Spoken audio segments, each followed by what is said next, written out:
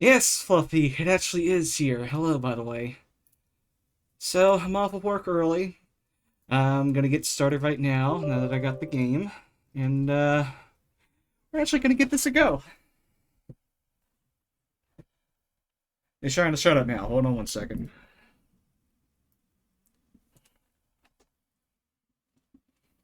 So, how y'all doing?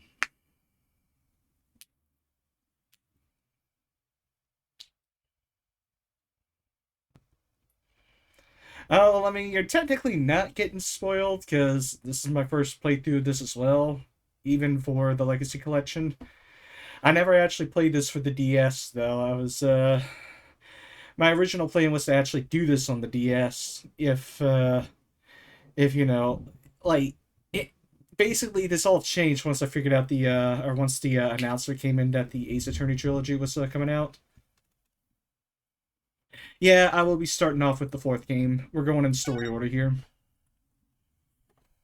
Yeah, I haven't played either of the other three, so give me 1 second. I'm gonna try to enable the full screen here.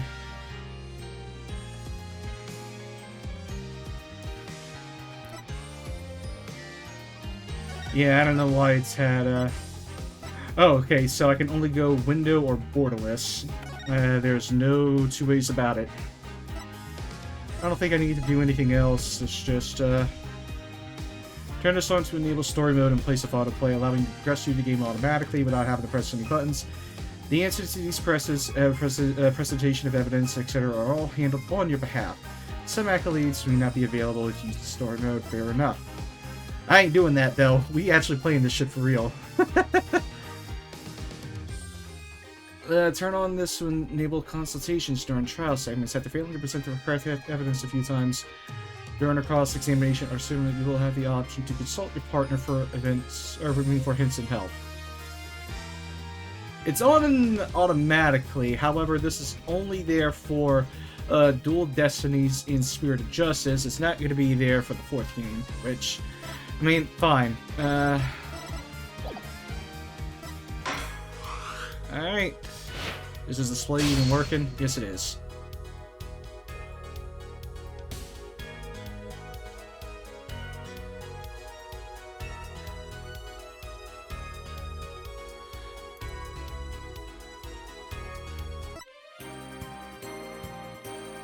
Right, so we're just going to stick with the fourth game for now. We're going to start a brand new game, and here we go.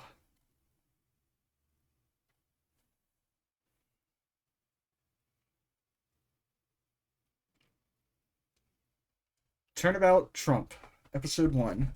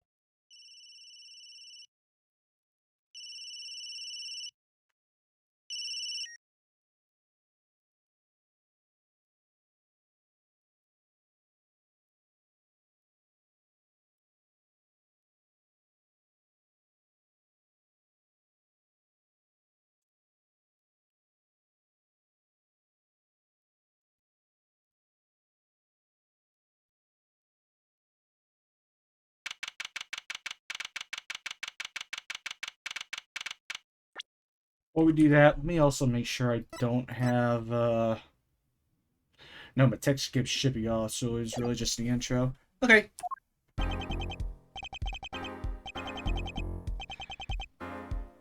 Yeah, I'm hoping to enjoy this too. so here we go.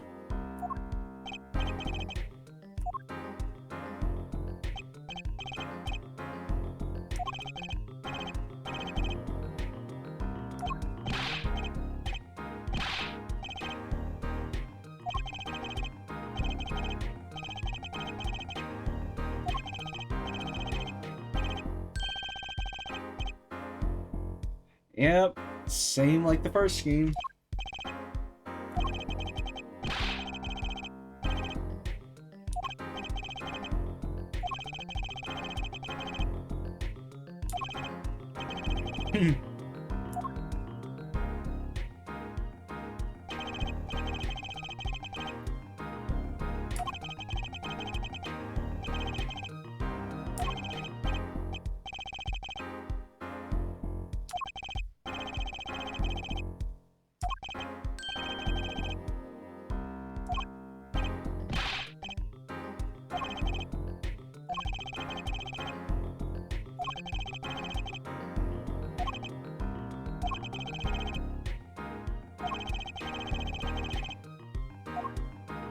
Our first client. Oh boy. My name is Apollo Justice. If it isn't clear already, I'm a new attorney, and today is my first trial. Not that I'm worried or anything. The defendant has been accused of murder. My boss wants to help him out, of course, and so do I. I mean, there's no way he did it. Not him. No way.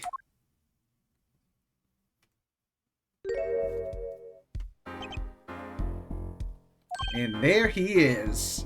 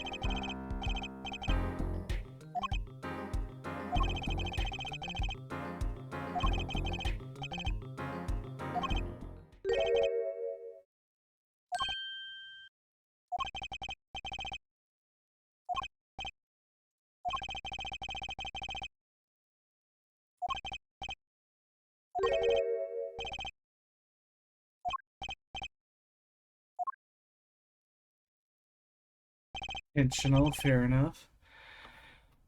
Okay, I need to focus. First trial, here comes justice.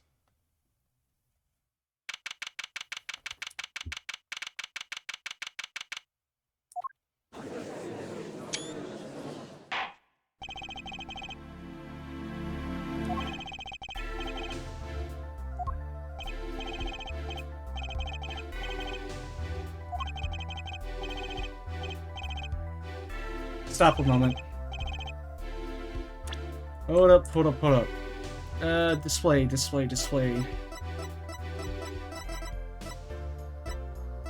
mean, yeah, I could save here, that's fine. That's not what I'm looking for, though. Gameplay.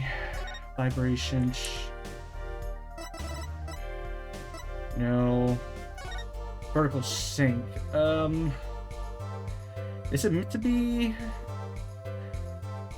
I'm gonna try with vertical sync off, because I'm not too sure how the visual settings are.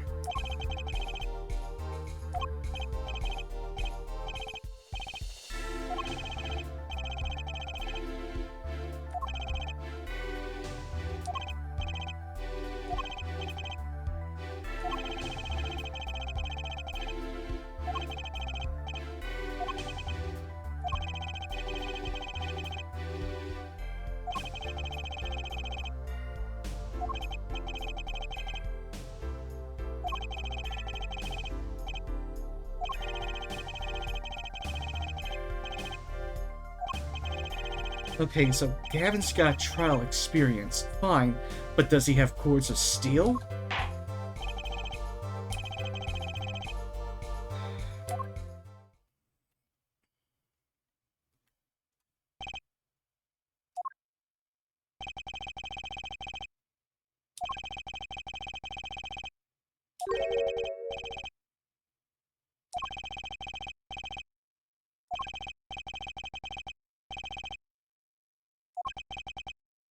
Mr. Wright, how could this have happened?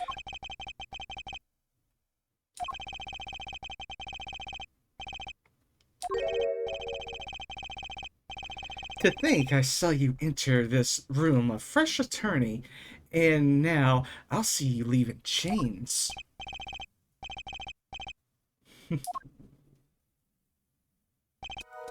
Ahem.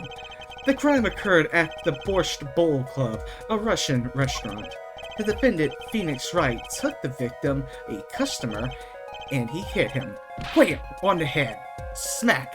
Killed him cold.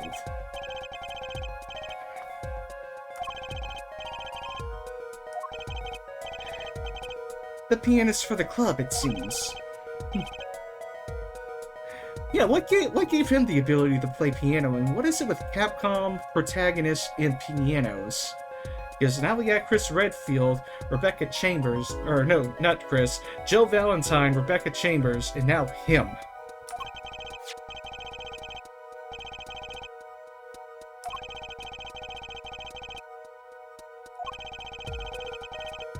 The deadly bottle that's not even broken.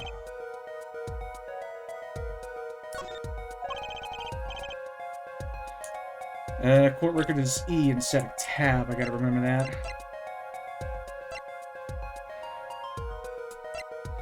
The time of death was around 2 a.m. April 17th. Dead caused by single blow to forehead and a sub-basement photograph.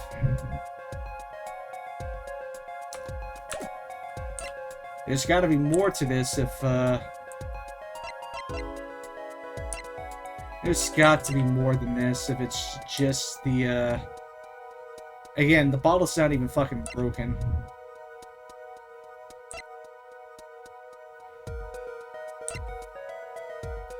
So the victim is Shady Smith. And the basic bitch was in pain. Also, keeping the note as well, weather's pretty fucking bad outside, so if for whatever reason the stream ends, it seems very likely that the power might have been knocked out due to thunder. So, continuing on.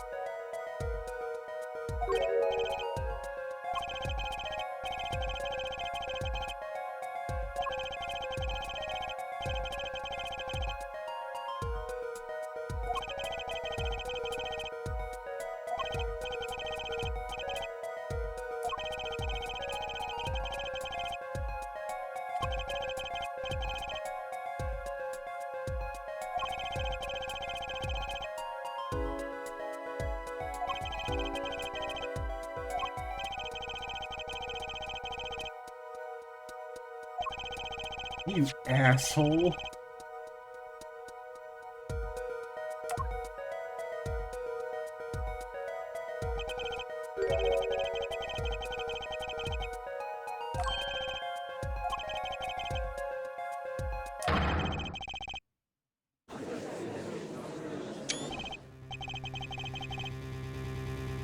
Oh, we still have this theme as a tint as the tints theme.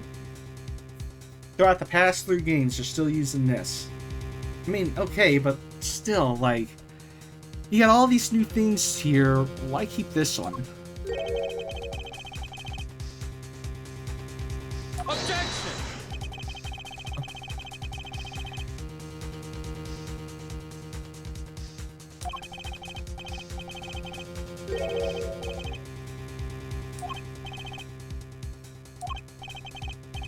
And of course, the first objection goes to Christoph.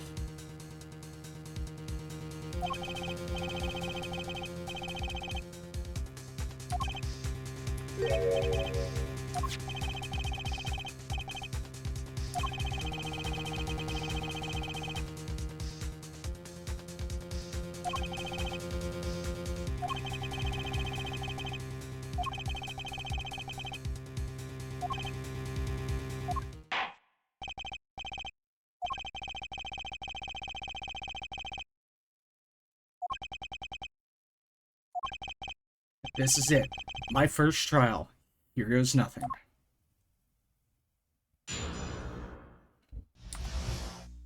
The competition. I am a pianist by trade, yet I can hardly play at all. My real job is to take on interested customers over at the poker table. The room where we play and the competition in there are the club's main attractions. The rules are simple. We play a game of poker using 2 decks of cards. That's all it is, a game, and our customers are happy.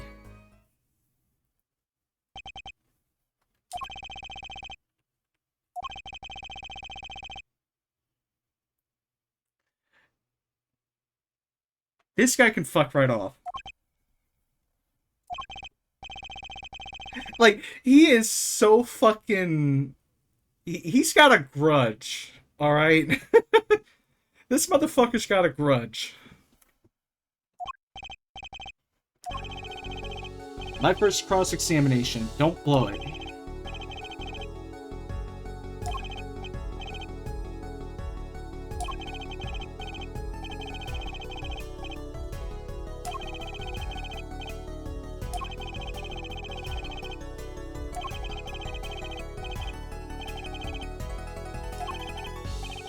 What to do? Should I ask Mr. Gavin for a refresher course in cross-examination? Let's just do it.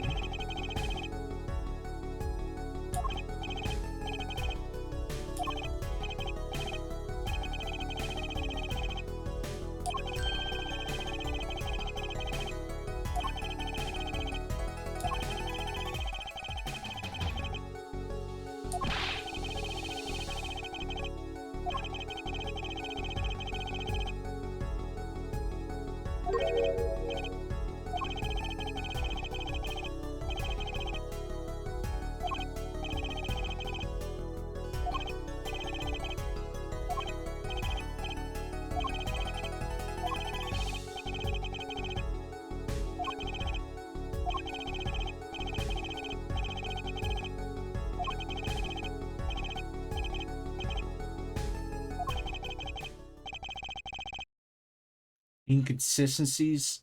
Lies? Phoenix Wright. That's if. Phoenix Wright would never lie, and it's up to me to prove it.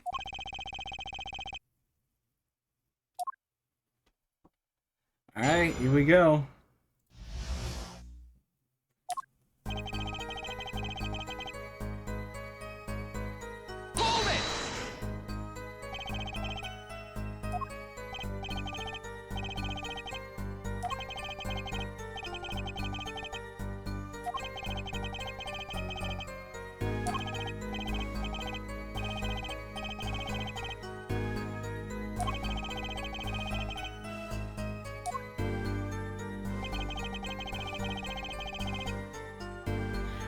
I don't know if they started with that, by the way, in the DS version. I'm gonna have to take another look.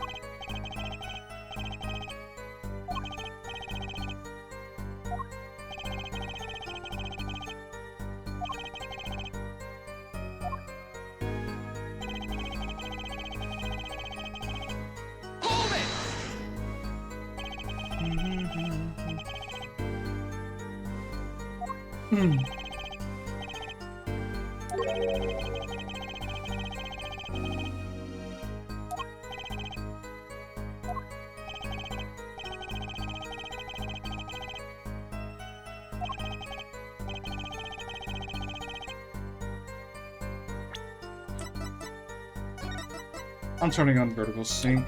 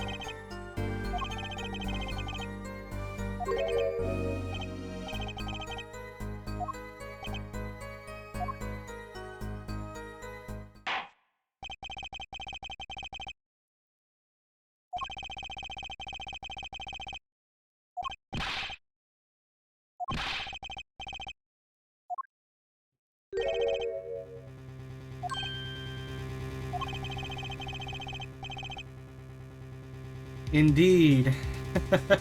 Judge has a point.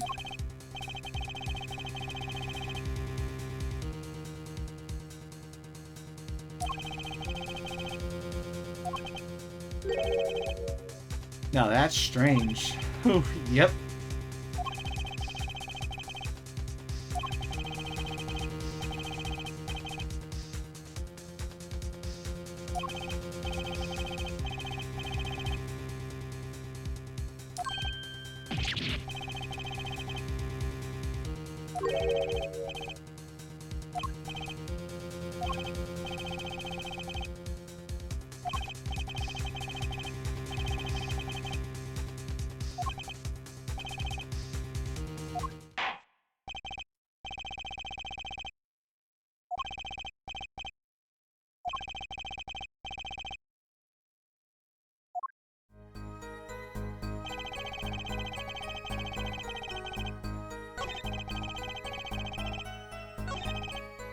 I plead silence regarding the murder, but I will say I never touched the murder weapon.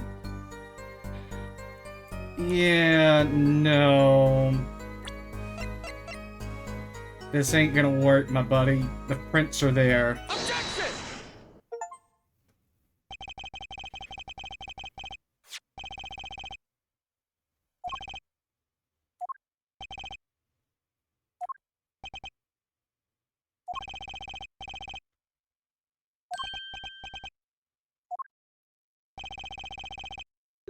Get the fuck out of here with that.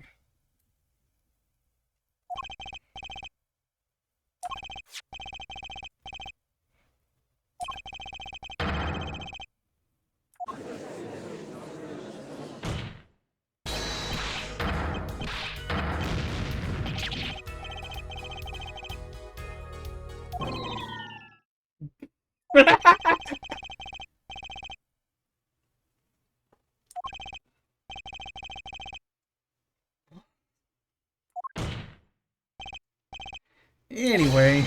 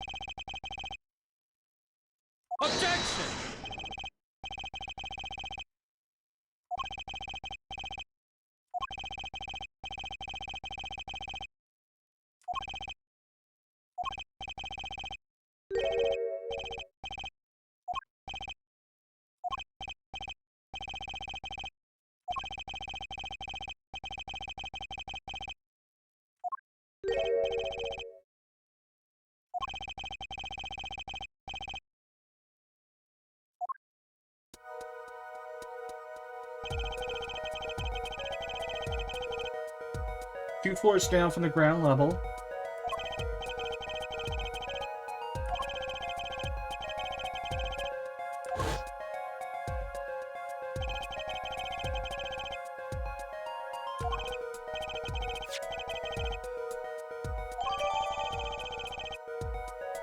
You expect the defendant to notify police from the restaurant's first floor, and considering that magnifying glass icon, I can look at this in further detail.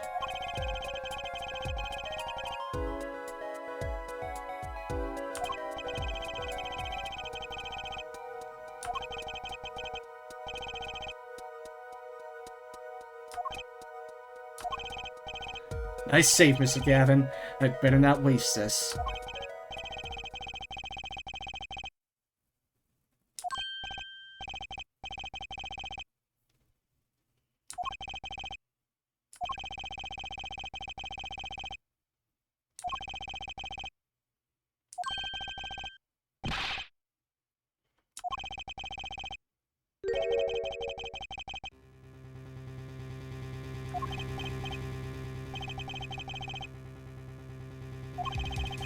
So someone else was in the room the night of the crime. That must mean they witnessed the crime.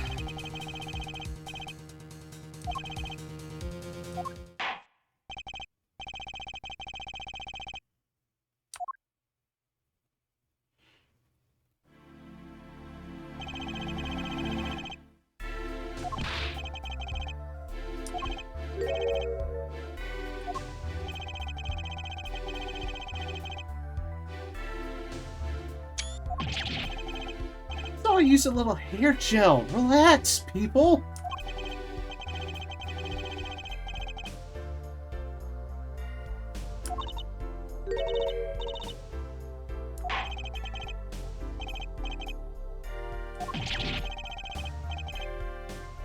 Isn't violence against hair crime?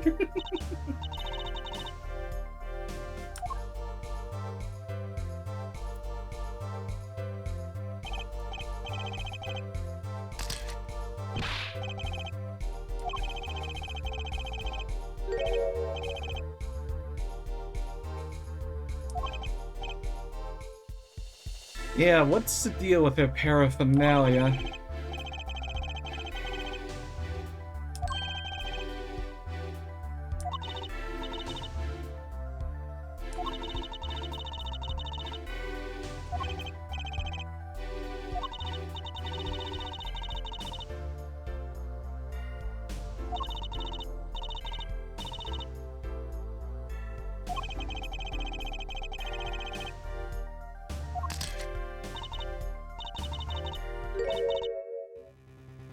Whoa, here we go.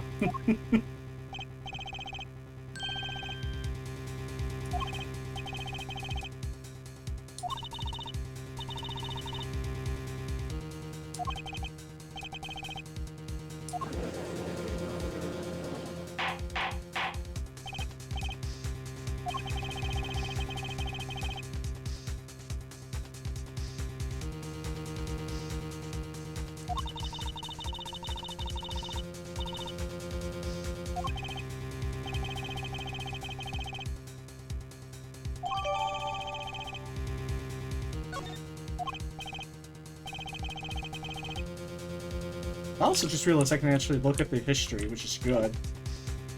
Court record now.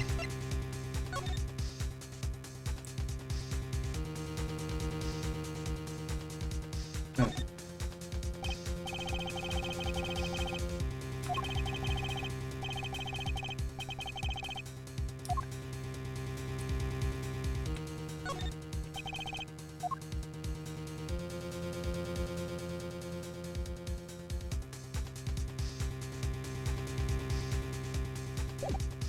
Nothing new there. Let's see. Victim's name: Shady Smith. Unknown age: male. Estimated time of death: April 17, between 1:45 a.m. and 2:15 a.m. Cerebral hemorrhaging resulting from blunt trauma to the forehead.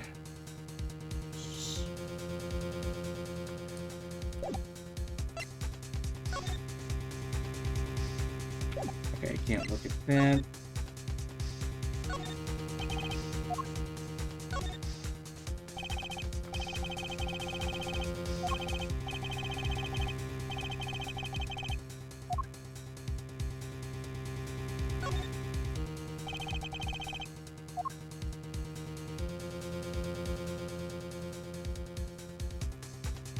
Indeed, the bottle is completely empty.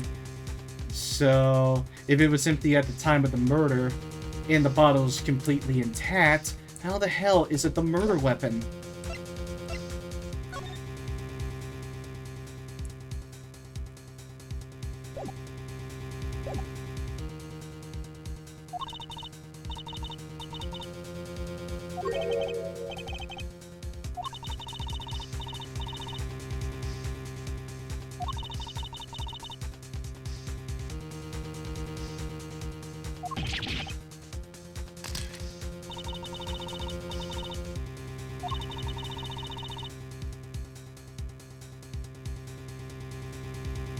I'm sorry, does the law restrict or forbid cameras in the courtroom?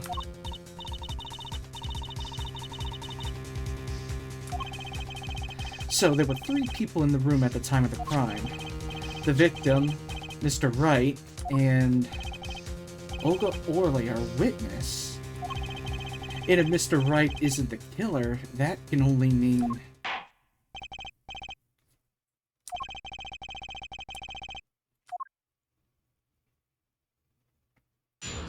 No accents. That fateful night.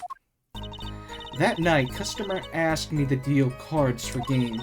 It was cold. Both players played with hats on, duh. The victim, he plays whole time with his hand on locket at his neck.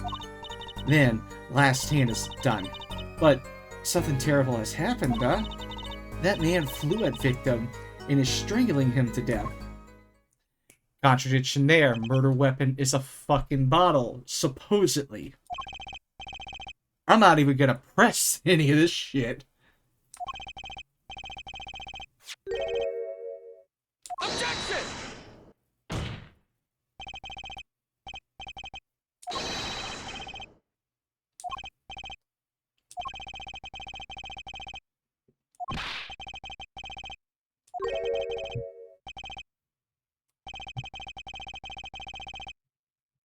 Yeah, until Phoenix Wright came along and put your bitch ass sitting down.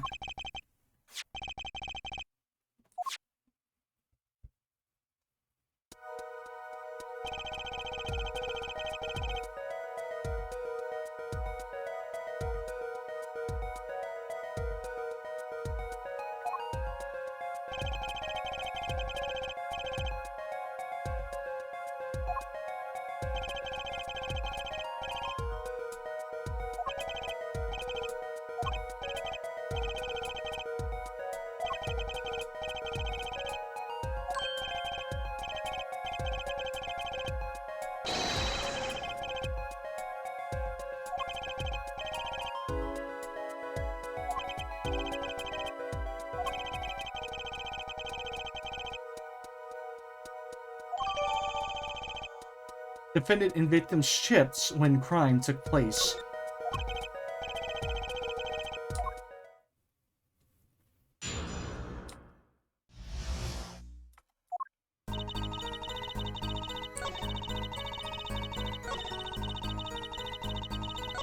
I can't just, like, skip it past.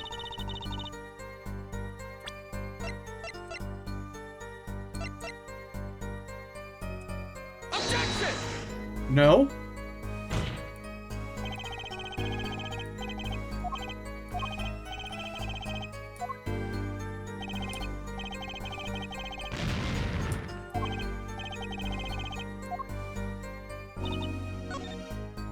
Oh, escape is the...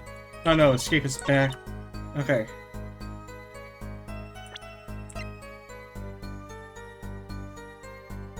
Objection! Yeah, it was clearly right there. I presented the bottle, not the autopsy report. Whatever. Here we go.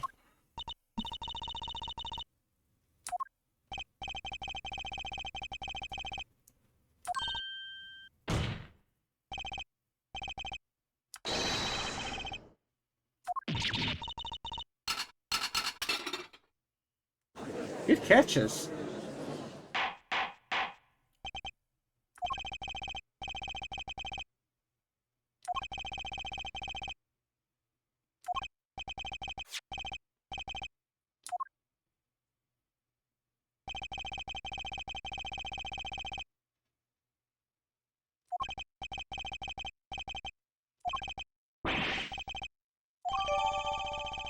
Photo of forehead, hat removed during investigation.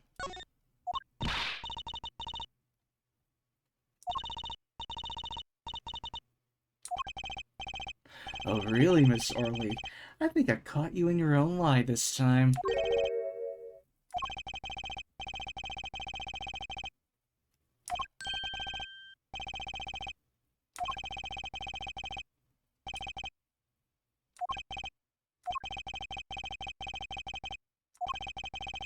There is such a thing as thinking too much. This horse is dead. Let's stop beating it.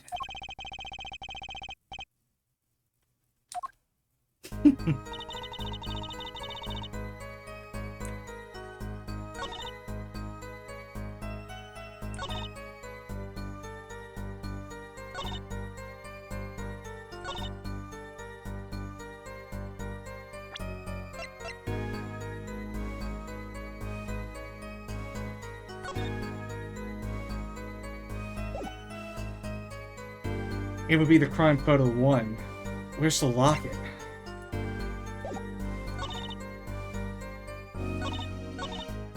Let's press now. Hold it!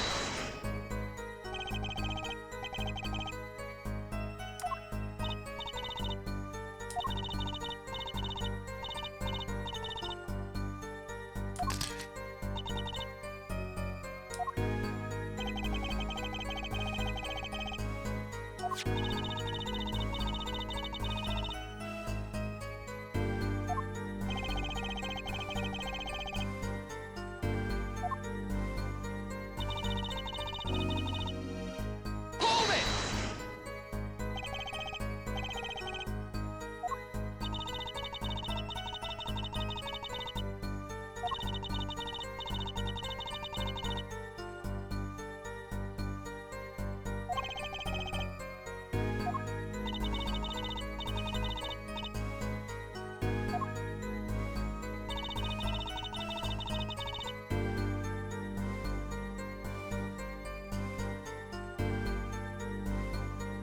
Hold it! Hold it! Hold it!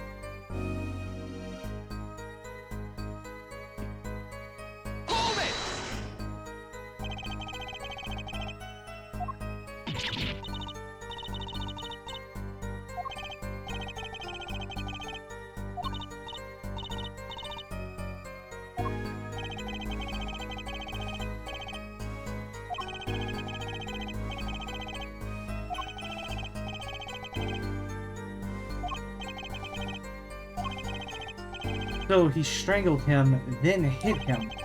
Something's fishy about all this.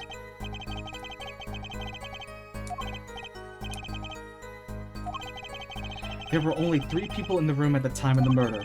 The victim, Mr. Wright, and Elle. I've got you now, Orley.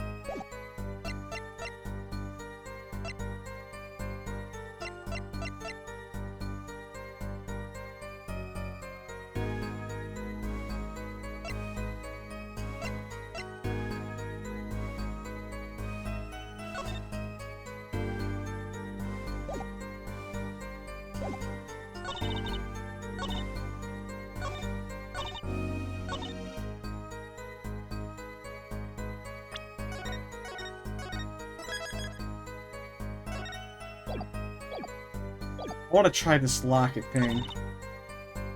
Because somehow that's going to be important. Objection! No.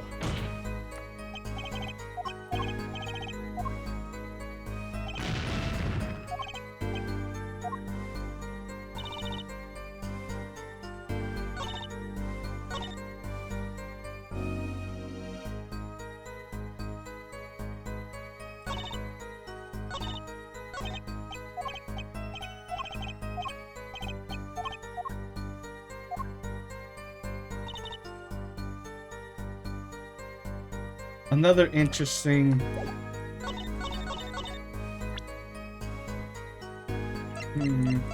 Another interesting thing, too, is that, when were these photos taken?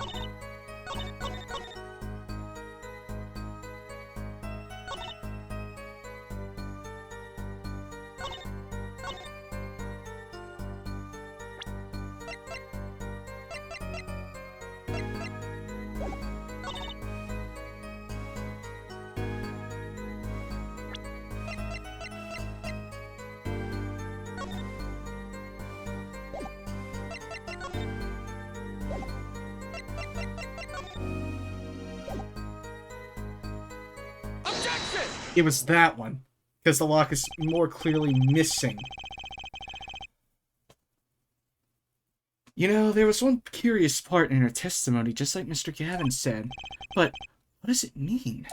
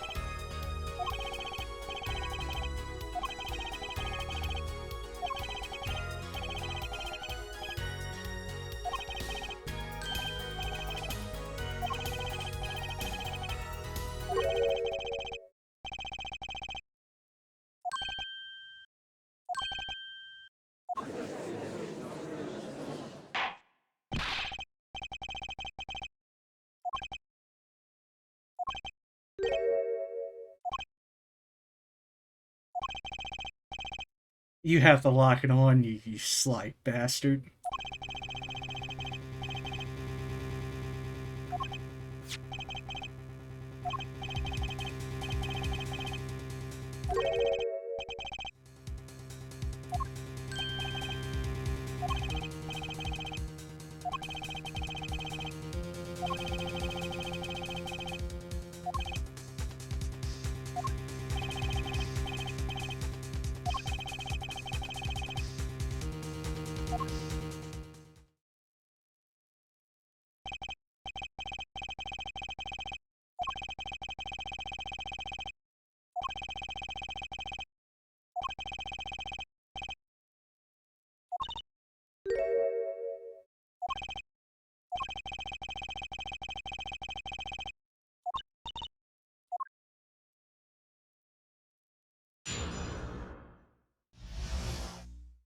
serious competition. Are we going Allegro now?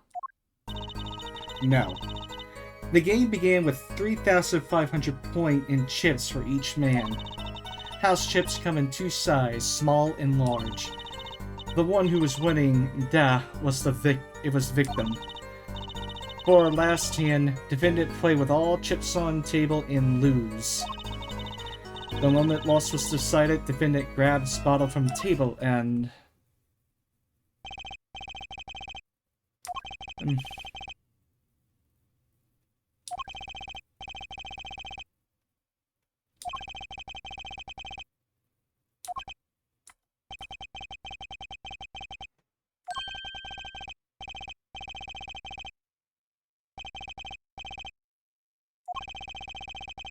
He thinks the judge watches too many old court movies.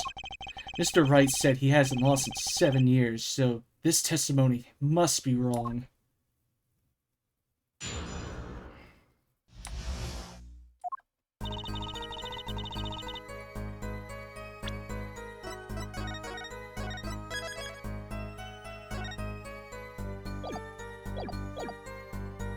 Hold it!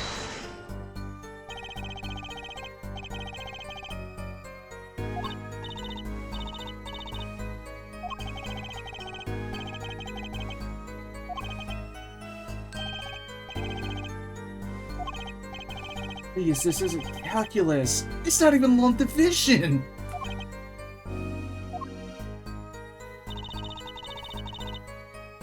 Hold it!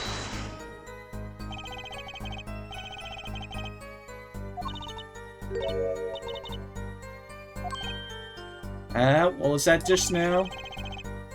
Something's fishy with these chips. Should I press harder?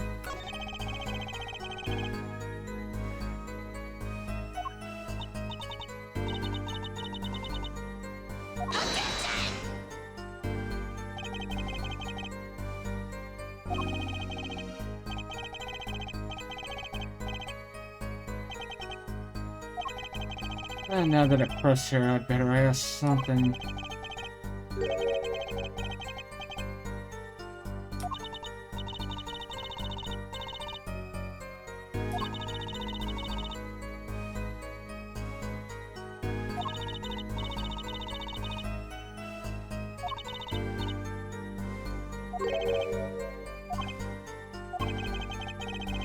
Don't you find her comment interesting? In more ways than one. I'd have it added to her testimony myself.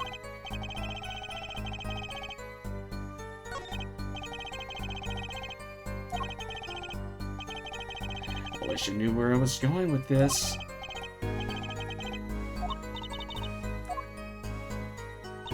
One kind of chip is worth 100 point. The other kind is worth 1,000. 2 kinds in all.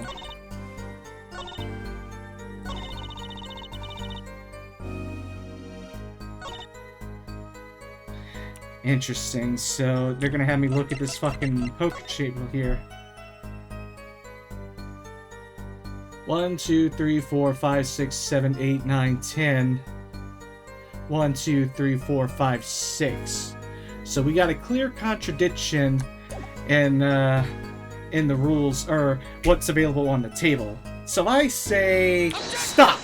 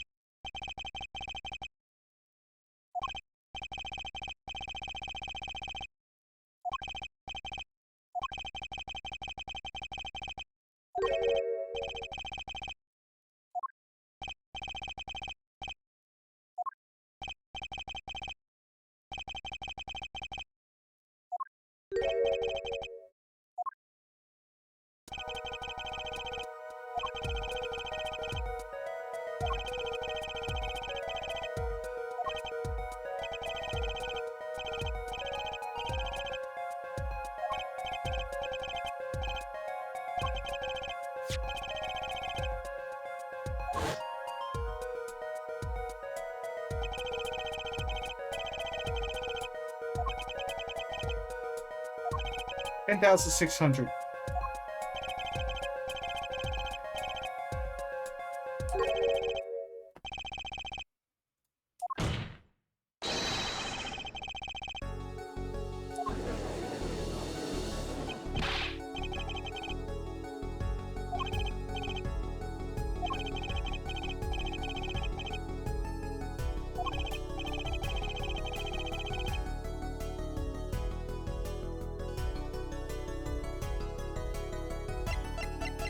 Only one way to explain this, and that's the starting points being wrong.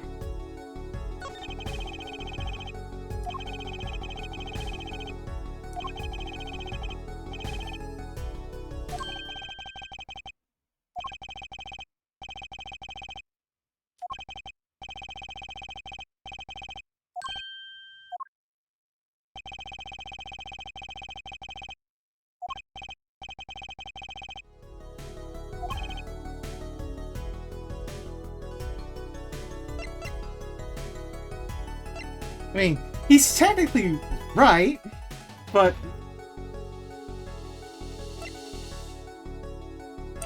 let's try this. I ain't getting penalized, so whatever.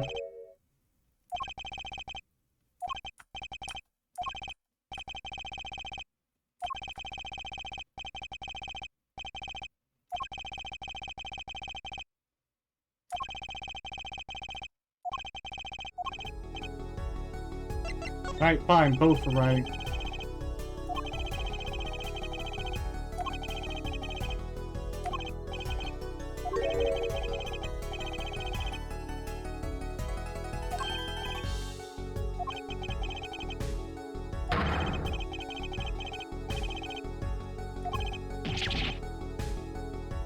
Interesting. 2, 3, 4, 5, 6. Yep, that adds up exactly. Interesting play, Capcom.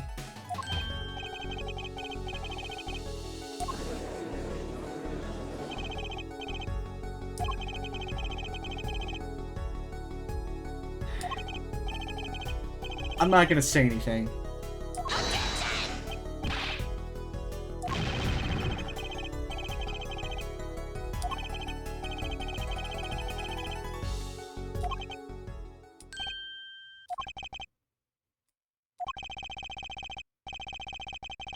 Yeah, Phoenix had no reason to fucking go all in here.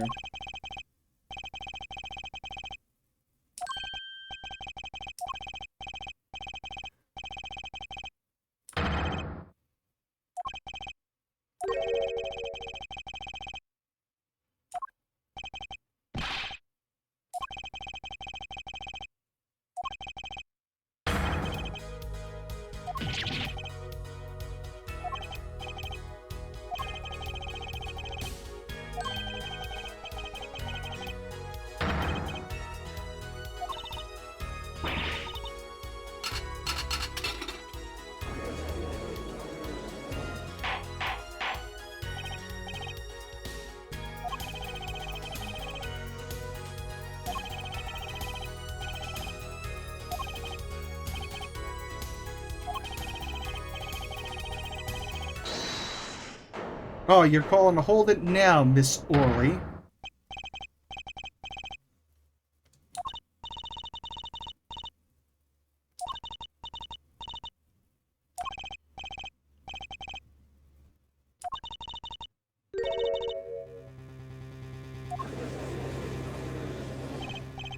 And you're bringing this up now because...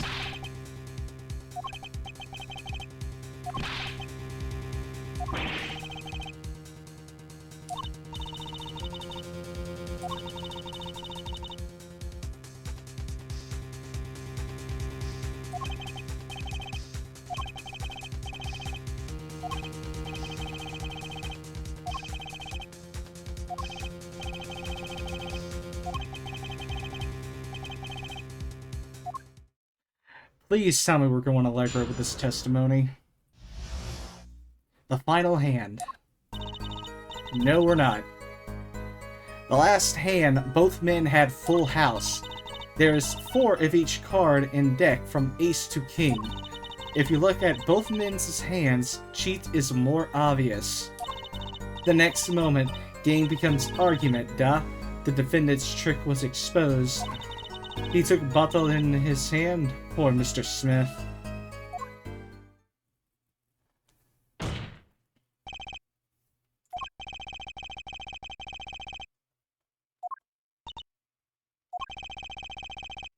I thought I smelled a cover up here. Well, folks, it's time to throw back the covers.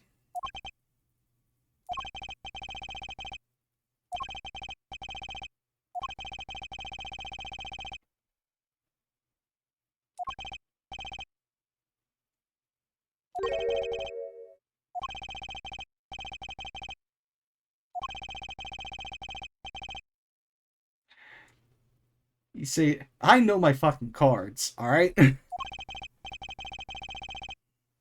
What is this? Some kind of secret court poker ring?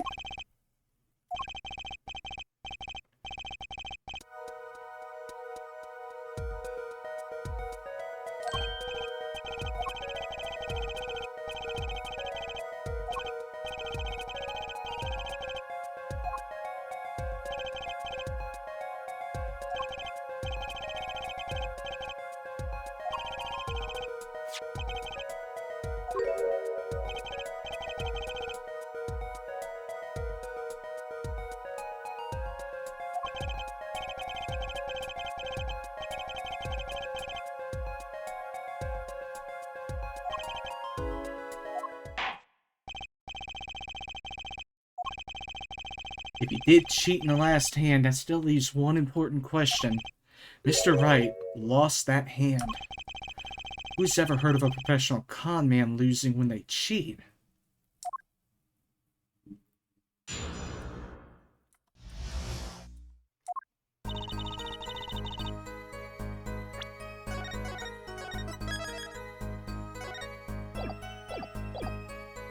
Hold it!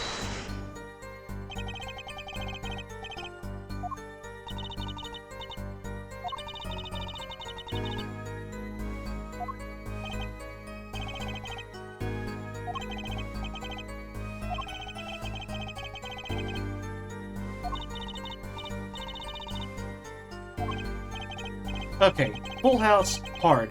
This line of questioning, a waste of time.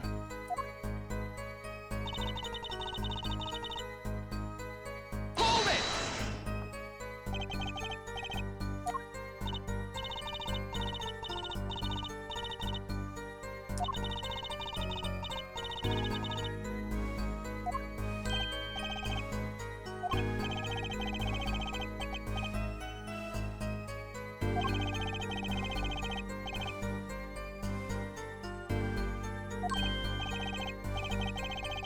Isn't that one day short?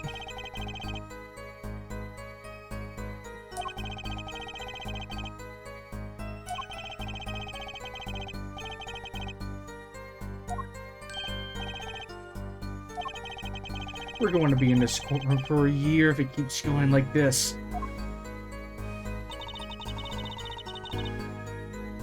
Hold it! Here to clarify how.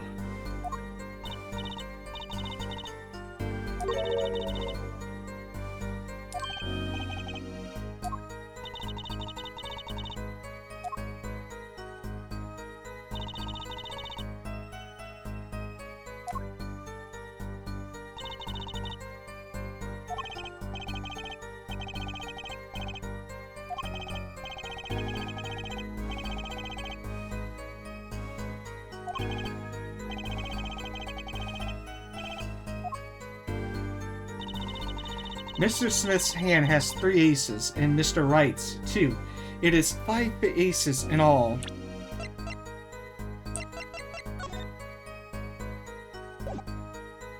And stop.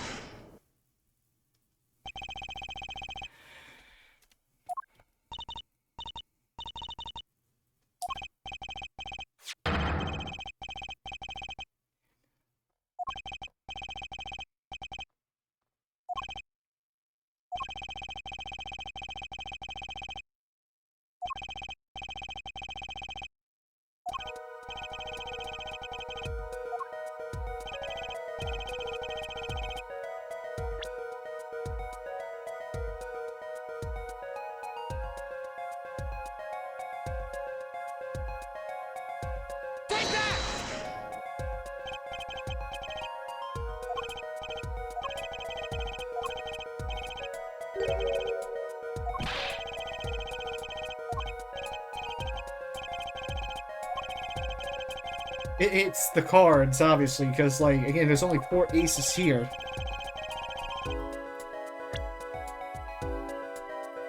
Take that!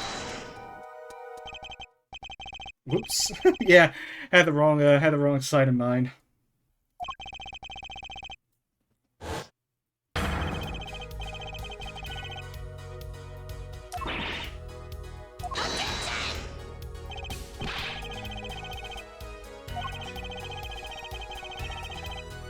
Objection!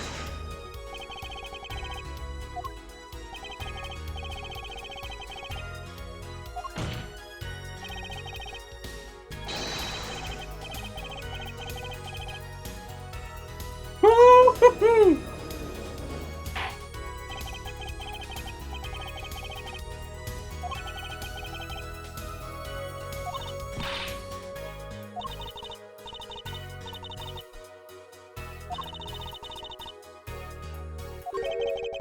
That's odd. She must be lying. Yet she's the most sincere I've seen her all day.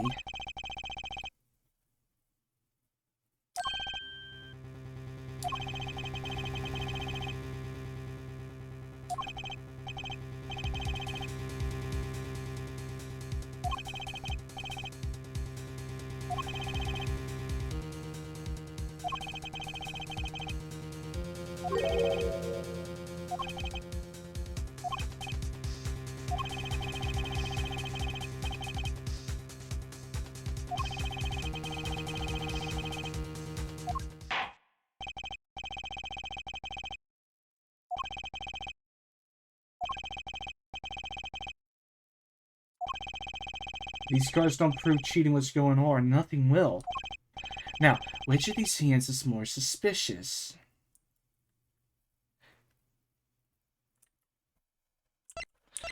I would like to say that the victim's hand is more suspicious because what the visual showed us is that there was a second ace of spades, specifically.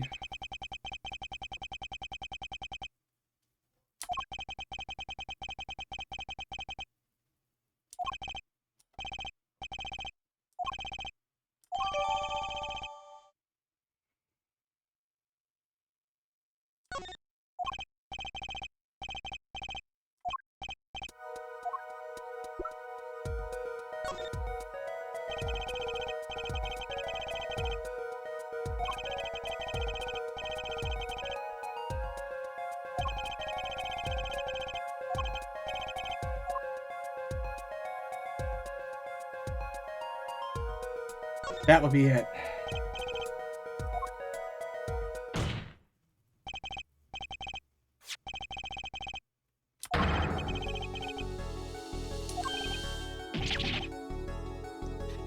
You assholes did not see this?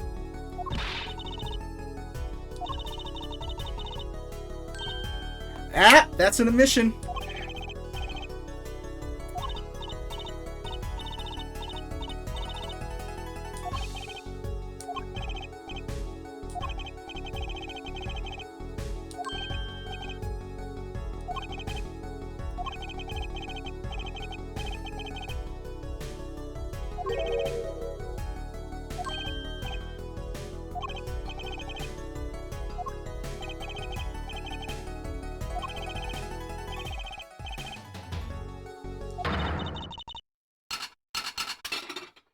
Is that a lobster? Focus, Justice. Time to take advantage of her. I mean, of her mistake. Yeah, that was just the wrong thing to say. But whatever.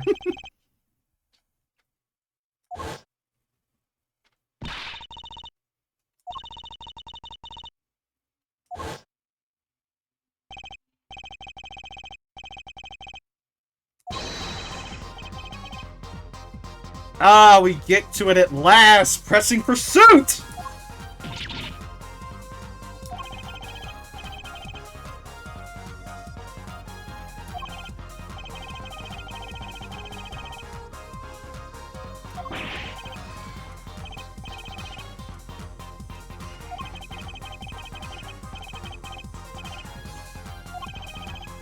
Time for justice. There were 3 people in the room at the time of the incident, and if Mr. Wright isn't guilty, that means...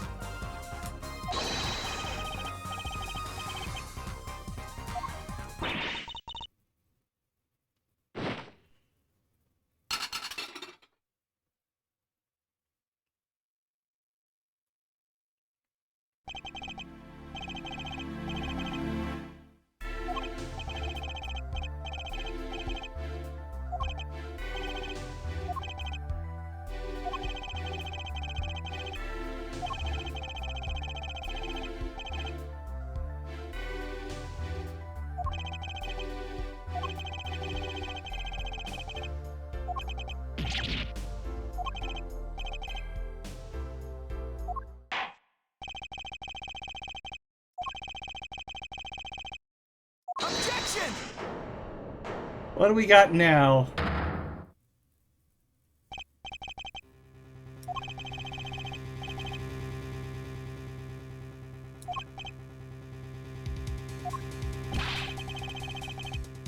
Oh, so it was Phoenix that called the objection.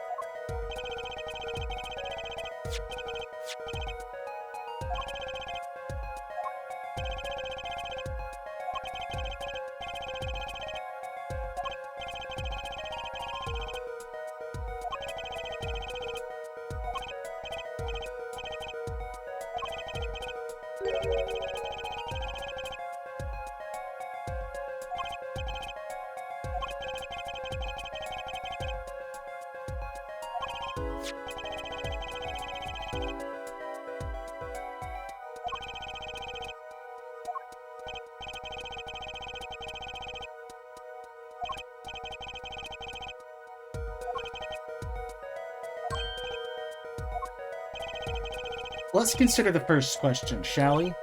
Think, in the last game, when was the card swapped? When? There are 3 broad possibilities here. It could have been swapped before the murder, during the murder, or afterwards.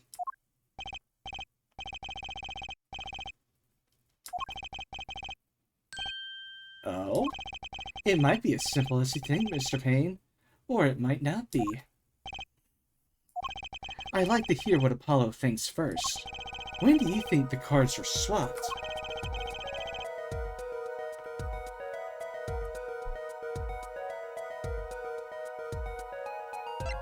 It could happen after the murder. Because then there'd be a fucking, And again, Phoenix went up to the first floor in order to, make the call to the police, so no one would have been in the room at the time except for that 3rd person. So it can only be after the murder.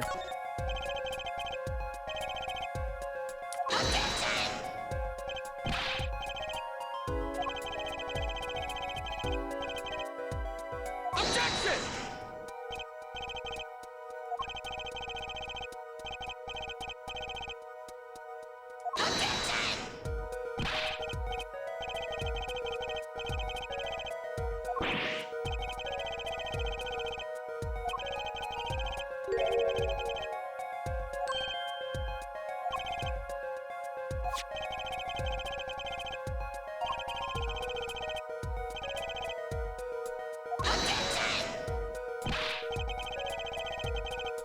Okay, this is going past silly and straight on to crazy.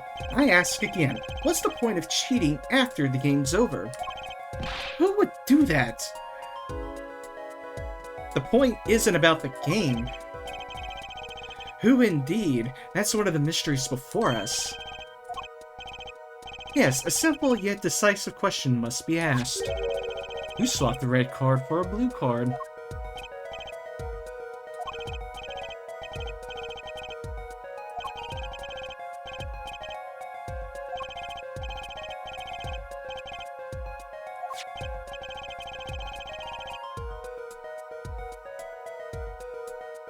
It could only have to have been Olga then, because Phoenix went up to make the call.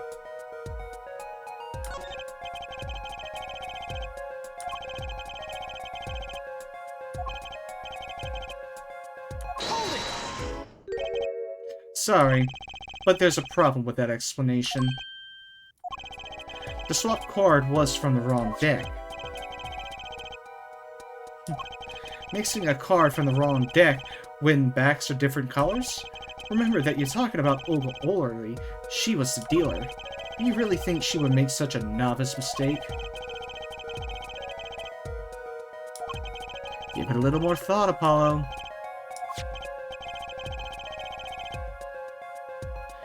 It would have been him.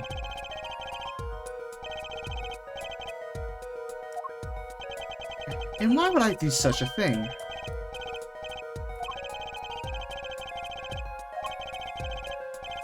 Yeah, nah, I'm gonna get both of these wrong. Sorry, I'm a nice guy, but I'm not that nice.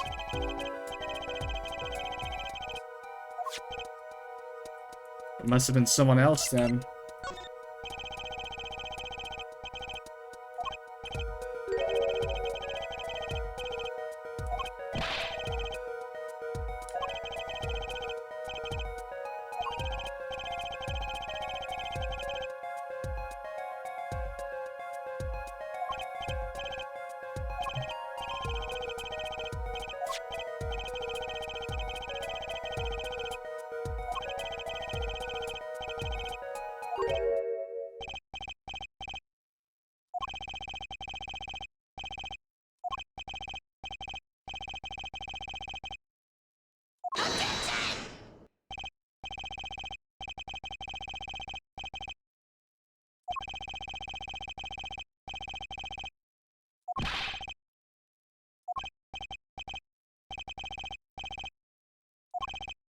Precisely.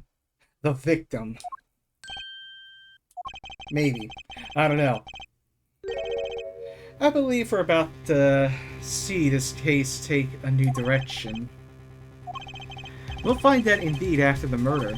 Someone swapped one of the cards in the victim's hand, and that someone made two critical mistakes. I'm sure you're going to tell us that the first mistake was swapping the wrong colored card, because the one who did the swap didn't know two colors of cards were being used. The other mistake was the number on the card.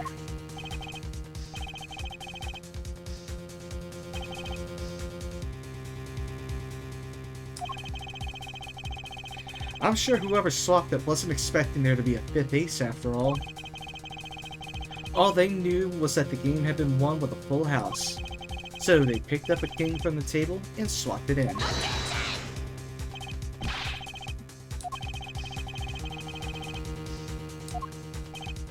True, not until now, but you have to admit the possibility of a fourth person.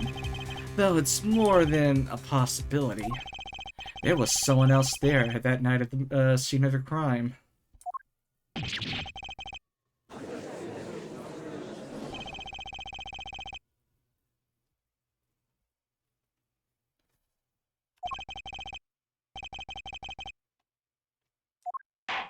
Even as the fucking defendant, he can take cases and flip them on its head.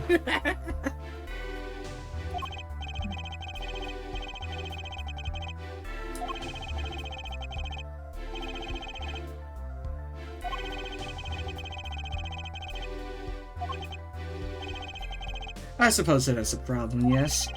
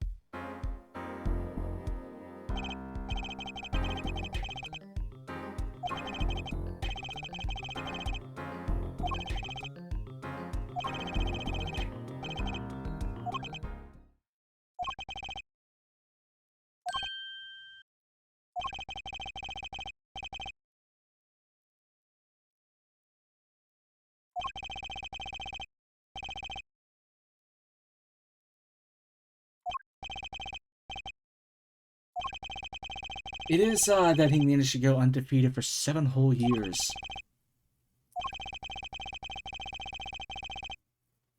There's only one game where you can be dealt bad cards all night and still win. Poker. You see, poker is all about reading your opponent. In that way, it's a lot like a court case. Figure out what your opponent is thinking and you win.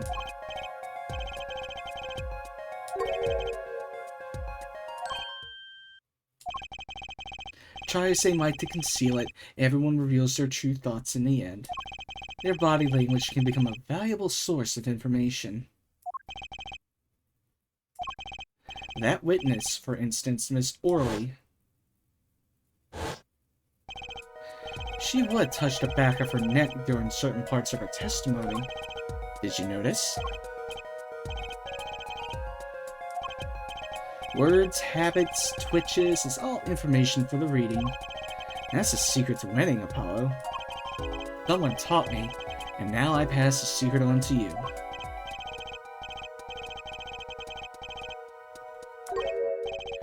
No, you can do it. You just don't know it yet. But you will. Soon. Ah, almost forgot. One more thing. About this case. You should know, I haven't told the truth to anyone yet.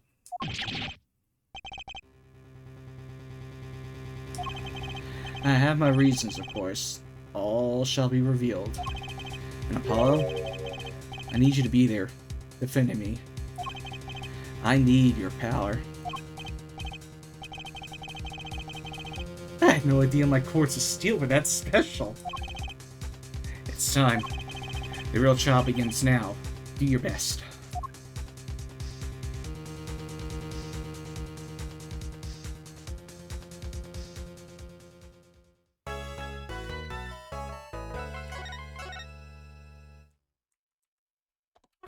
Why are you not? Oh, and all right.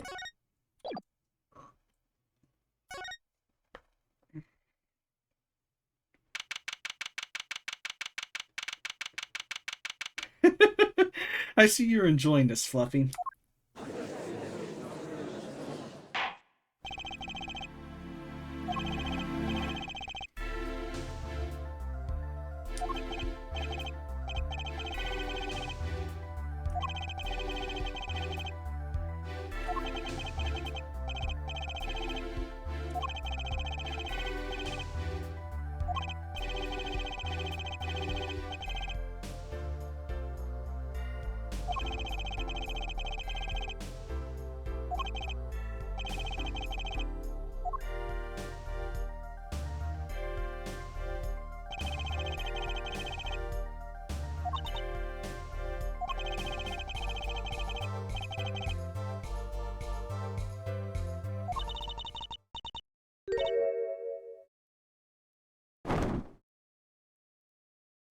Who do we have here?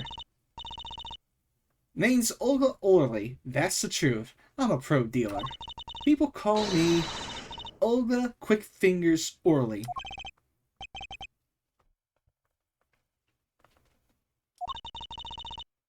Want to know something else? I'm not really Russian, and my last name sounds like, oh really? Alright.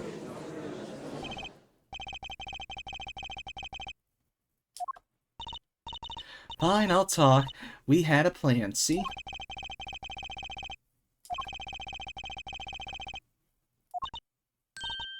Yeah, that doesn't have any weight considering the history of the game. Like I said, I'm a pro. That guy Smith hired me to do what I do best. I was planted at the Borscht Bowl Club several days prior to the night of the game, as a waitress. Not that he needed my help. Smith is a well-known poker player in some circles, but winning wasn't the main purpose of this game. It was about destroying a legend, the unbeatable Phoenix Wright. The plan was simple, elegant really. You see, we set up a trap of sorts. I was to plant a card in Wright's pocket beforehand, and then deal 5 aces during one of their games. When their hands were revealed, Smith would call him out and search Wright. He would then pull out the planted card and the trap would snap shut.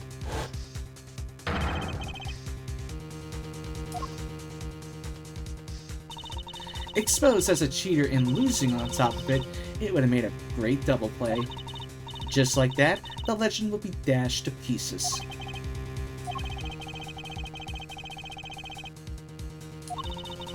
A 7-year legend destroyed by one little card.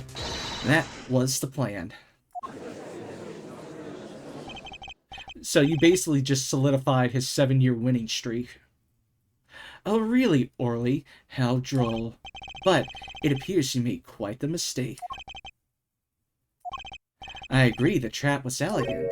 Yet, what happened to that planted card? He's lucky, I'll give him that. He'd have to slip free from a trap laid by, Olga Quickfingers Orly.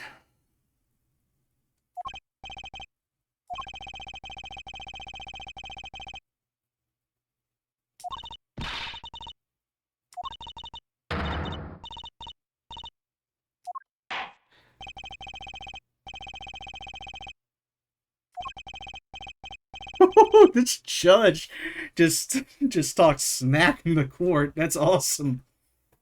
Alright, here we go. The trap. The best laid traps. That night, I planted the card like I was supposed to, and Wright lost the last hand, just like he was supposed to.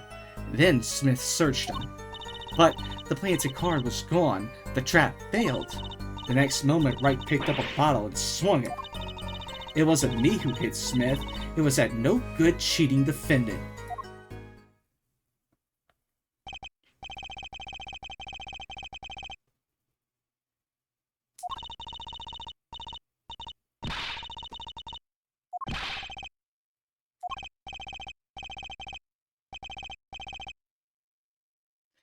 And the fact that she swapped appearances now to be her true self, is she gonna keep that fucking habit up of scratching behind her neck? With witnesses like her, who needs criminals? And with defendants like Mr. Wright, who needs prosecutors?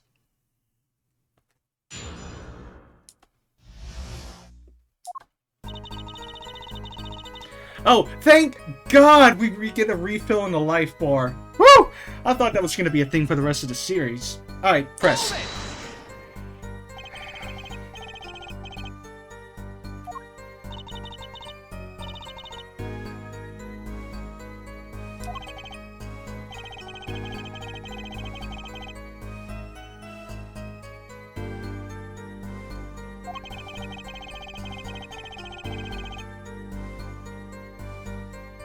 I actually fucked up twice. And again, like, I was on the right track, but I needed to be more direct with the evidence. So don't think I'm incompetent, right?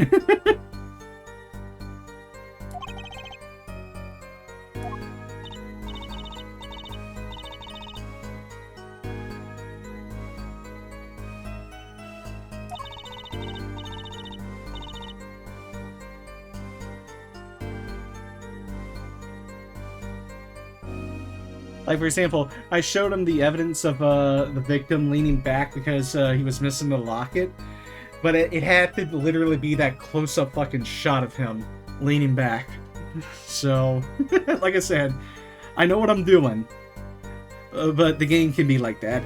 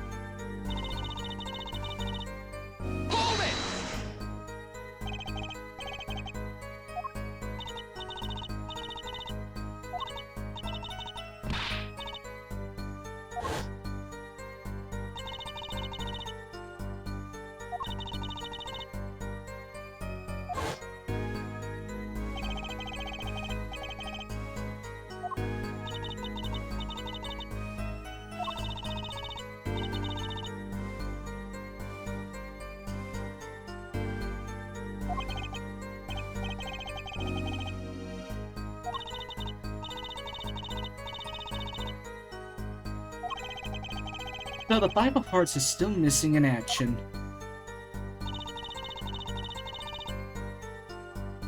Hold it!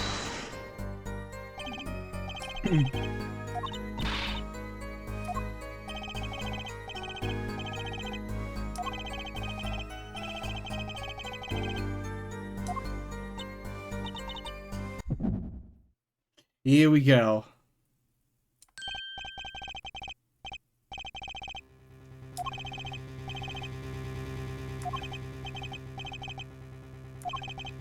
What to do?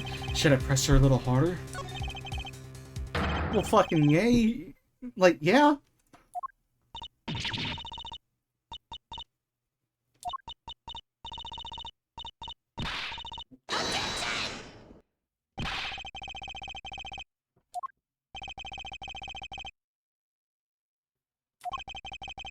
You say you saw the moment the defendant hit the victim. Is this true?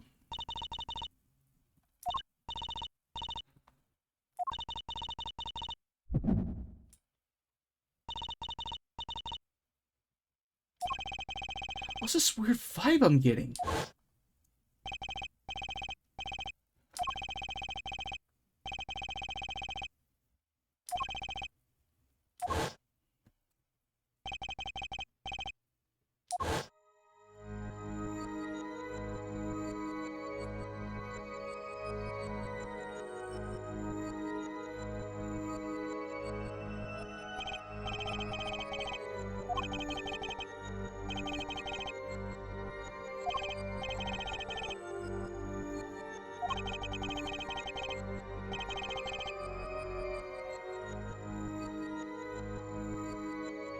Gotcha!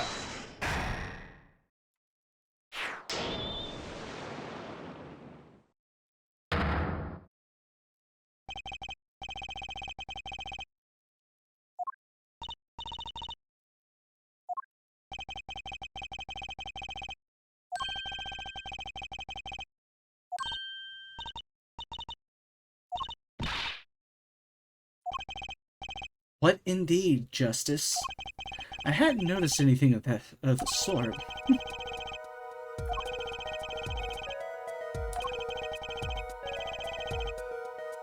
So this is kind of very similar to, and I know I saw this in the Great Ace Attorney Chronicles, where you switch to a different witness and stop them from doing whatever it is they're doing as a reaction. The excuse me part. It's kind of similar to this.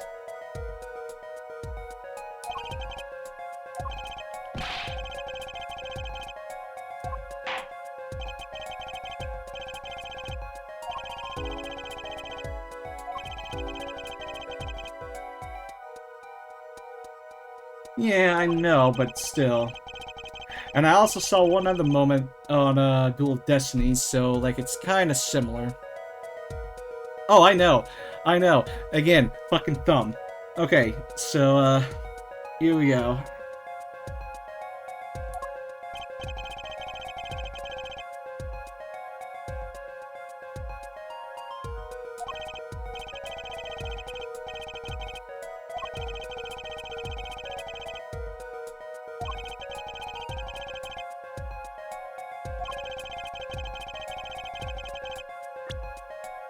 I believe the weapon that left an inerasable impression on your neck is this.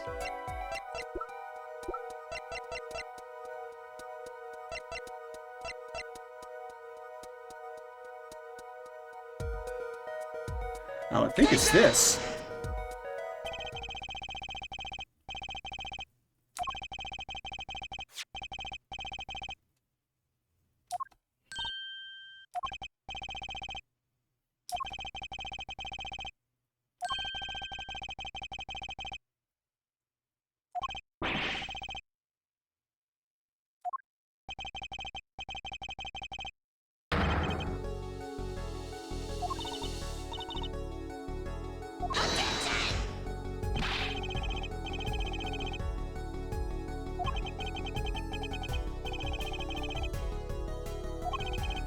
Justice, I'll admit I'm a bit confused myself. This is certainly a unique cross-examination.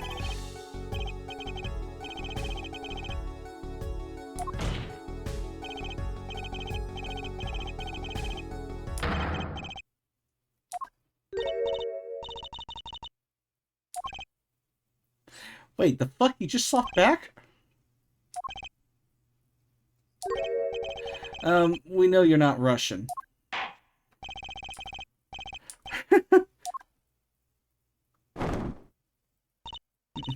Yeah, not cross wild conjecture. My fucking ass. Alright, here we go. He's the one who did it. I didn't let him out of my sight until the cops got here.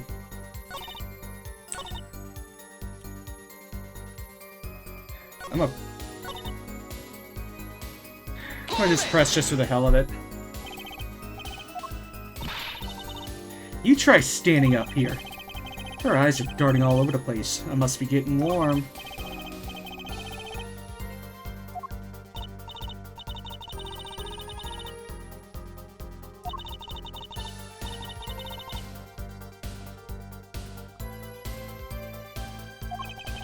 Intriguing. I believe you've gotten all the testimony you're going to get out of this witness. So, what do you think about her testimony? I'll tell you what I think. Her testimony is flawed.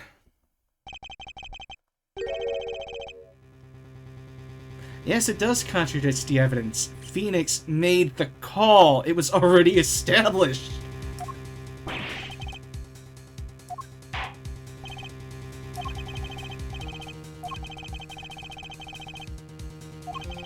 She didn't let him out of her sight until the cops got there. I know there's some evidence that contradicts that. Take that!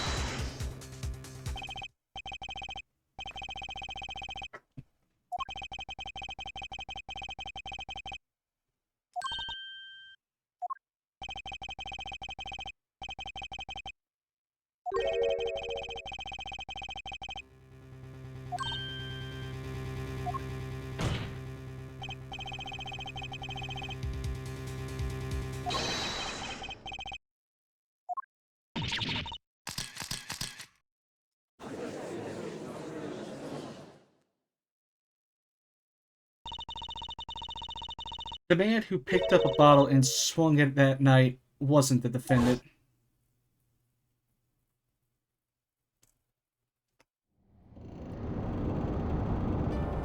I think I broke her.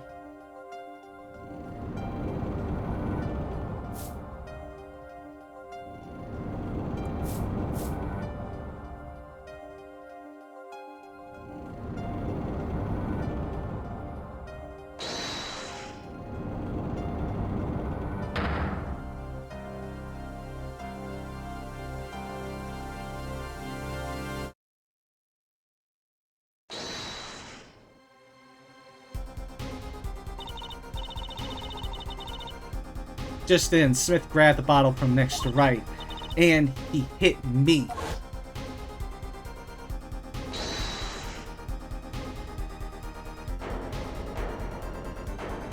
So he did this in a rage. Attacked her, not Phoenix. So then how the hell did Mr. Smith die? When I...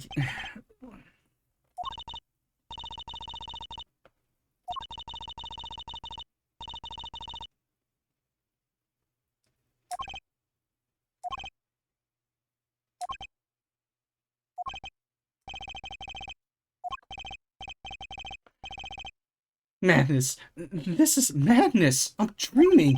It must have been me who was hit with a bottle, and I'm imagining all of this.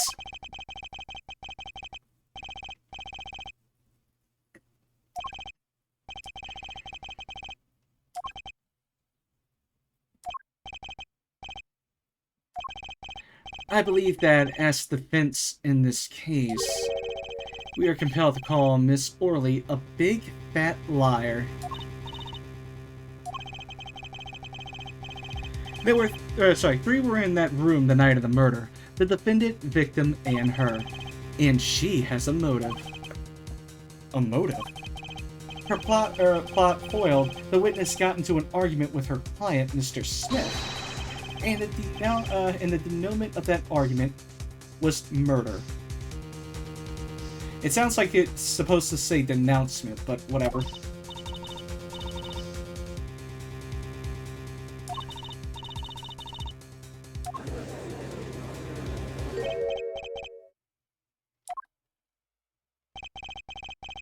What tangled webs we weave when we practice to deceive. So tangled we catch ourselves in the process. Such a hasty conclusion. It's not like you, Kristoff, Gavin. What are you saying? Why not consider the other possibility? That there was another person in the room at the time of the murder. Right, like Mr. Wright was saying before recess. A single card was swapped into the victim's hand after the murder, and the one who swapped the card didn't know two colors of cards were being used. A fourth person. This theory again, your fourth person doesn't exist. Indeed. That's why I decided to bring this case to court. Here, where there's no escape, and no chance for deception. The perfect place to catch the real criminal. The real criminal? And we're in luck. A clue to the real criminal's identity was kindly provided for us. And right at the beginning of the trial, no less. Apollo, perhaps you know what I'm talking about. Remember what I said? The fourth person who swapped the cards made one critical error. He or she wasn't considering the color on the cards, on the backs of the cards. Right, but how could such an obvious mistake occur? The cards used for the last game were red. Yet, there is one person here in our court who thought those cards were blue. Yeah, I had that impression too, but why? Well, Apollo, think you can figure out who it was? It's not me, I swear! Who is this fourth person? Why do I always get put on the spot like this? Let's hear what the defense has to say. Who was it? Who thought the cards used in the final game were blue?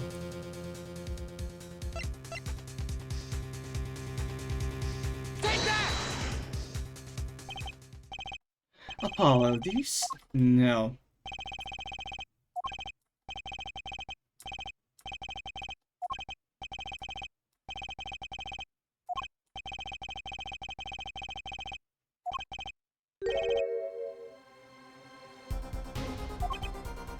Oh, I should have picked Kristoff. What the fuck?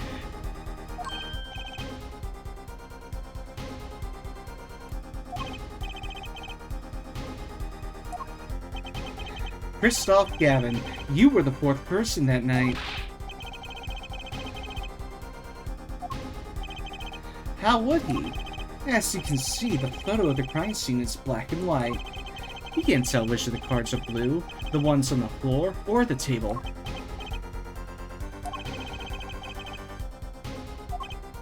Yes, but when he said that the cards were blue, it was well before this evidence came to light.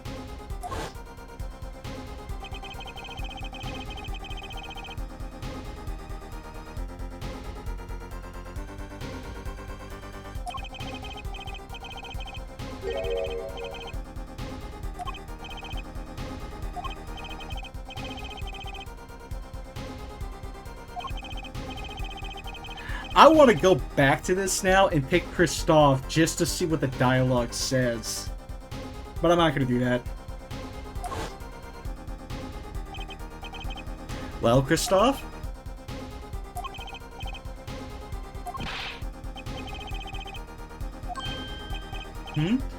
No, nothing. Excuse me, it was just so sudden. Right. You aren't seriously accusing me, are you? Oh, Kristoff? You know even I never take a joke this far. This has gone beyond ridiculous, beyond dumb. This is insanity! The defendant accusing his own defense attorney of murder? I assure you, I'm quite sane.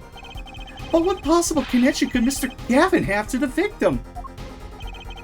I wasn't aware that I had a connection to Mr. Smith either. Yes, but Mr. Gavin and the victim have never even met. Well, what if they have?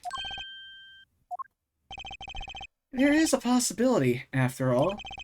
They may have met that night before the game started. Is this the truth Mr. Wright was staying silent about? Well, only one thing to do. Objection! Oh no! Here we go! The defense will like to request no such thing. Mr. Gavin? Testimonies must relate to the case. How could anything happening before that game of poker be related? I'm not sure I follow, Mr. Gavin. As I explained before, the defense believes that Miss Orley... Am I to assume you speak for Mr. Justice in this? He is the defense, not you. Oh boy. Here we go. Do it. This was Mr. Wright's strategy. He was planning this all along. And I intend to see it through. The defense would like to request that Mr. Wright testify to the court. It too, Justice? You would betray me, your teacher. I'm sorry, Mr. Gavin. This isn't about loyalty. This is about the truth.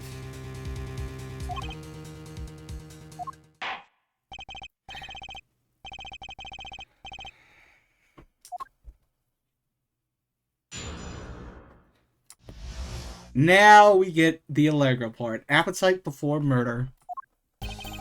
That evening, Kristoff and I had dinner. We sat at the table in this photograph. Shady Smith walked in 5 minutes after Kristoff left. When the trap failed, Smith hit the waitress. The girl was knocked out cold, and Smith was uncontrollable. I let them call the police. When I returned, he was dead, blood streaming from a cut on his forehead. That's when I made another phone call to defense attorney Gavin.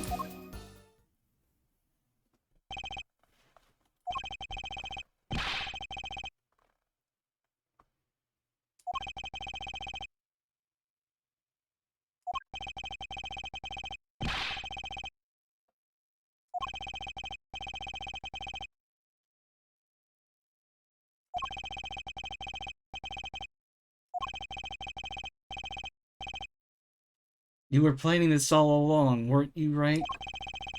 Just because you wanted to drag me into your little murder trial. The only thing I want is the truth, as I did back then, and now. I thought my office was doing you a favor when we took on your defense. It appears that I was wrong.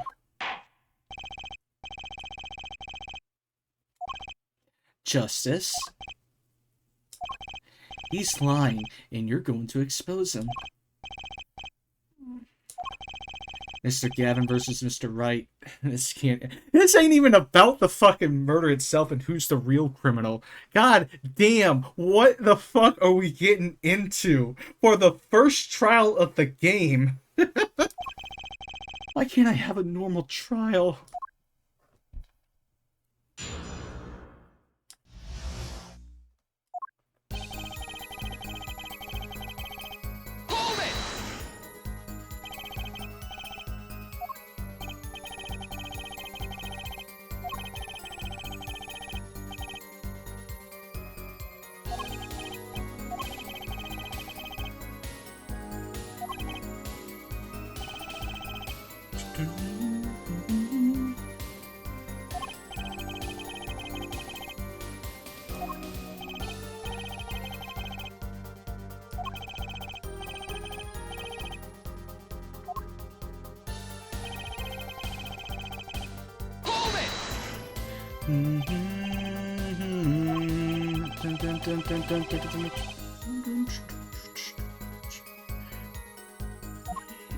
I'm enjoying this music though.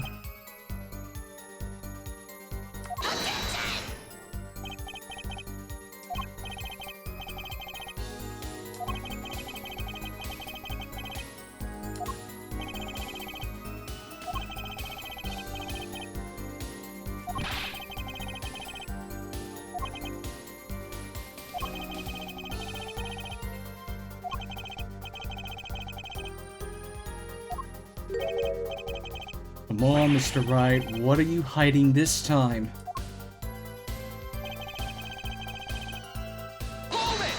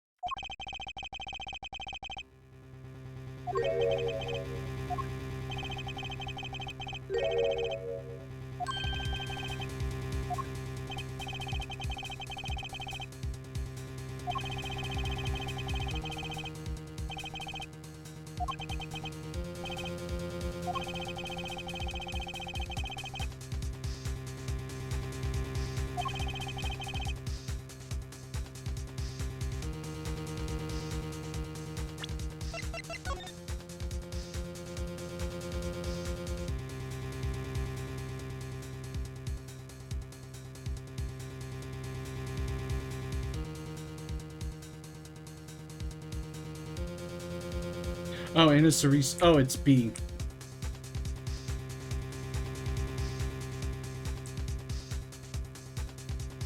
Where the fuck is that bottle now, I wonder? Or sorry, not the bottle, the card.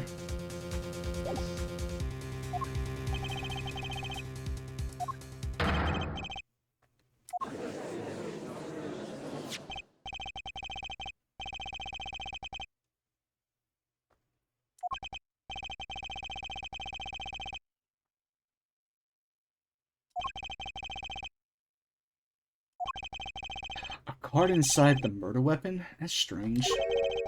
Did the police miss it in their investigation? Maybe I'll take a look.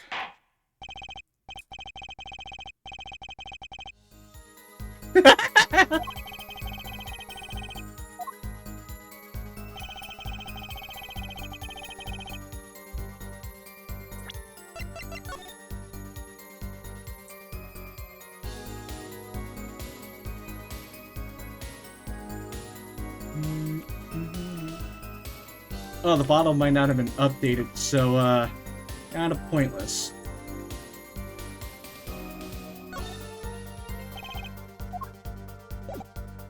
Hmm.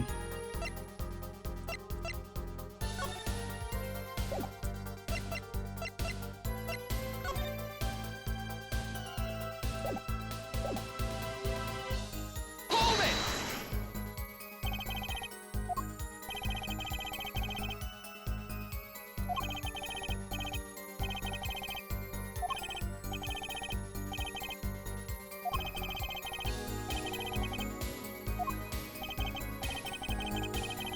At least when you get lucky and stick your hand in your pocket, they don't.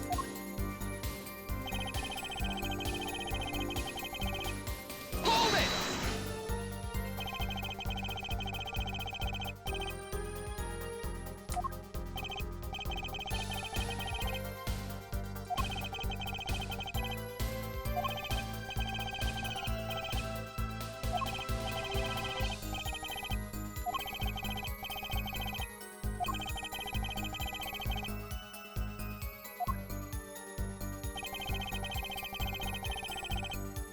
Hold it!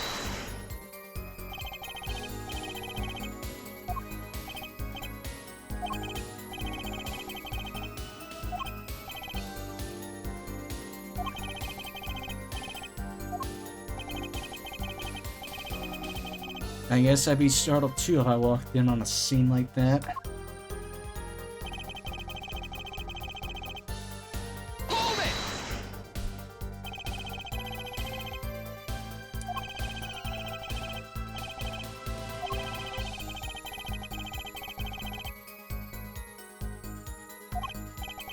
Ah, glad to hear you intend to pay. Oh, I'll pay in full, Kristoff. It was I who got you involved, after all. You may find the price of your defense quite high, my good friend. Quite high. Is this the truth that Mr. Wright was talking about? Justice, you know what you have to do. He's lying. Expose him. Now. I have to think what Mr. Wright's trying to tell me with his testimony. The truth has to be in there somewhere.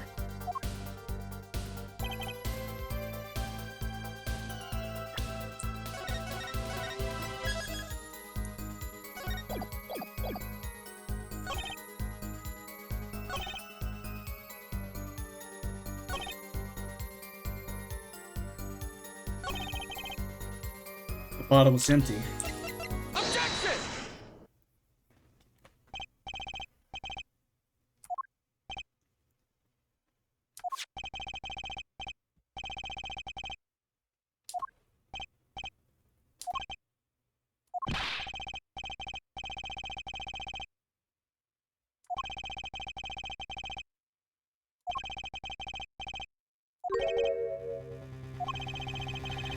Perhaps a fifth person came and took it out.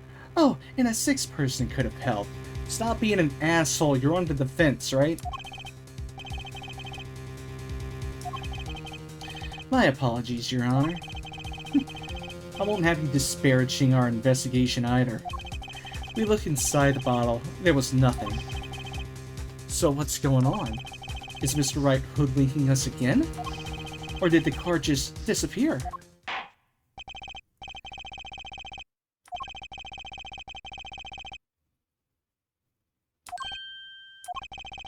Push him harder, Justice. Break him.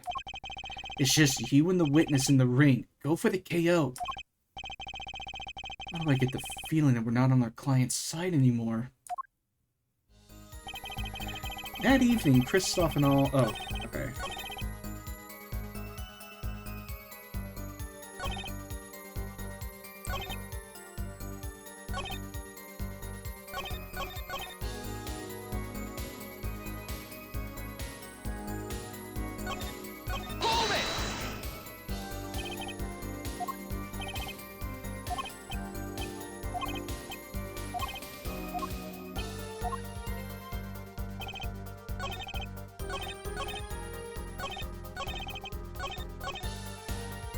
Hold it! Hold it!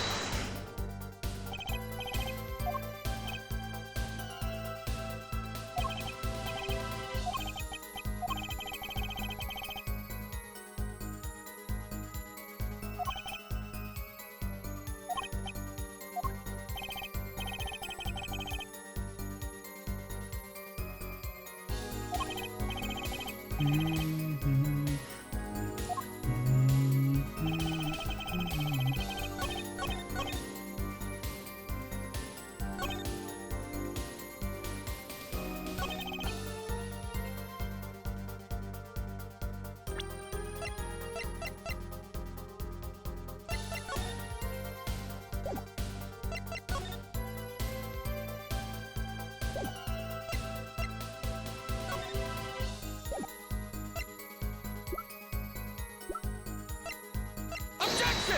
Oh, I accidentally pressed the wrong button. Whoops.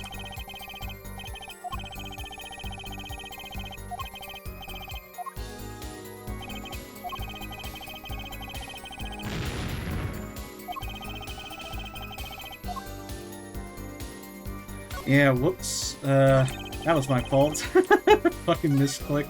Or, mispress. Let's see here.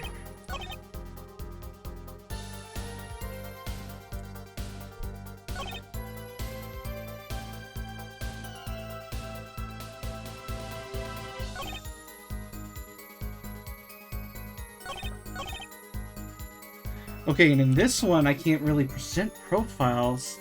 I have to present the evidence.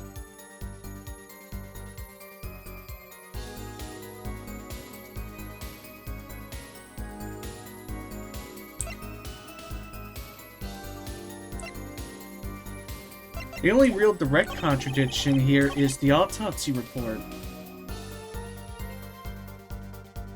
That's it. Objection! No, that's not.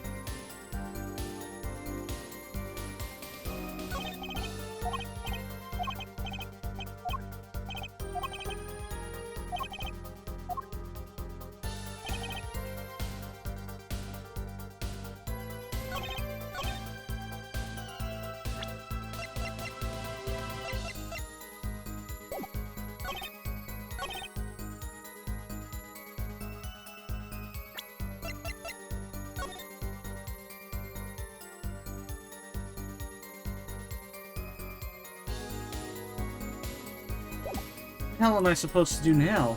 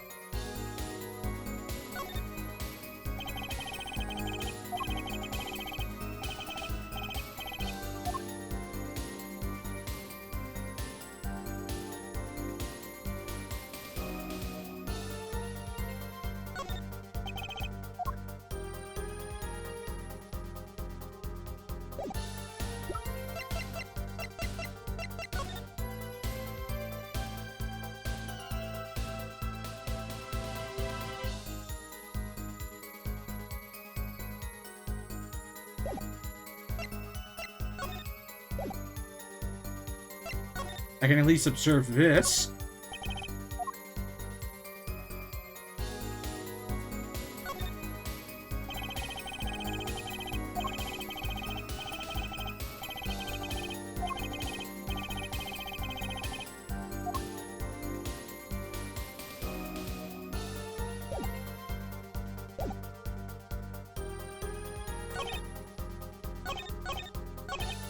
Hold it!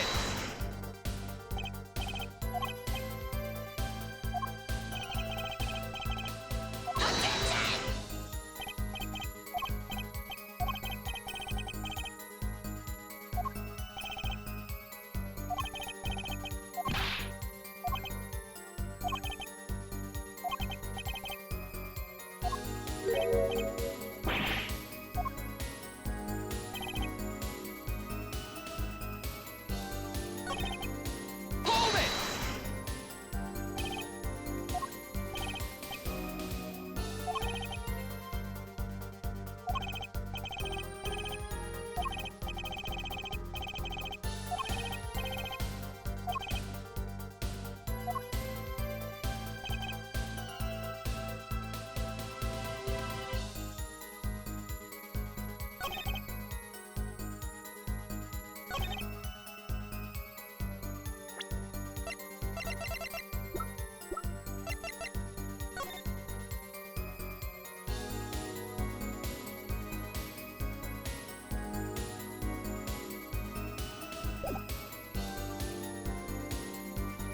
There's no blood there either.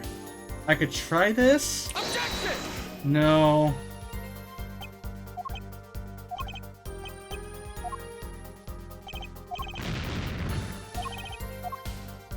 I gotta be more careful.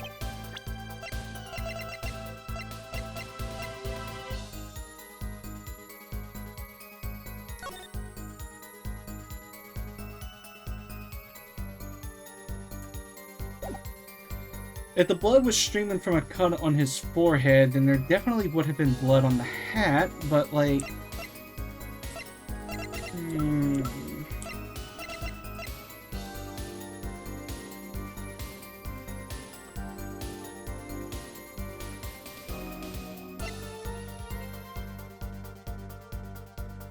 Objection! Alright, I'm wasting my damn time here. I'm not gonna restart.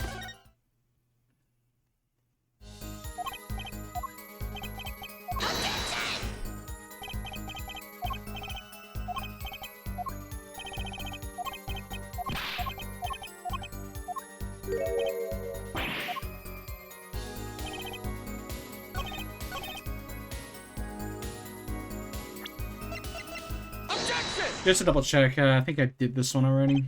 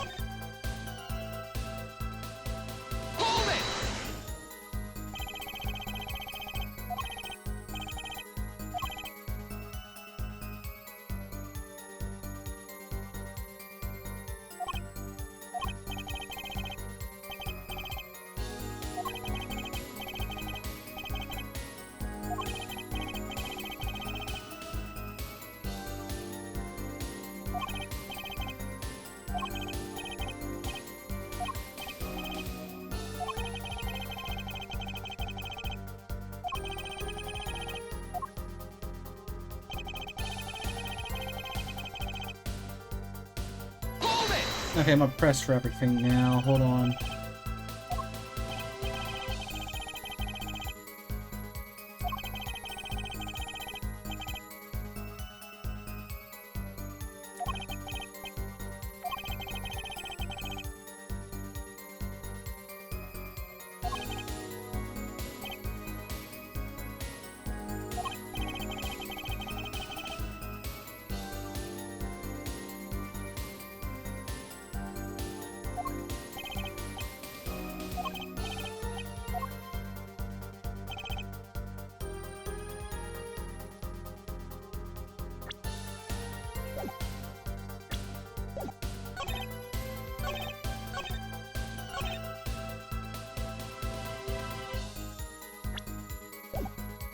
Hold it!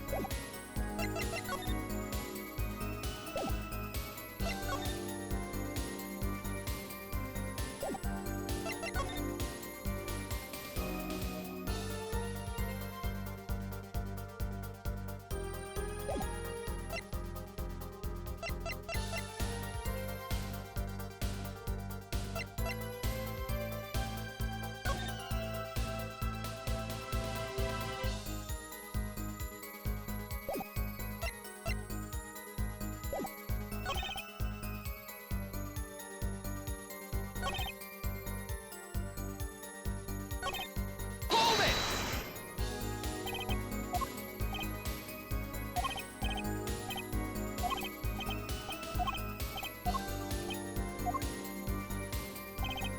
Okay, this one I'm having trouble with.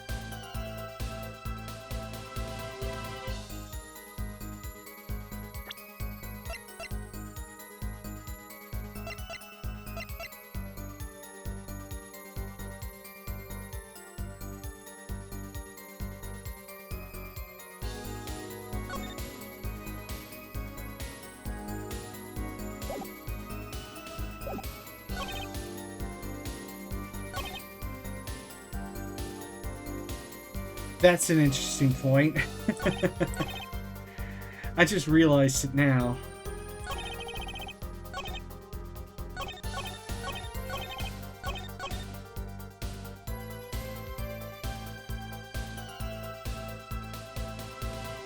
Actually, no. Nah, never mind. I thought I had something.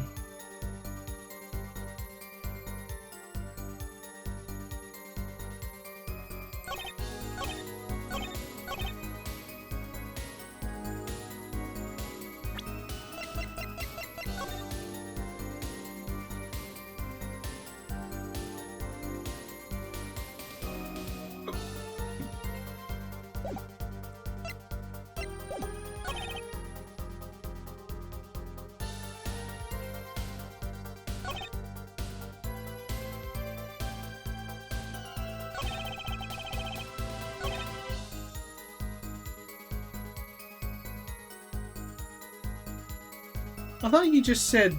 Wait, didn't he say that he discovered a trap... before?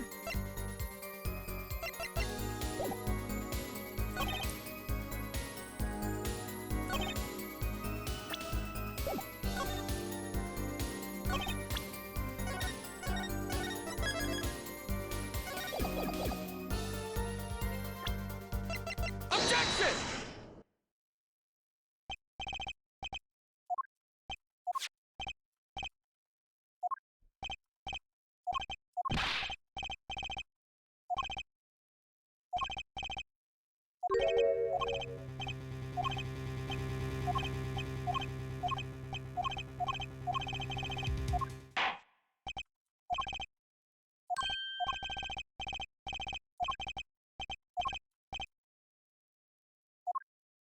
Hmm...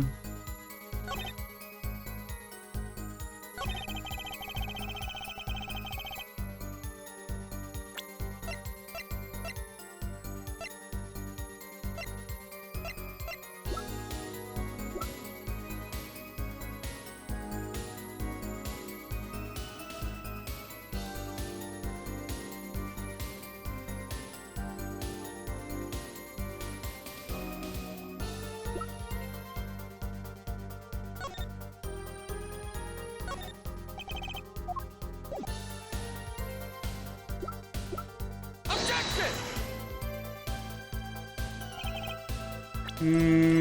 This ain't gonna do.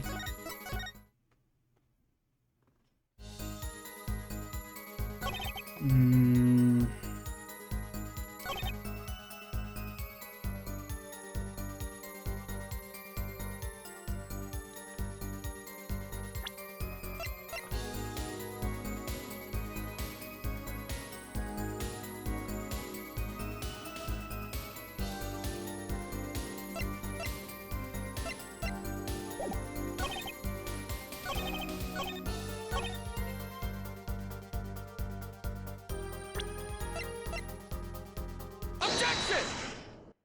Yeah, it was that, wasn't it?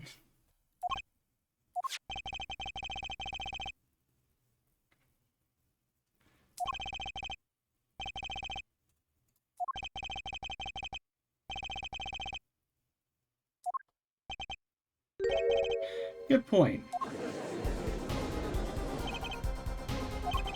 Justice, next time you point out an inconsistency, put a little more oomph into it. Ah, I forgot to mention something. I was the one who put that hat on his head.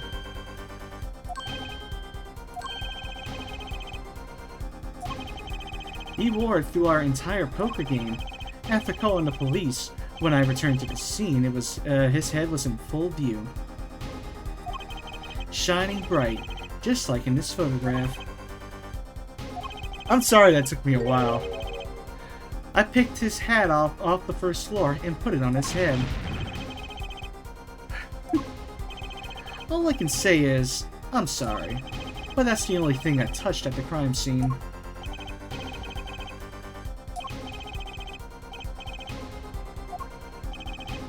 I think not. She was out cold.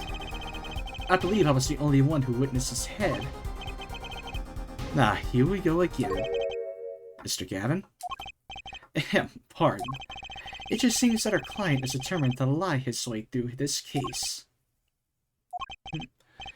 Hey, he's still our client, isn't he? I believe that's enough of that. Mr. Gavin? This witness's testimony is more like a travesty. It's riddled with lies. I'm beginning to see how you came to lose your attorney's badge 7 years ago. Well, you certainly have a unique way of treating your clients, Kristoff. I never knew. I believe it was you who threw the first stone. Mr. Wright, if you intend to tell the truth about this case, it's now or never. Don't be misled. I haven't told a single lie here. Eh? When I noticed the trap, I put the card in the bottle to dispose of it. And when I put the hat on the victim's head, let's just say I had a reason for doing that as well. A reason? That reason is right here. Your cell phone. That night, recall that I spoke with defense attorney Gavin after calling the police, just in case I recorded our conversation. What's this? Now that we're all here, I see no reason why I shouldn't play it back for the court.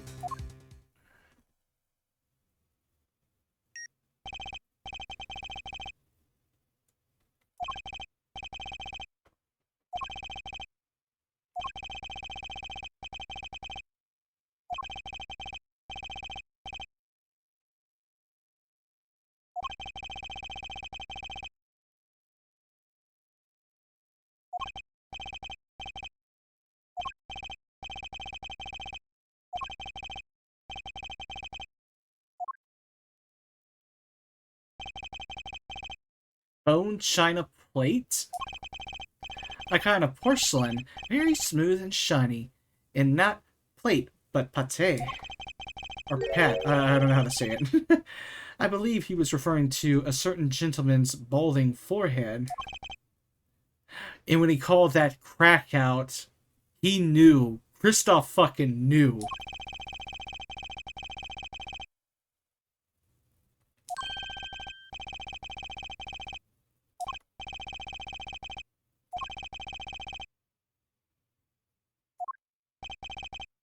Most certainly.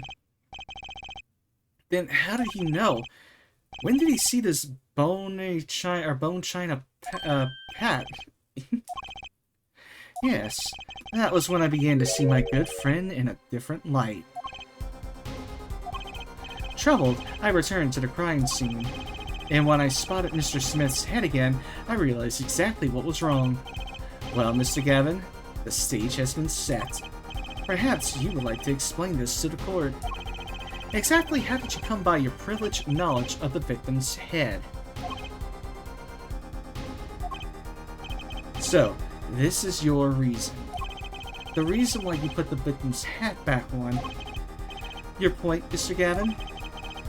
It's come down to this, hasn't Phoenix Wright?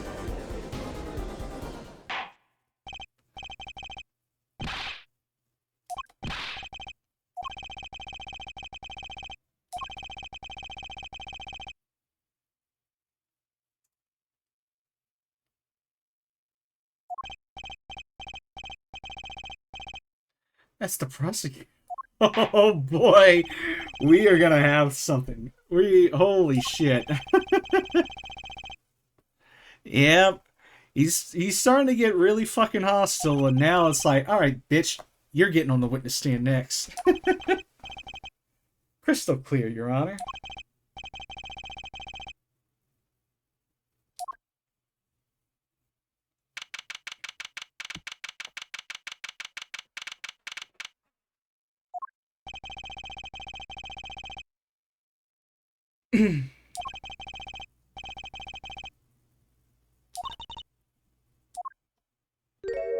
Trucy.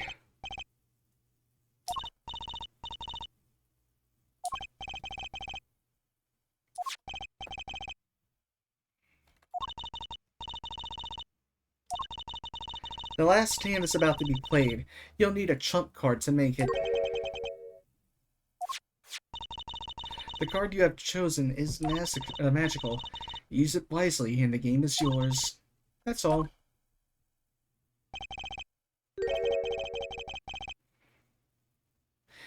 With blood on it.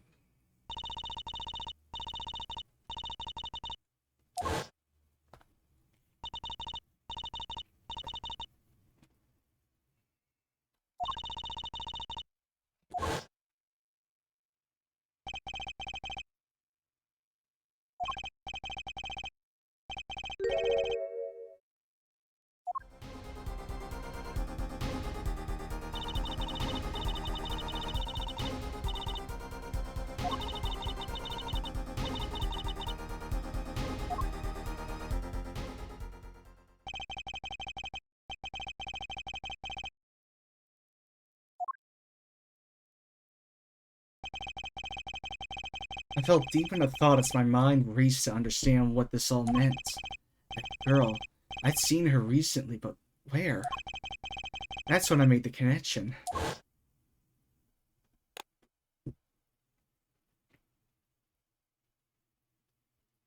Something tells me she has more to this case than I thought.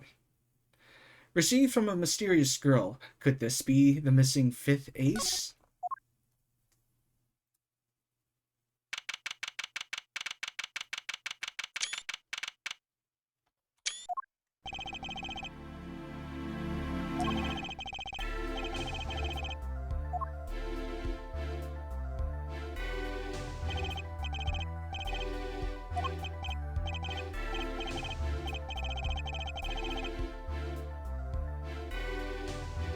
Okay, even at this point, I don't see the reason why, but... Is this farce necessary, Your Honor? Believe me, far stranger things have gone on in this courtroom. Fine, I'll play along. First, there's one thing we need to have made clear. How did you know about the secret beneath the victim's hat? By secret, I'm guessing he means that the fact that Mr. Smith was bald. Forgive my curiosity, but what is it about this fellow's head?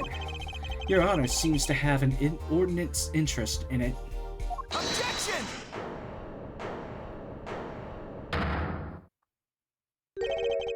I wouldn't call it inordinate, Mr. Gavin.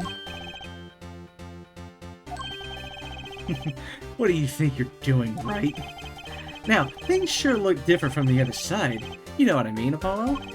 Speaking of looking from the other side, let's consider something for a second. The victim wore that hat all night, never once taking it off except for that one time. That one time being the instant he was hit.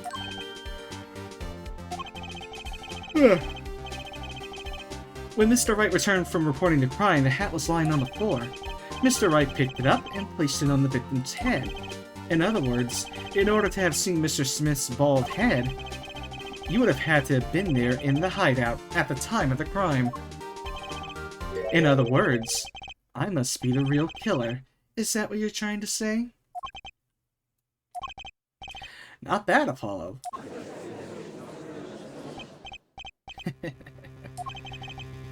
Mr. Gavin? I'm afraid that I haven't been entirely honest with the court. What? Oh, I assured you I had the noblest of intentions. I did it all to protect my client, Mr. Wright. Yet, I'm afraid in the current situation, I see little reason to hide anything. Very well, allow me to tell you the truth of what happened that night.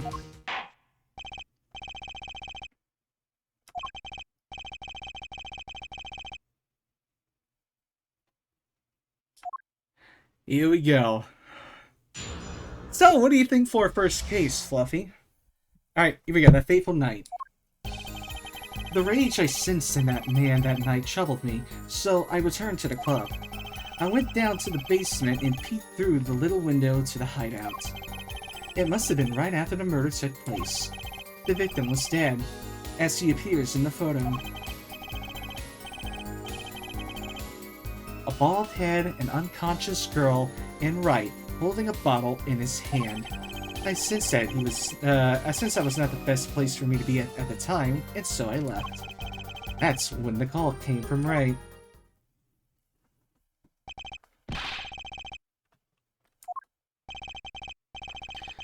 For better or worse, I missed the actual moment of the deed.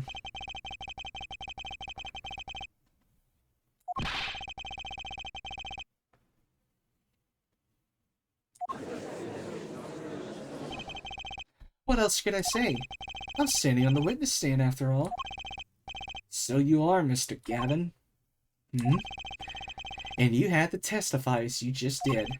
You had to tell them you saw the scene of the crime through that little window. Mr. Wright? You had to say that.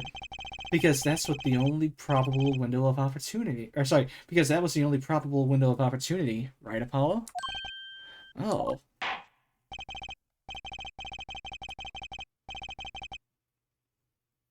The defense should do the cross-examination, not the defendant. I can't believe I'm going up against Mr. Gavin. And this is the tutorial case. This trial is getting weirder and weirder.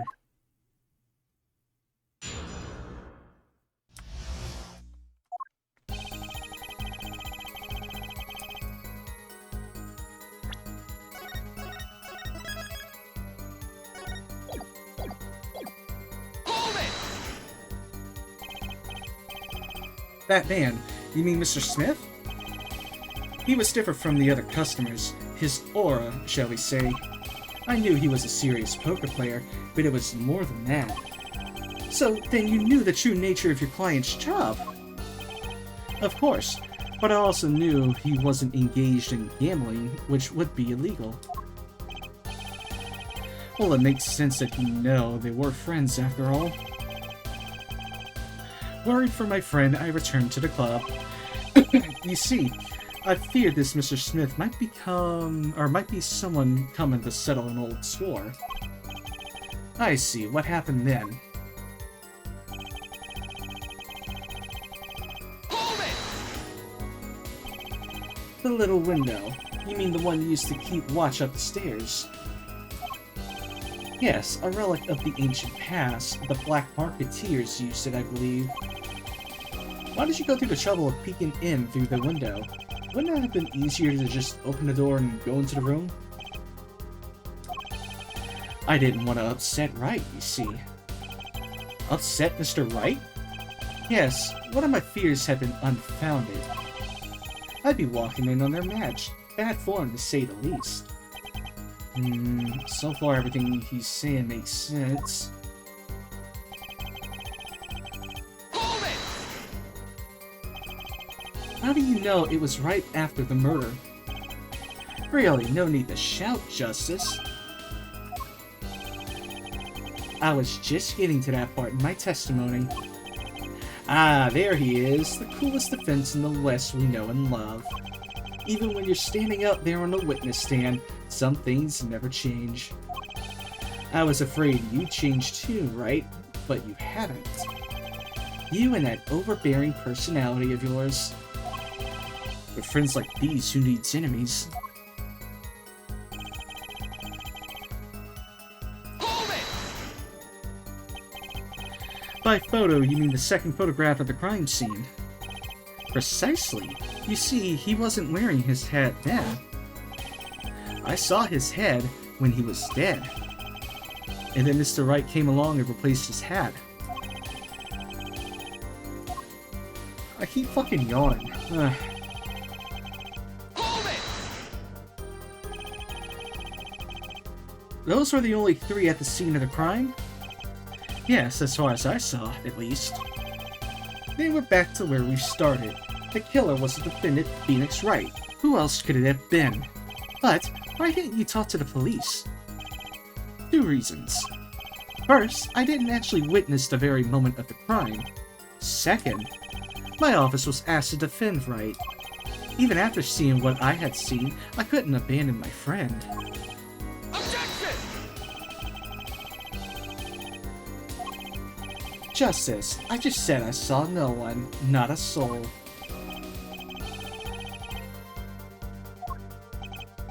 Ah yes, this mysterious 4th person. Who would conveniently be the real killer, I suppose? Glad to see we agree, Mr. Gavin. Let me pose a question then. Tell me, What possible reason did the real killer have to swap the cards in the victim's hand? Hmm? Perhaps you could show us a reason why such a thing would be necessary. How can I show something I can't find myself? Remember, Apollo, the card was swapped out was the the card that was swapped out was the 5th ace. The 5th ace, right.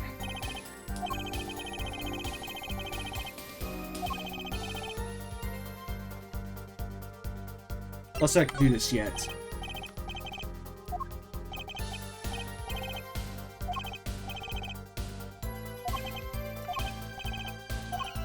Oh, I'm willing to wait for as long as it takes. Great, I don't even know what the heck I'm looking for. Apollo. Yes, sir? Don't forget, you already know the answer. You just don't realize it yet. I already know the answer? Take a moment to think it over again, okay?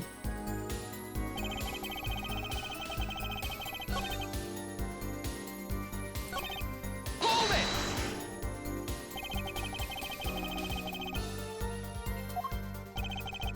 Remember though, by that time I was already Wright's defense attorney.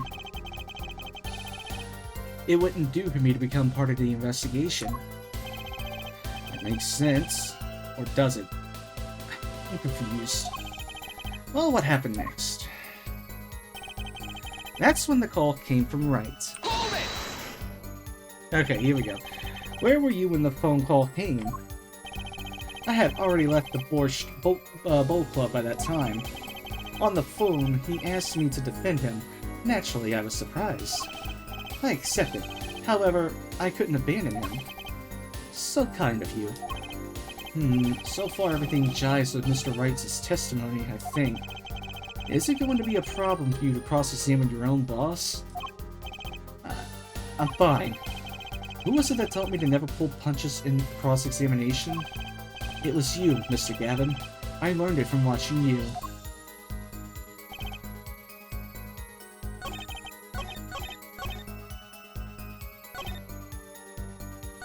Hold it!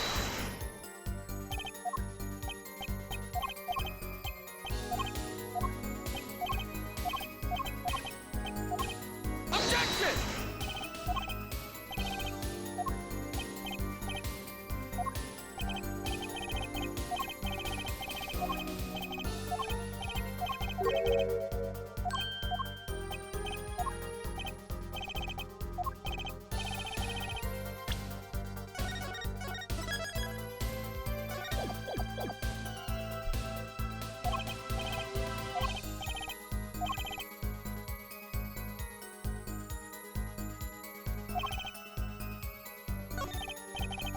It's now or never.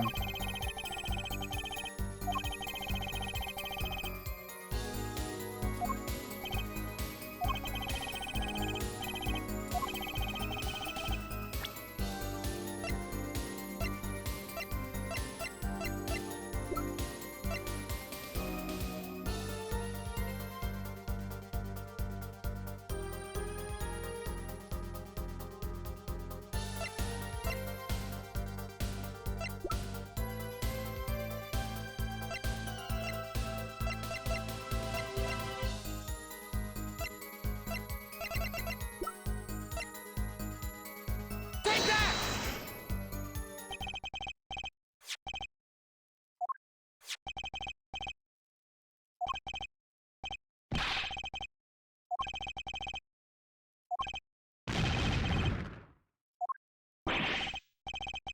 I wasn't too sure about this, but alright. This is insane. Why wasn't I told about this? Why?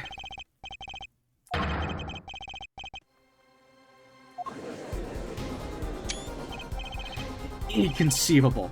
How could you? What are you doing with that card?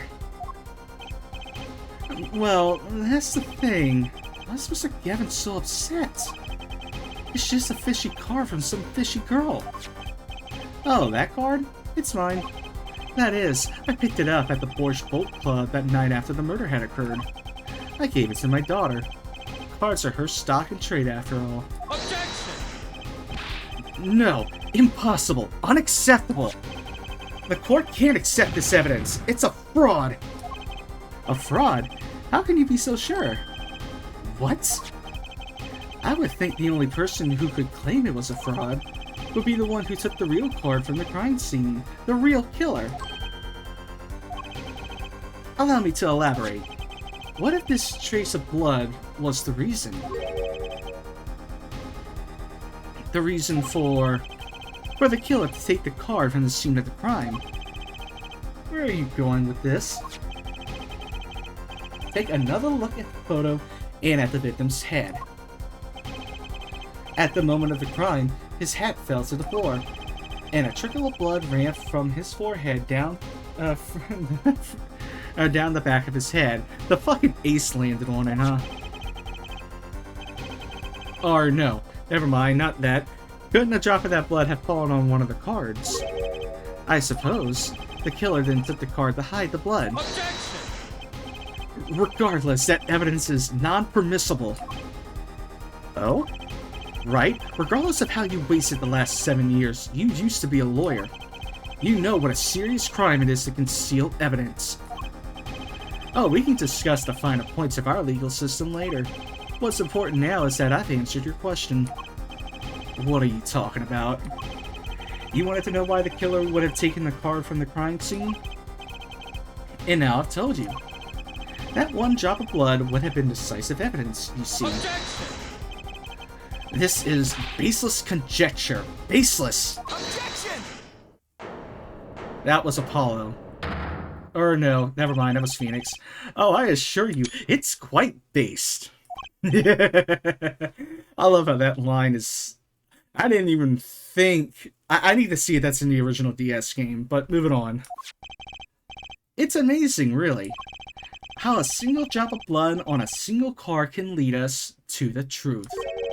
It's quite simple. Well, Apollo? Try picturing the scene of the crime in your head.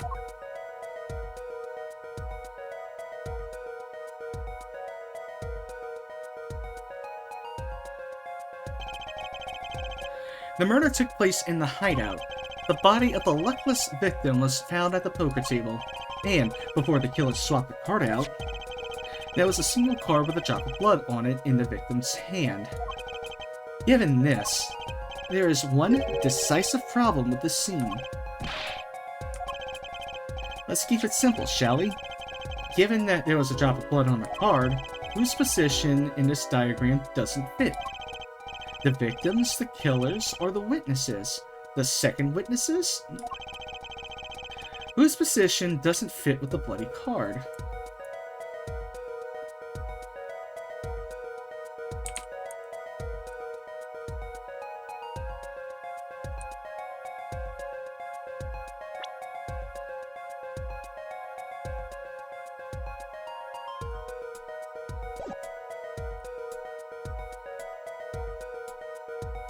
Take that!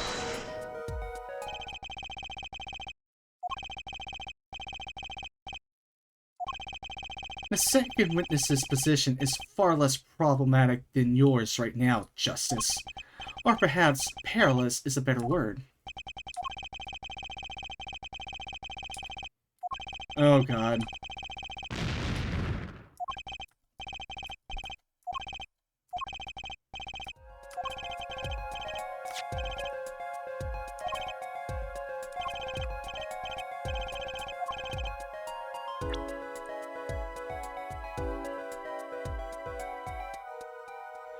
Well, the witness must have been out cold, so it had to have been the supposed killer, because he's not the actual killer.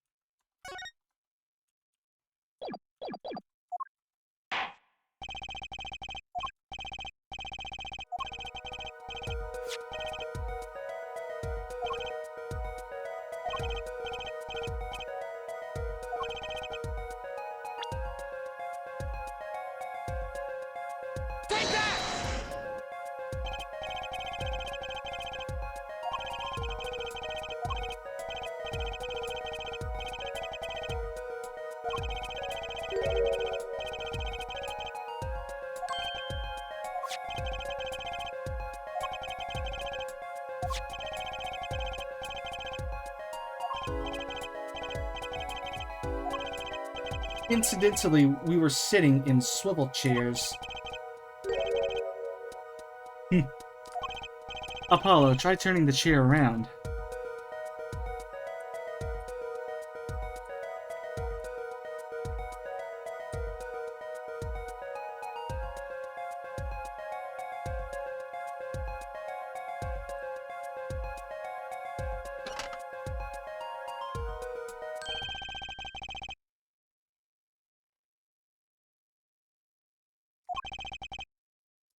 It would have to be. Yeah, guess who's on the fucking witness stand? So we have to assume that at the time of the murder, the victim's chair was facing away from the table. When Mr. Wright returned from informing the police which way the chair was facing, when I came back to the room, the body was facing as seen in the photo. That would mean the killer turned the chair back around. Let's take the next step. Look at the diagram once more. We know now that the victim was facing away from the table at the time of the murder. But this creates another significant contradiction. Again? Let's test your reasoning skills again, shall we? Apollo, whose location on this diagram contradicts our new understanding of the crime? Just carry me through this, Phoenix.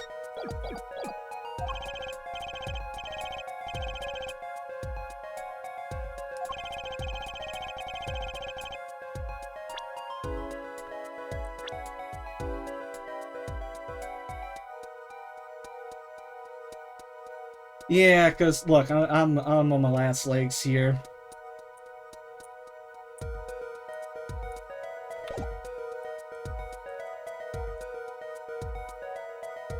Take that!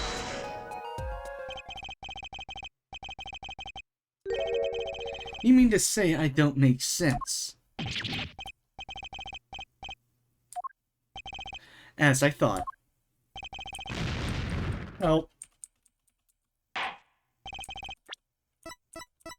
Oh, not even gonna let me reload. Okay. We're just gonna exit the game then. Yeah, like... I can kind of see why the third game is the more masterful one already. Oh, and Steam's not even letting me start up the game.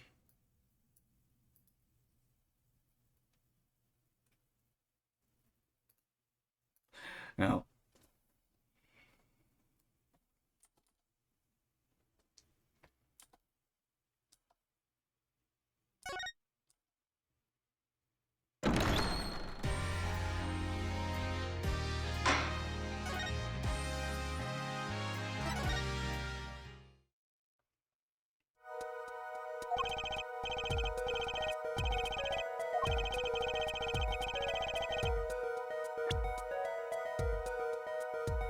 It would have to be the killer again, then. Take that!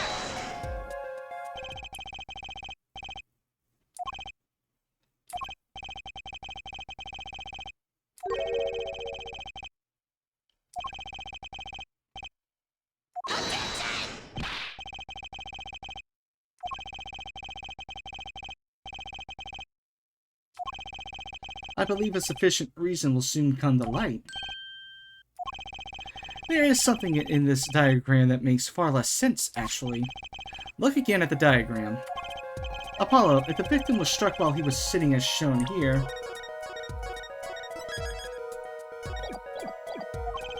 where would his assailant be standing? Try marking it on the diagram.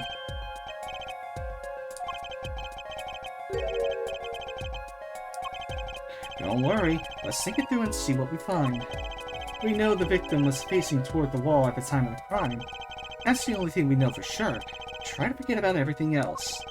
Where would the killer have to have been standing to strike our victim from the front?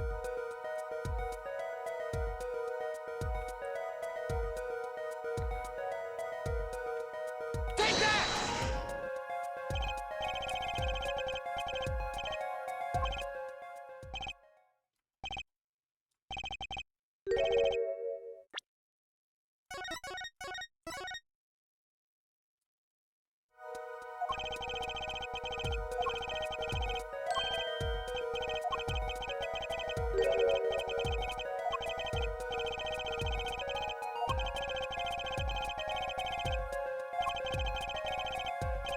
It actually had a very strong start, but now things are starting to go downhill.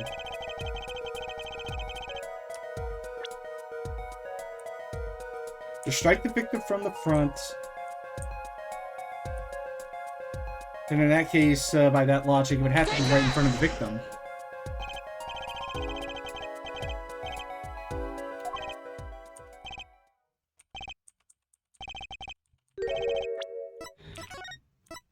Well, okay, then it can only be the side, then. I'm not too sure exactly how. Yeah, but still, we're humans here.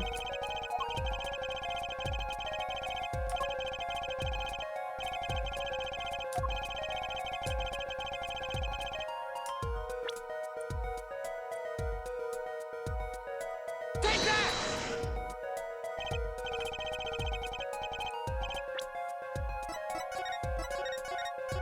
Okay, then, there's only one other place, then.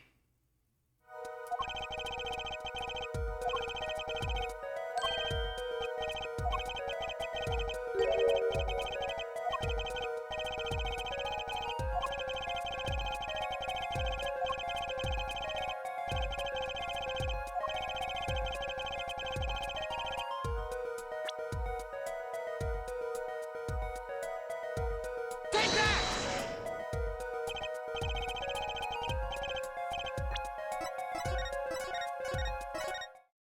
Yeah, this one, again, striking victim from the front, you would have to either be on the side, directly in front, or even... Okay, maybe from behind, especially if you're trying to get the drop on him. So that'll have to be the table, then. At the same time, the table's already a fucking mess. That's gonna mess with the crime scene.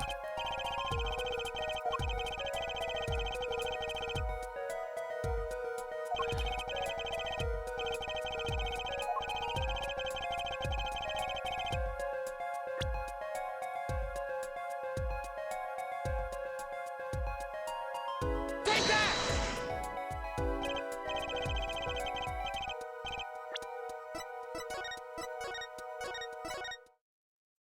What? Where the fuck is it, then? The only other place that I could see would be from, if you were hiding in the fucking cabinet. Which, actually, that would be possible. Let me look at the court record again. Oh, no. Never mind.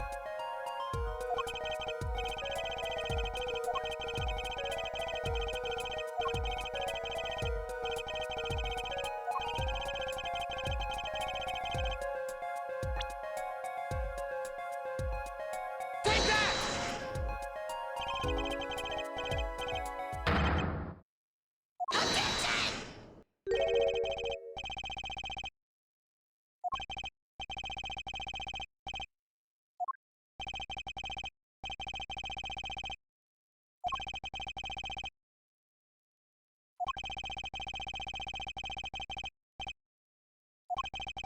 It's simple logic, really. If this was the only place the killer could have been standing, then that means that at the very moment of the crime... Wait, I know. At the moment of the crime, the cupboard wasn't there. Seriously, how are we supposed to know this?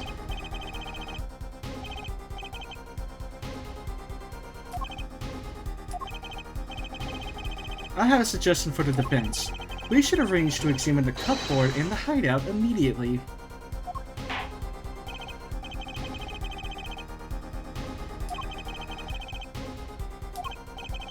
Ah, Your Honor. There's one more thing your men should look for. Please give this to the bailiff.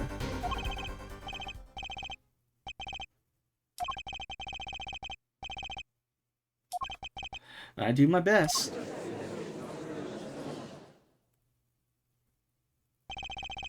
But let's forge ahead here while we wait.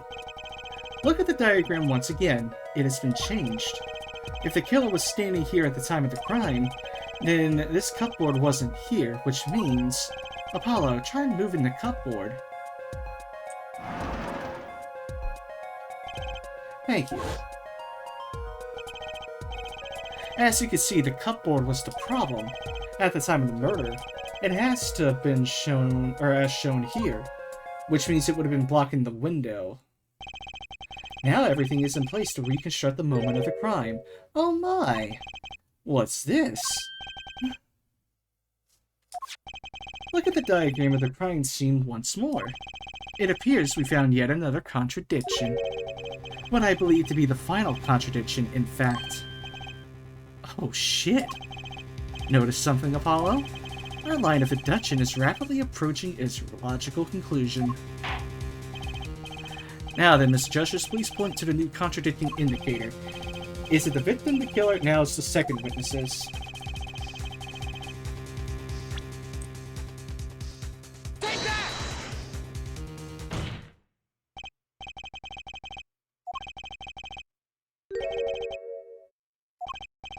Sure, why not? Well, if it was, something really doesn't fit.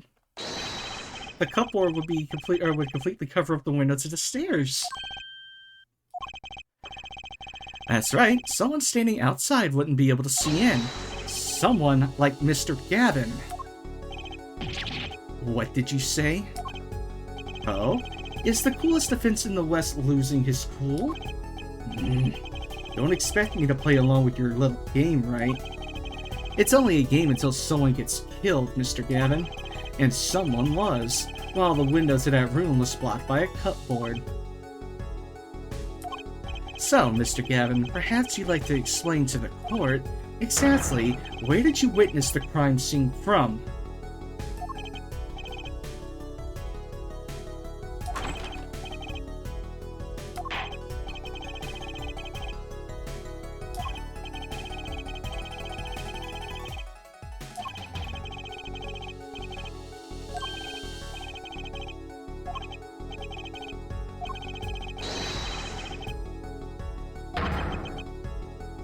Oh shit! Yes, I believe I mentioned something of the sort before. This is one of the tricks to the room many of our regulars know about. I do remember him saying something about that now that he mentions it. A secret passage is a handy thing to have when you're engaged with an illegal goings-on. Never know when you might need to duck away from the eyes of the law. So the room has a secret passage. Where does it go? The other side connects to the restaurant above.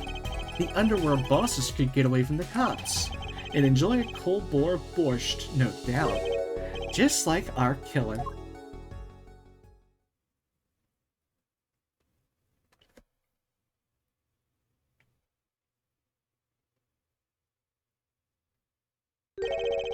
You see where our line of simple deductive reasoning has led us, Apollo? I see it, but I don't believe it. That girl wasn't kidding when she said I needed this trump card for the last hand. Not yet. Hold on. At the time of the murder, the window was blocked, and the victim's hat was only off his head for a few minutes between Mr. Smith's murder and Mr. Wright's return from calling the cops. In other words, the only place anyone could have seen the victim's bald head was from inside the hideout. Well, Mr. Gavin? Come on, say something.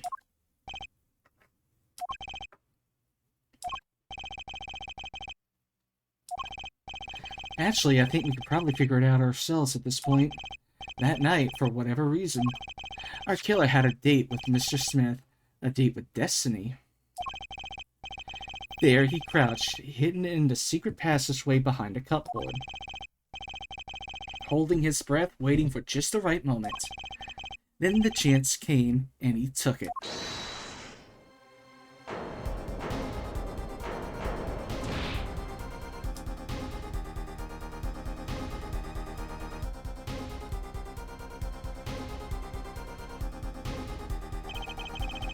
Miss Olga Orley was out cold, struck by Mr. Smith. But his time was soon to come. Mr. Wright went upstairs to call the cops, leaving Mr. Shady Smith alone in the hideout with the unconscious dealer. Then our killer stepped out from the secret passage and into the hideout. The victim must have heard the cupboard sliding aside. He wheeled his chair around to look, and after the deed was done, the criminal must have seen the blood on the card. He would have, of course, realized the need to destroy the evidence. That single spot of blood was told the whole story of the crime. Too bad for him, he didn't linger any longer in the hideout that night. If he had, he might have noticed cards on the floor. And the fact that they were all red.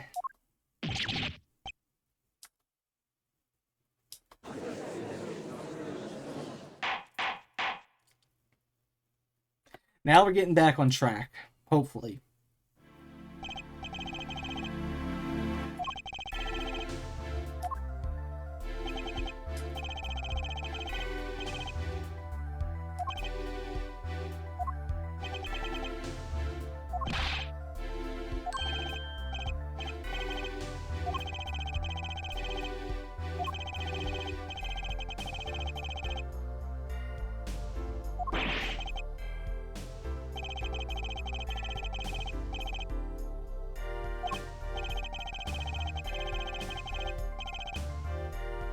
Objection!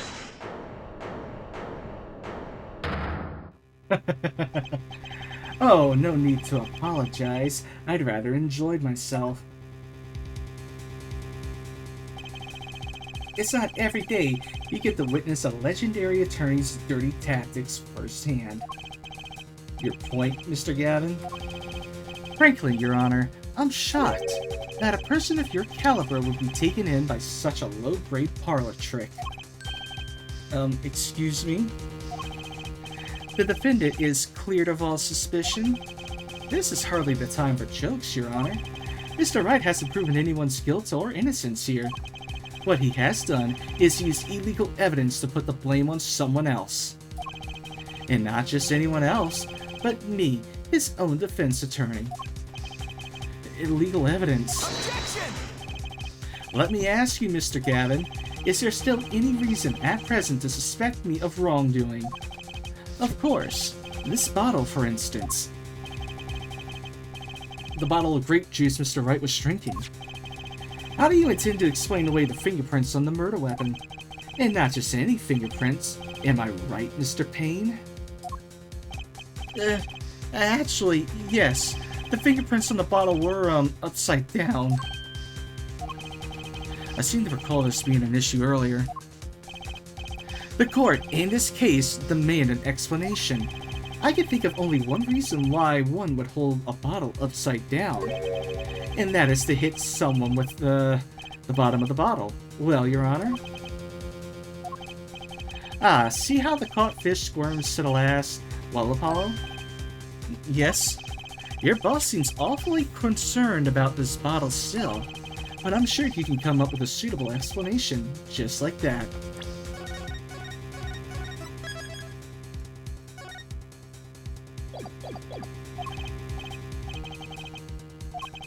Why would anyone grab an upside-down bottle, other than to... Don't let him trick you into thinking his explanation is the only legitimate one. Is there really another? Take another look at the court record. I believe you'll find a simple answer there, in plain sight. How about you just say the answer in plain words?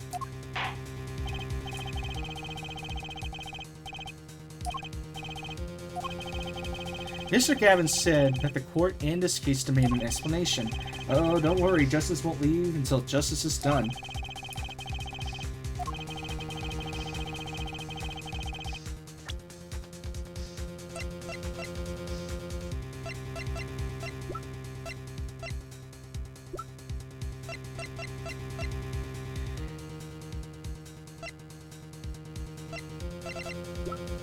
I would say it would have to be the Bloody Ace again, because again, like,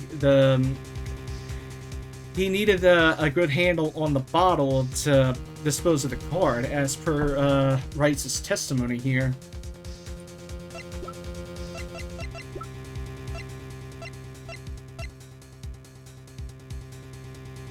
Take that!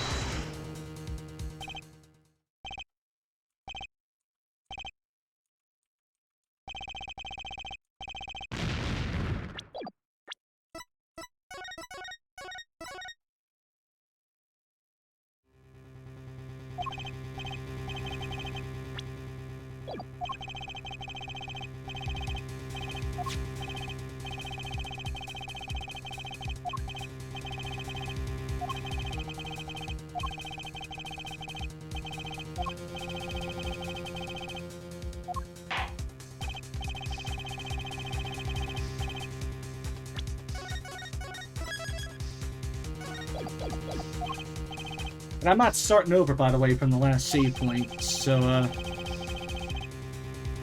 I'm not wasting all my time, doing this, so if anyone wants to argue about it, y'all can leave. I know how this game is.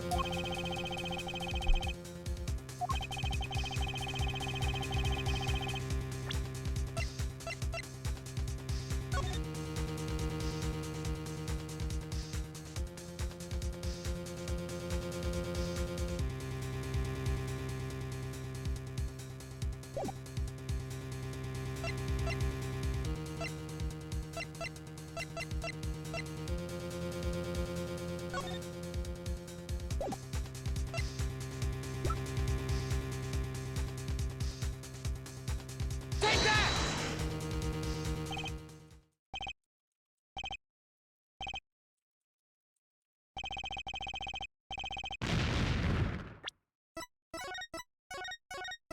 Okay, it probably would have to be the bottle itself then in that case, because I got nothing else. Again, this does revolve around Phoenix disposing of the card that was planted on him. At least that's what I think.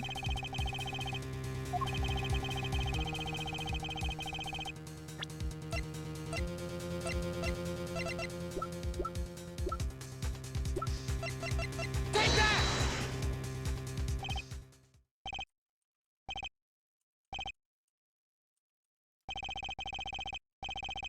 Okay, what else?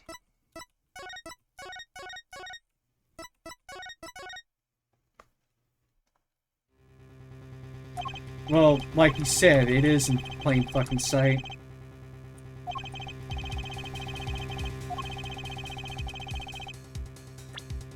So let's take a look.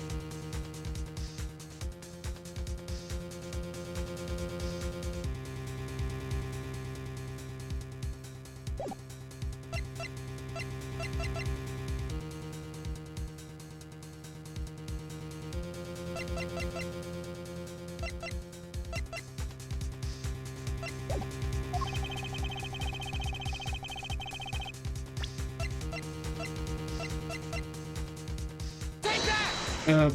That was a misclick. Oh, I actually got the right one. I accidentally pressed a fucking R button, and I was...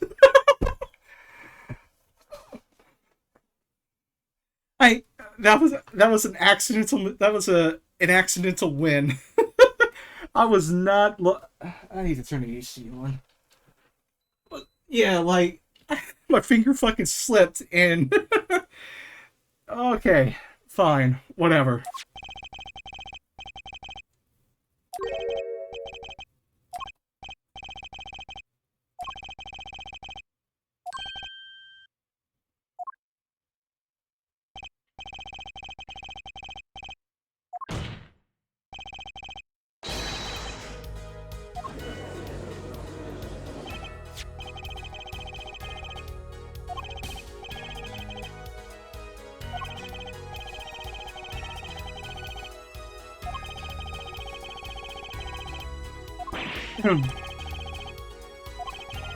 Recall our dinner that evening, Kristoff. I was drinking my usual juice then, too. Basically, you used the bottle on the table to do the deed. But then, you must have remembered. So you went up and picked one of the bottles from under the piano. And you switched the bottles. You took one of Mr. Wright's bottles and made it look like the murder weapon.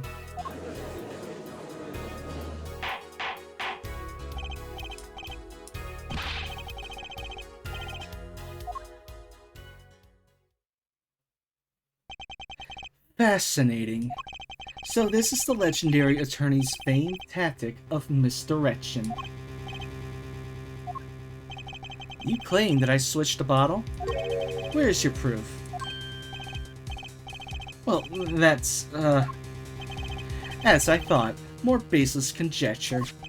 I'm afraid your bottle of proof is quite empty. Objection! I wouldn't be so sure about that. Your Honor, when you initiated the investigation at the hideout earlier, do you recall I requested an additional investigation? Retrieve the bottles from under the piano at the Borscht Bowl Club. And here's one of the bottles in question. What, are you going to dust that for fingerprints too? I would be surprised if any were on that but his. Mr. Gavin probably wouldn't make such a novice mistake, true. That bottle won't bear a trace of anything. Say, Apollo. Yes? Why don't you go ahead and examine that bottle? But why? Just humor me. That bottle will solve this case once and for all. What? That's some bottle. Oh, hey, there's the 5. There's something inside the bottle.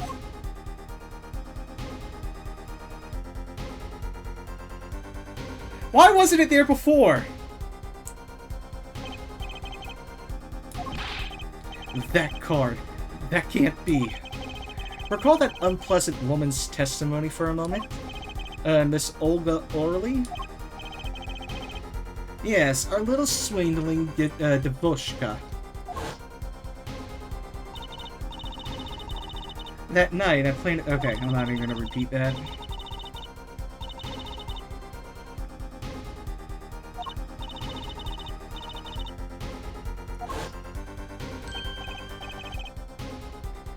Wait, this isn't... You're telling me that this is the planted card you disposed of? The one you mentioned in this piece of testimony.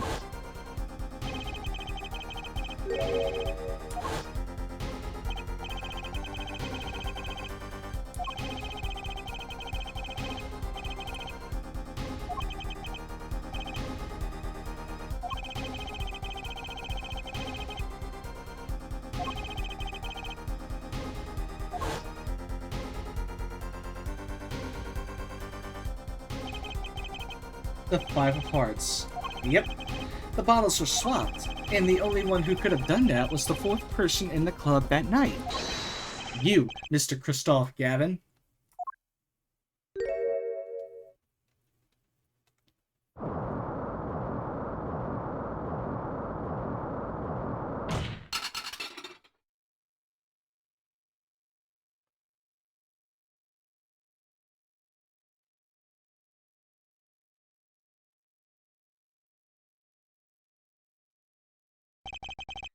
That is all.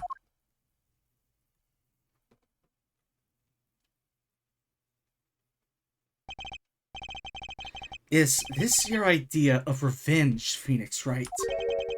Revenge? Revenge for the events that took away your attorney's badge 7 years ago.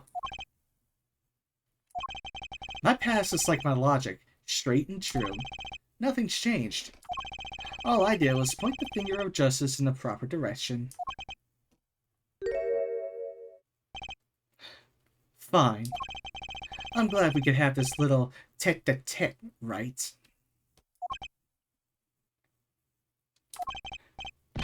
This is insane! What about me? Don't I get to prosecute anyone?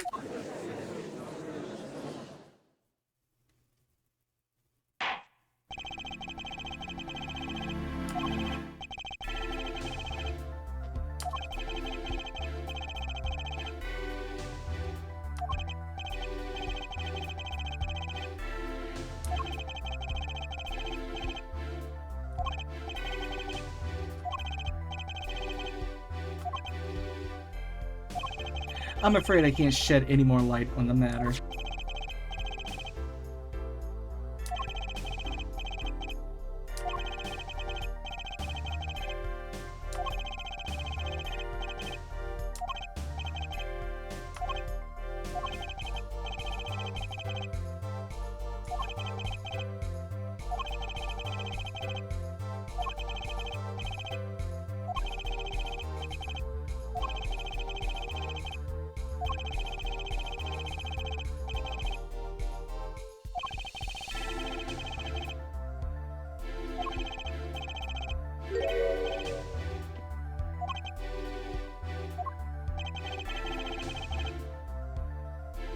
Yeah, and that fucking cross-examination theme that we had heard, or the questioning theme, literally makes that known.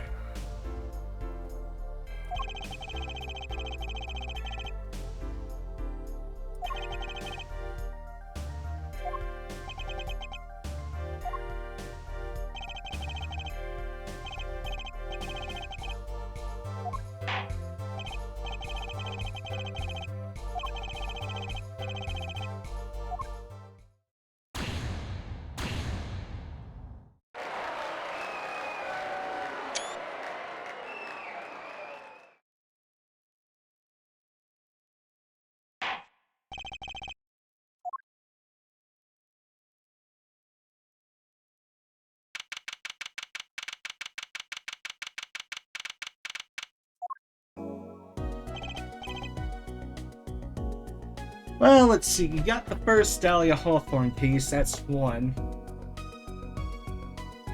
You got Red, White, and Blue. That's two, because he defended himself pro se. And now we have this, so now it's three.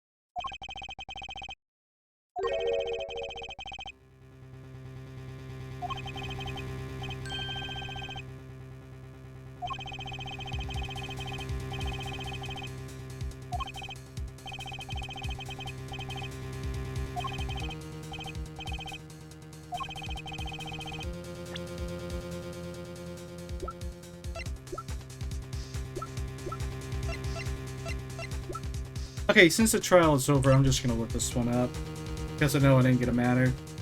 But Just for extra story detail. We'll see.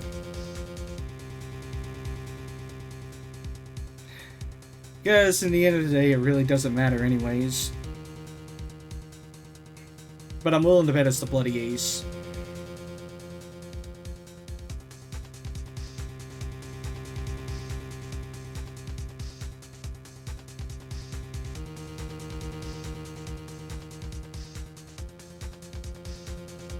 And like I said, it ain't gonna matter. I'm not in the middle of the trial. Trial's over.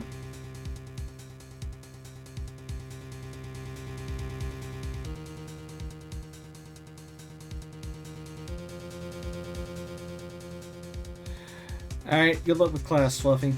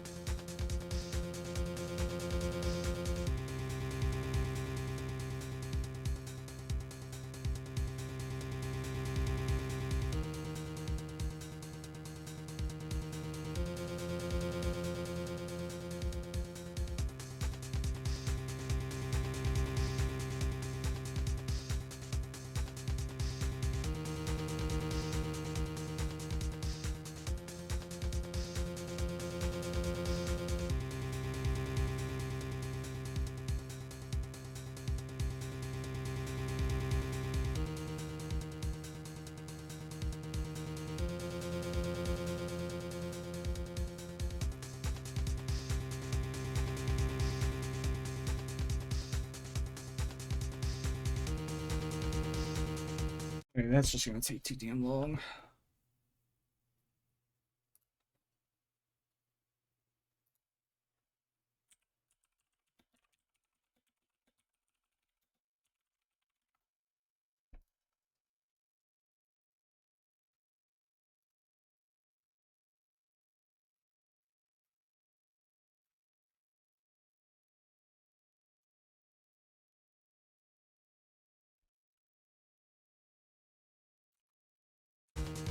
Yeah, true.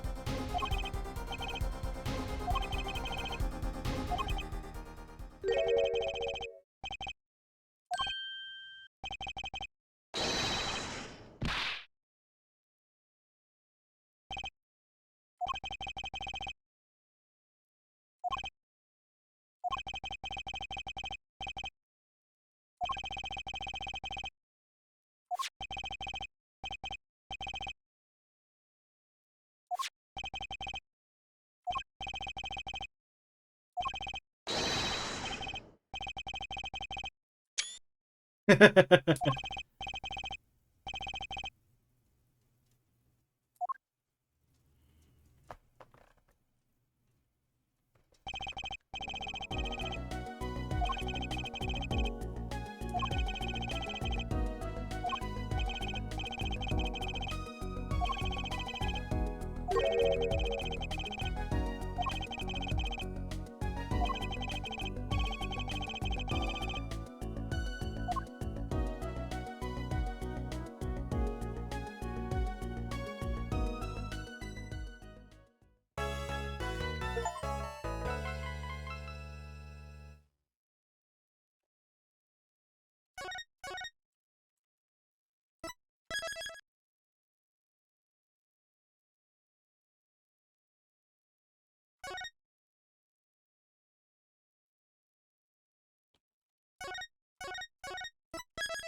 Just to make sure I did see it. Yep.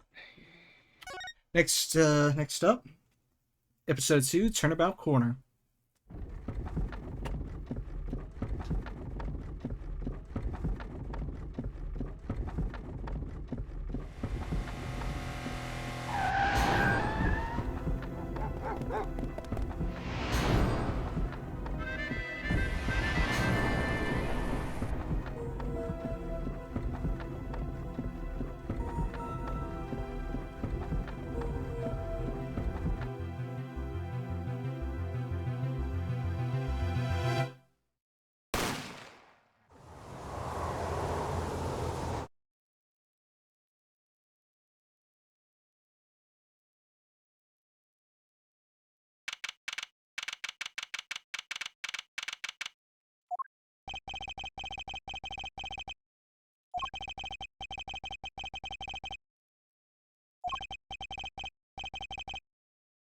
Yeah, I'll admit it, I was screwed.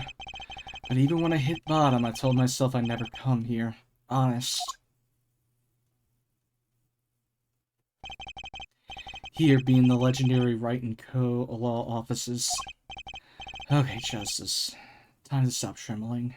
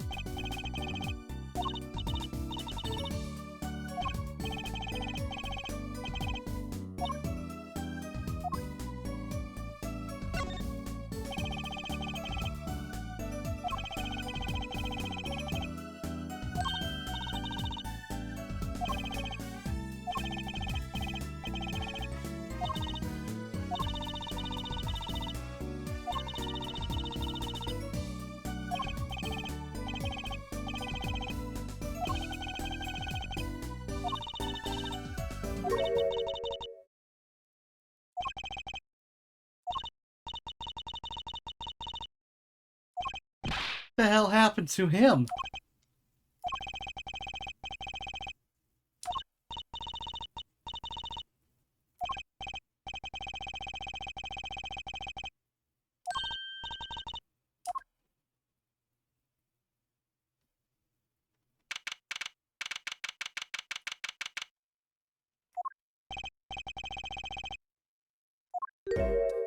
Oh god, not him again!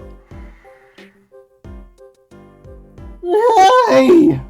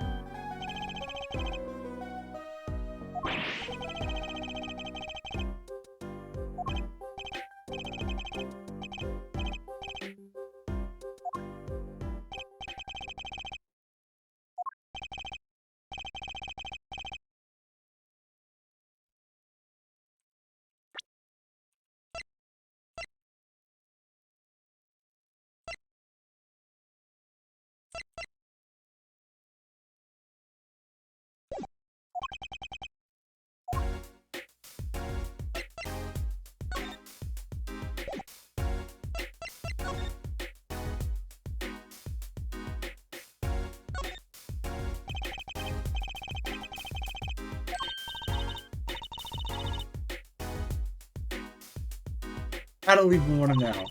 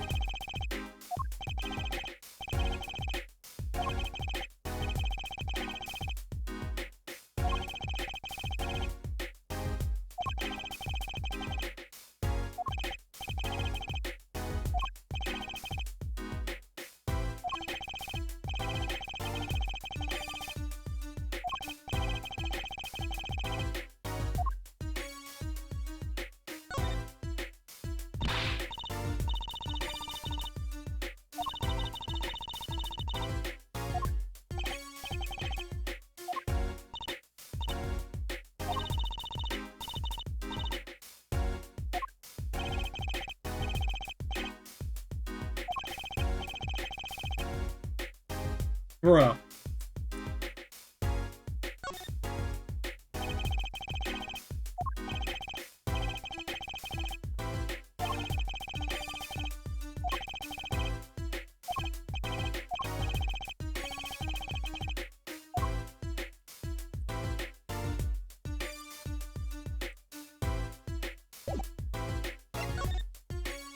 Okay, hold on. Before I even continue, I will be right back.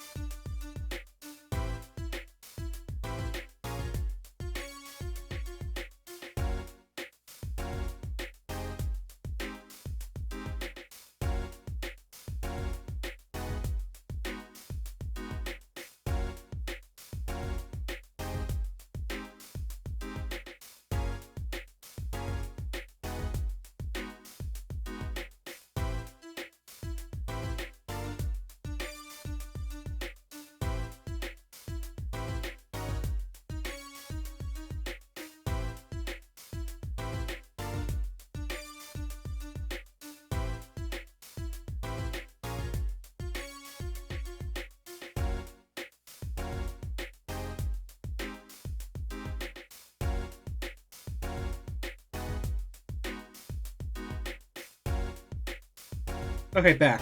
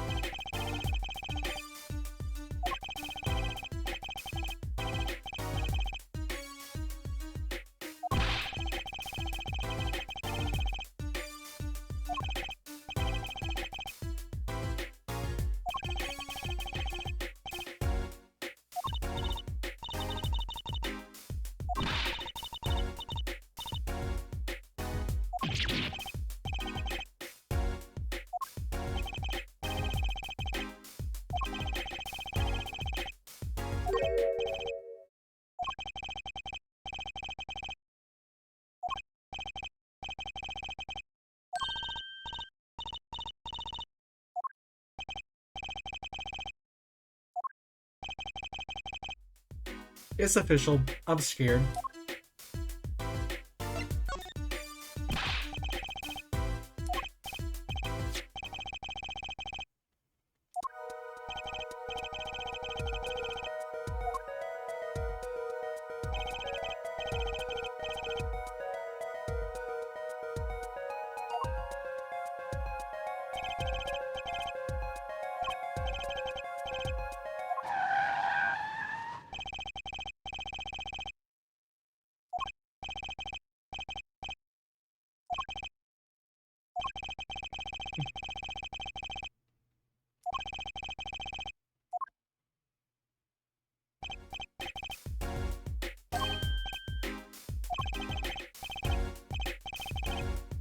Again?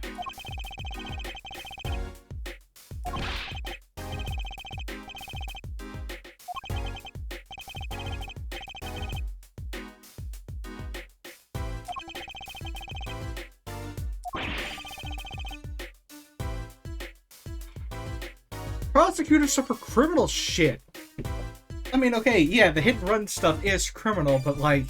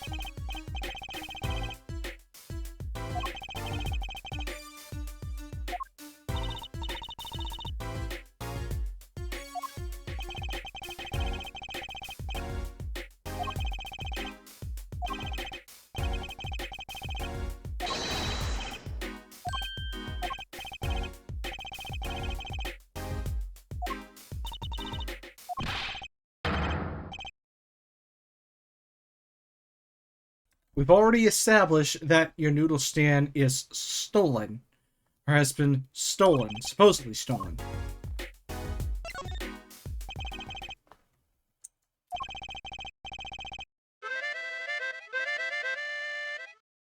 And that's a fucking harmonica.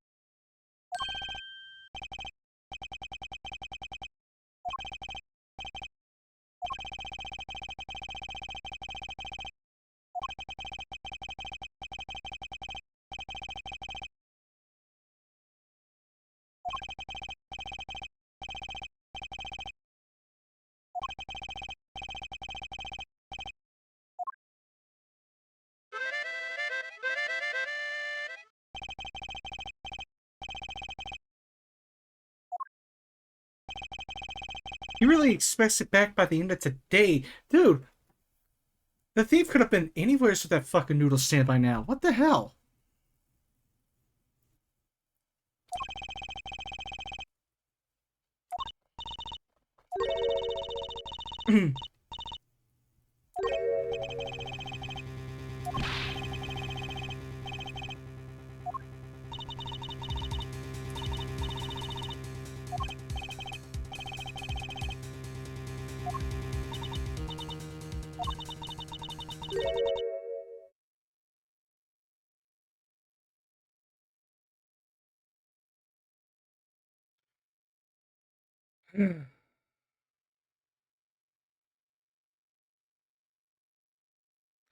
Fine. Whatever.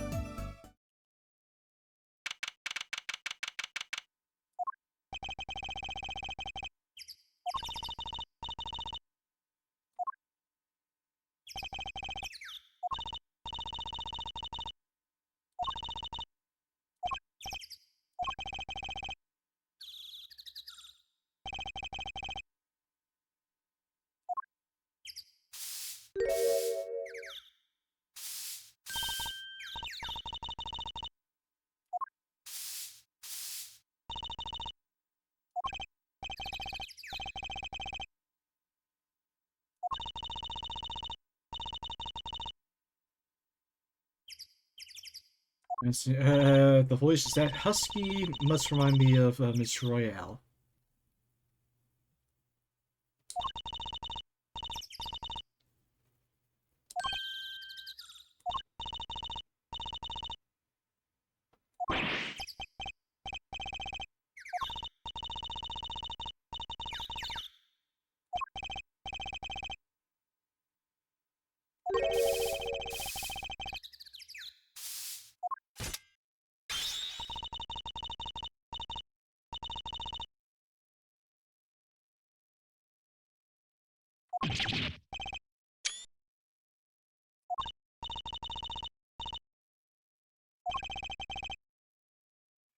What the fuck?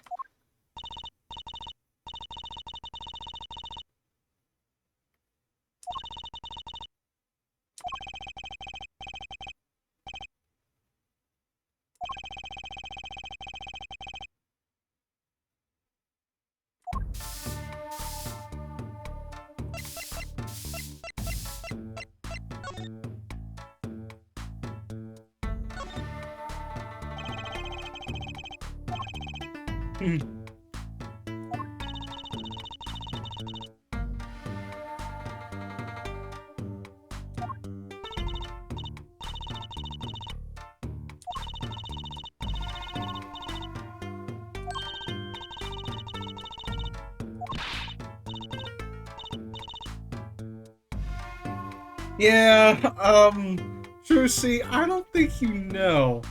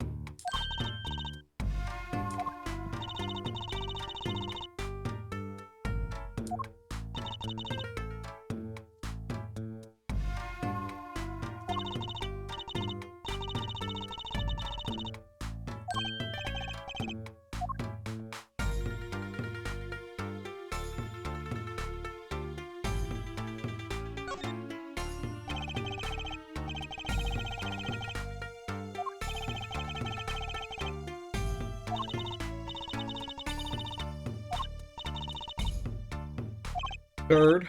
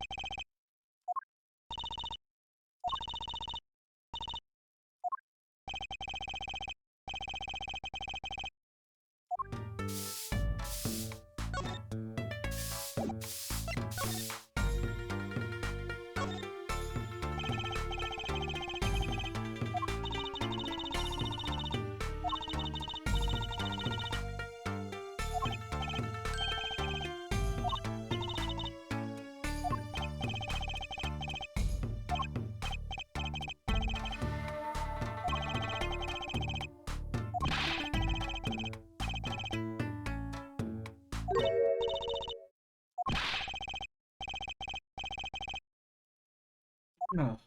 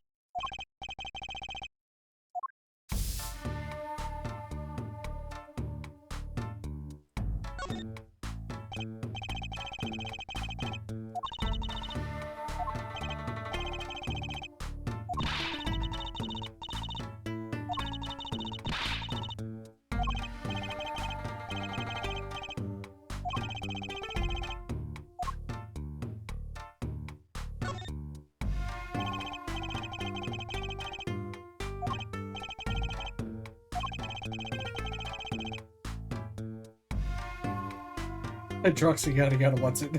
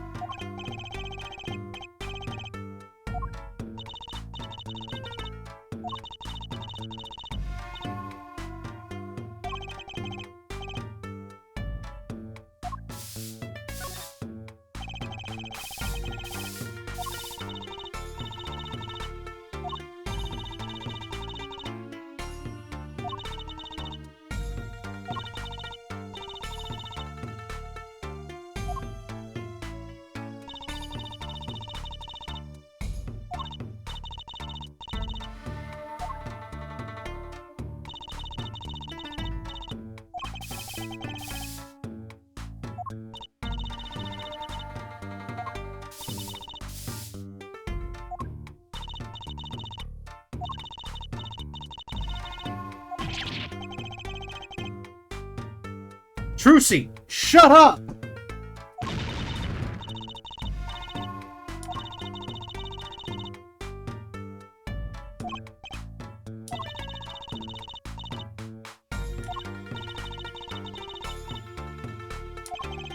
also, he's like that one dude, I forgot his name.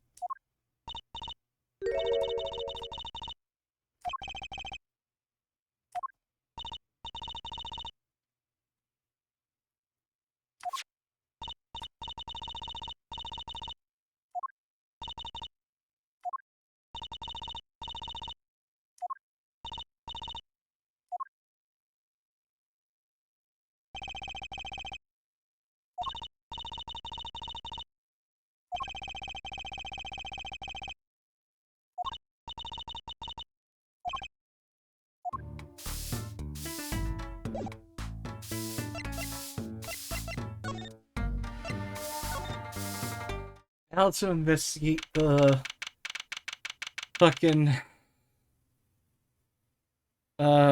stand.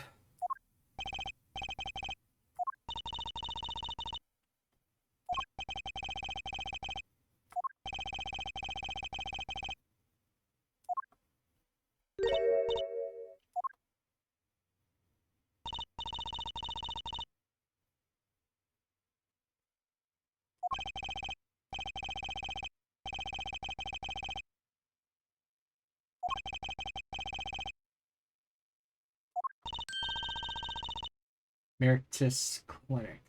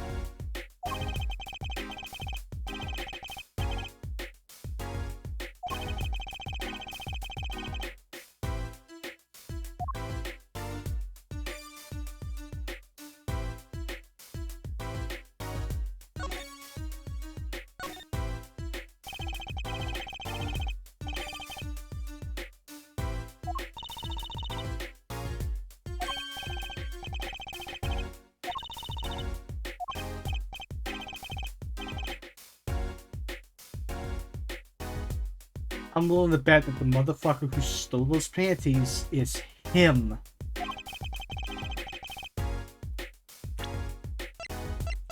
Him.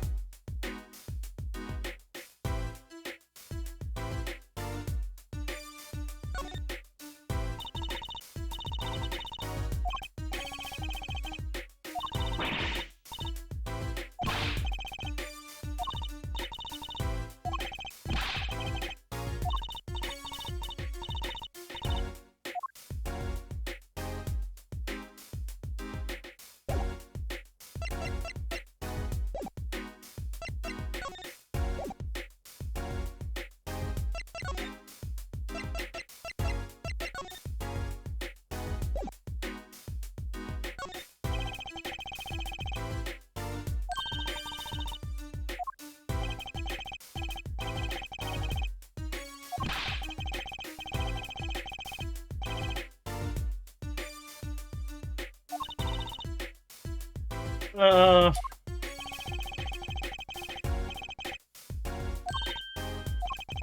Tuesday has a thing for professionals, clearly.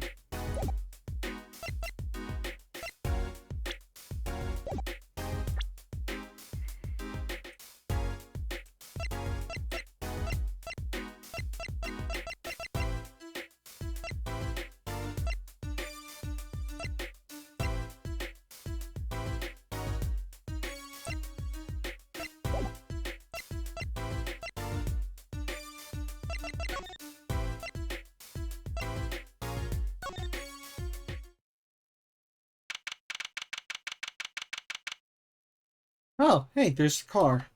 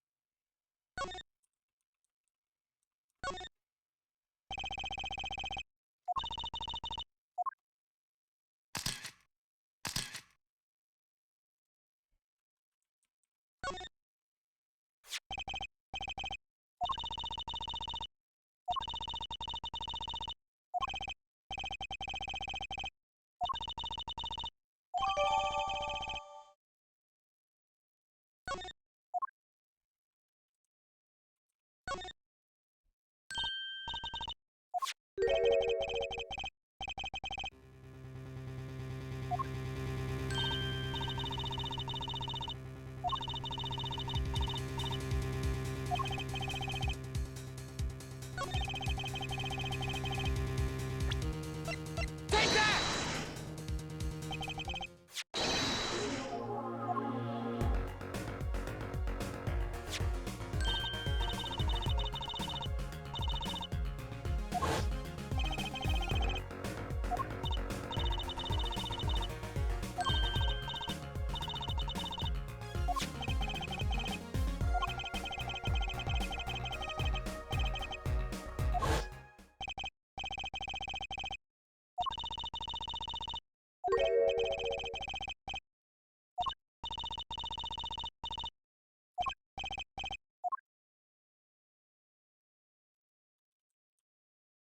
We got a throwback to Case 5, Rise from the Ashes here.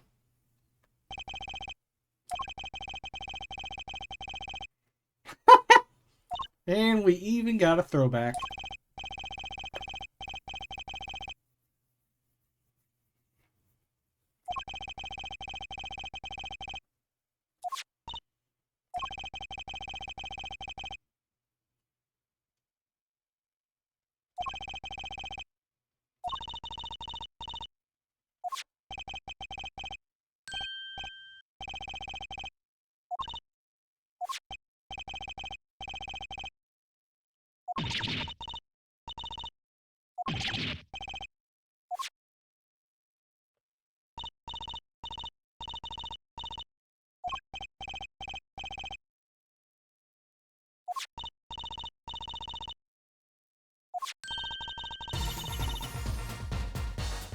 Don't ever say that, Trucy.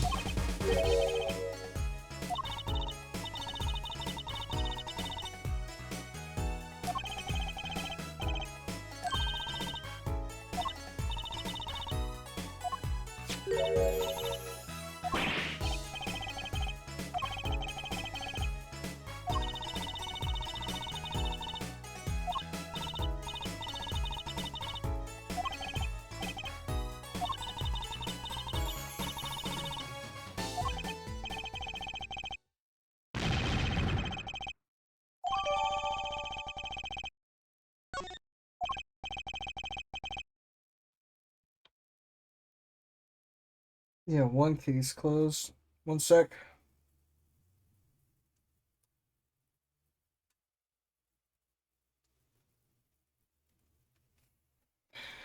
Be right back for a moment.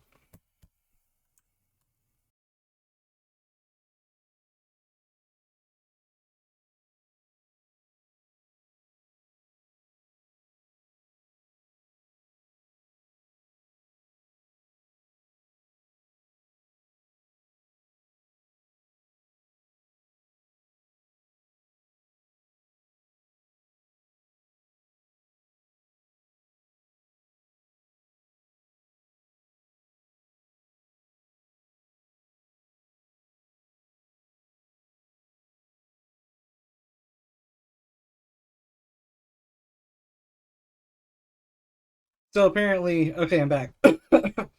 So apparently, returning the items here is good enough to close the case and not catching the asshole who did this. Never mind.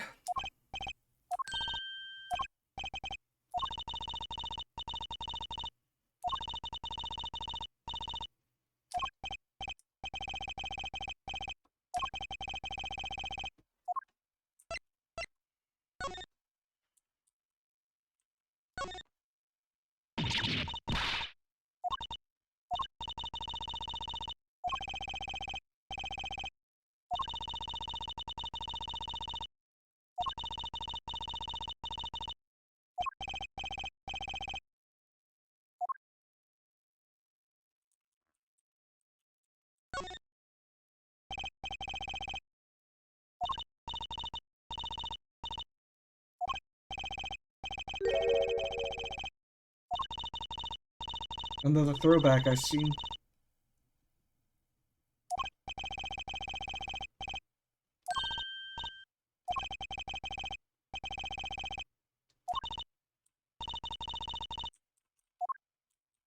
Don't avoid the topic, Trucy.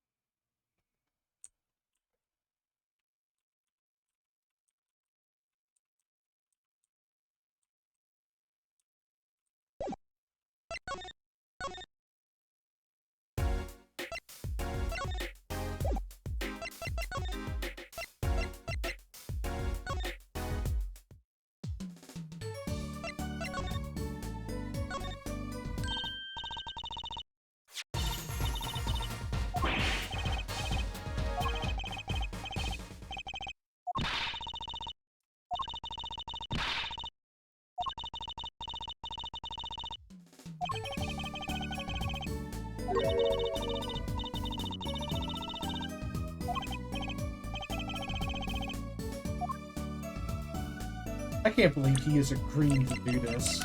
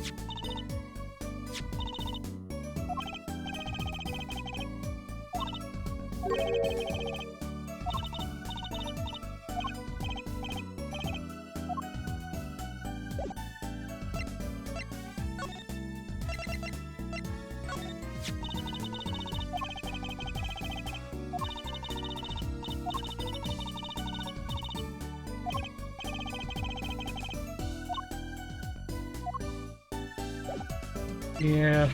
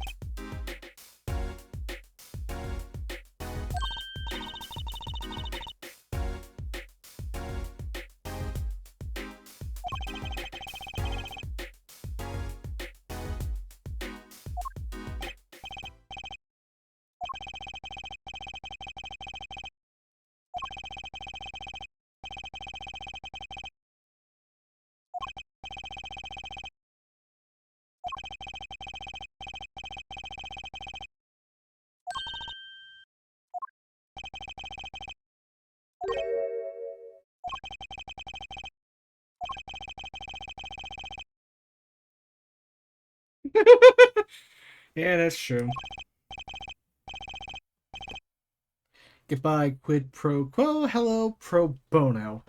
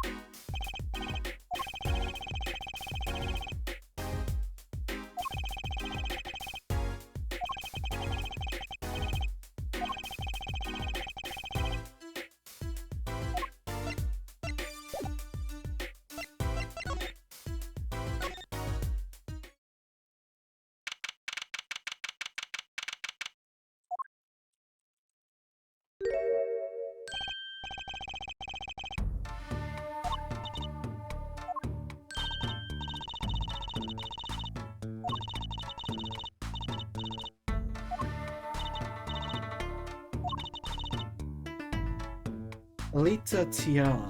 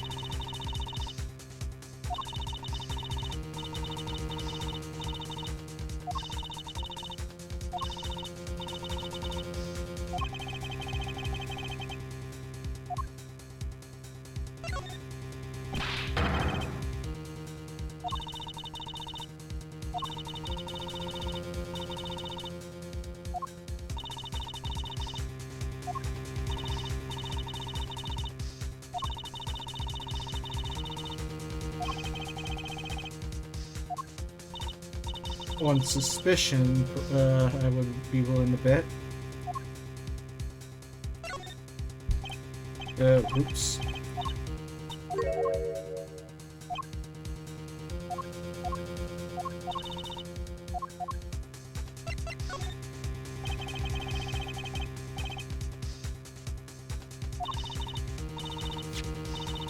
Waki Kitaki.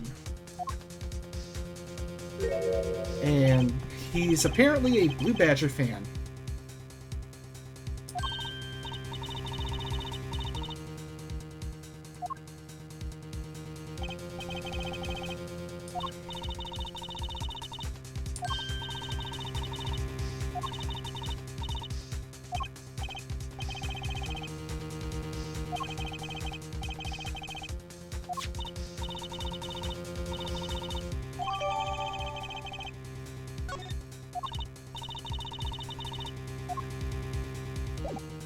This is going to be an interesting circumstantial case here.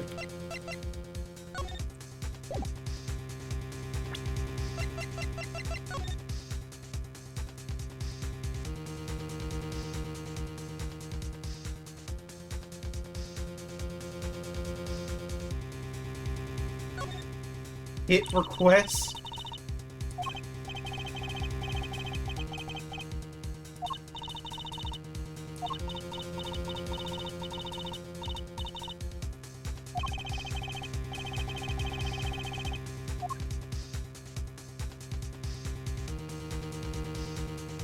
Oh boy. Oh Alright. Well, let's go investigate then. Let's go to the Kentucky Mansion first, and then we'll take a trip down to the detention center. And we got a bike.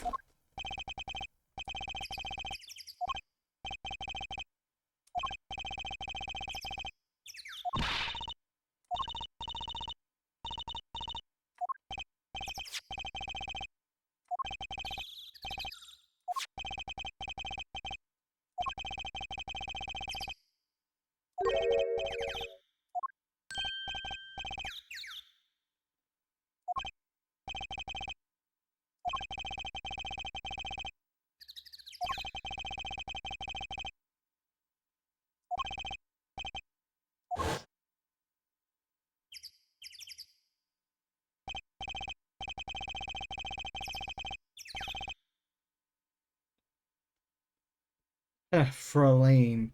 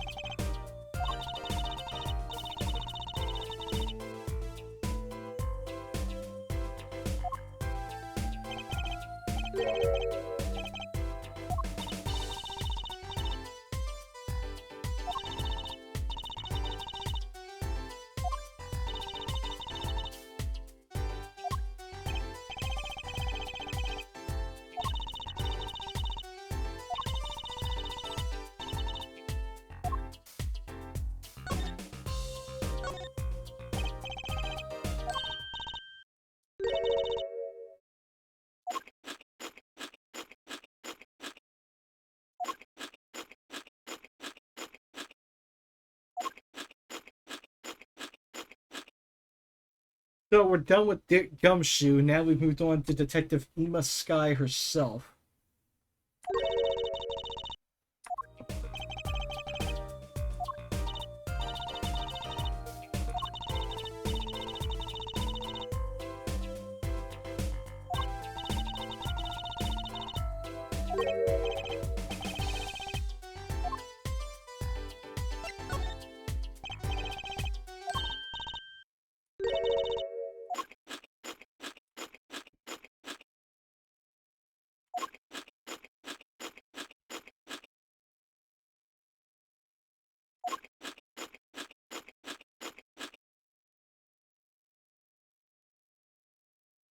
Michaela, help me out here.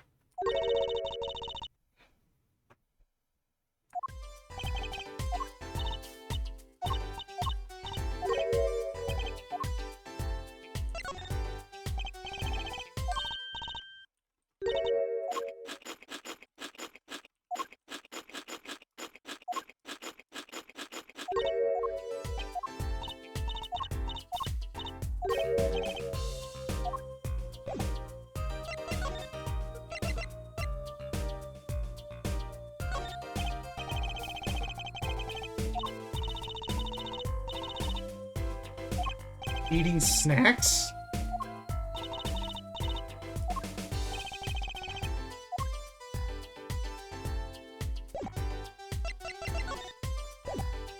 Fuck this, I'm just examining shit.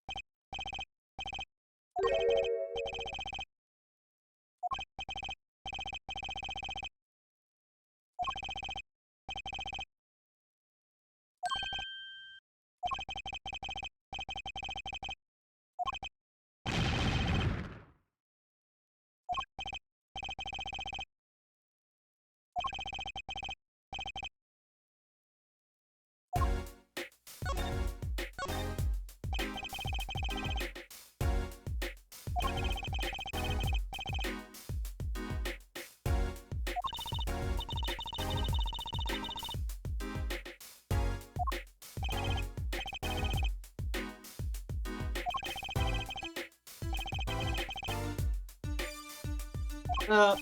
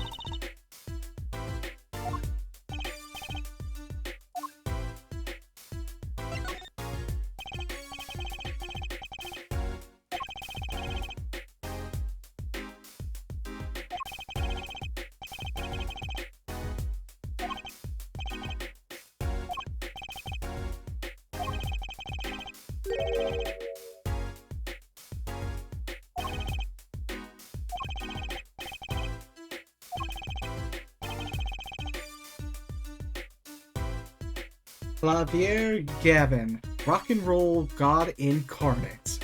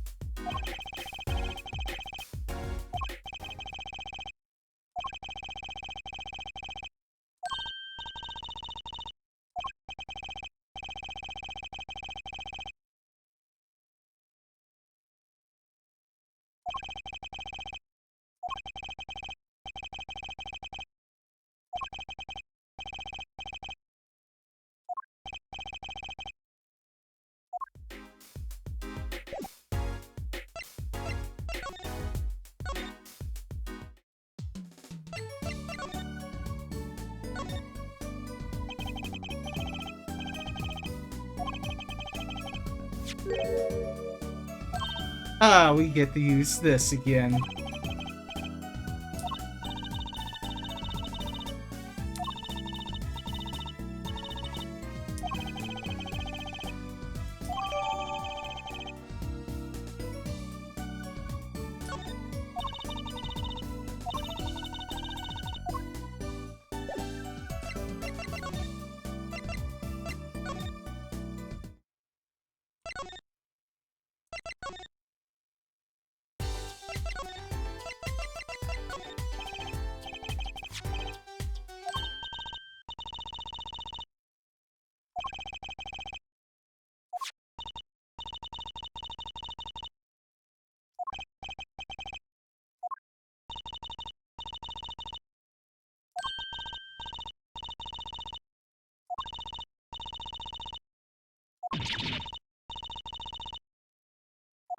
Even she's surprised. Like, what the fuck?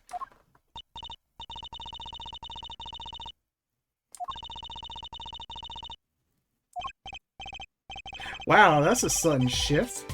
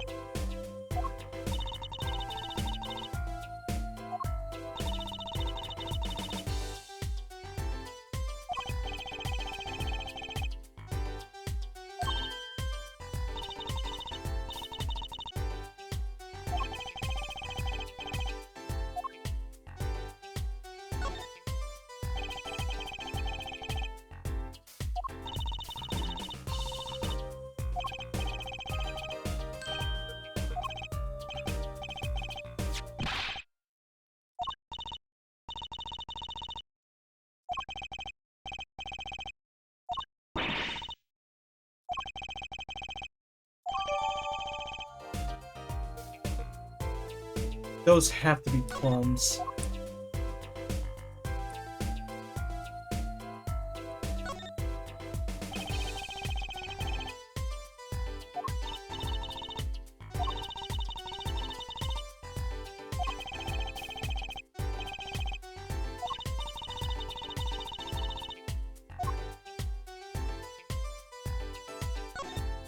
So we got a knife here, or some type of blade. Ah, a shiv.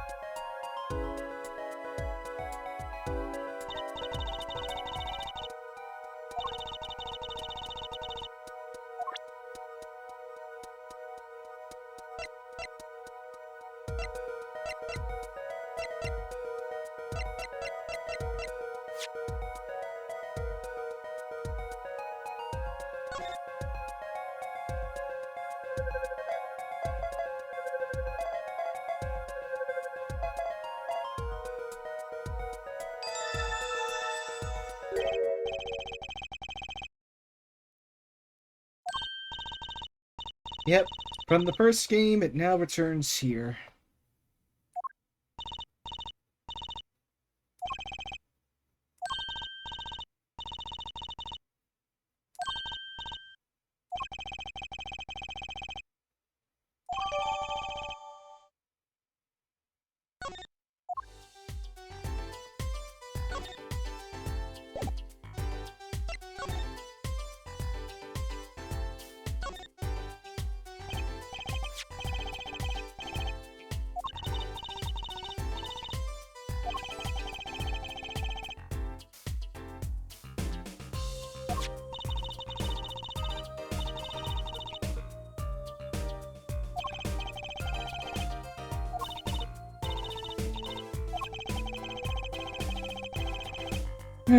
Yep, so we got the 3 original requests out of the way, now we got this, the main event.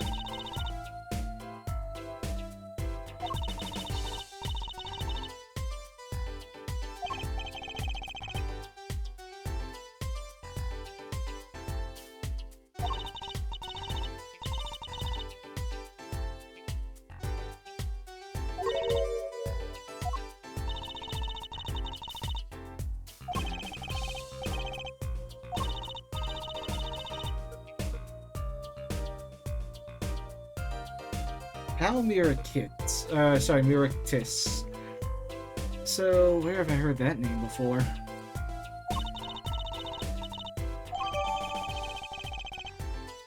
Time of death, June 14th after 10 p.m. Cause of death, single bullet to the right temple.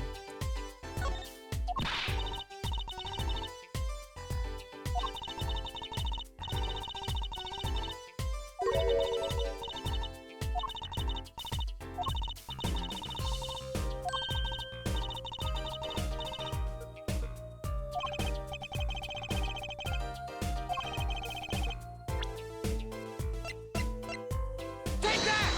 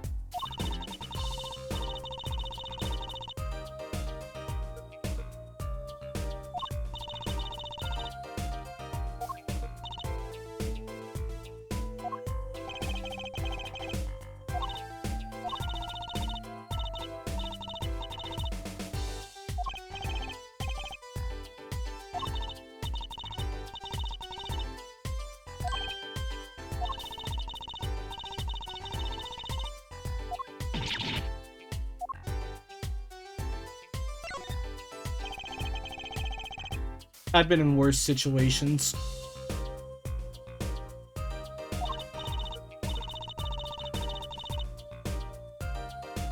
Oh no, not him.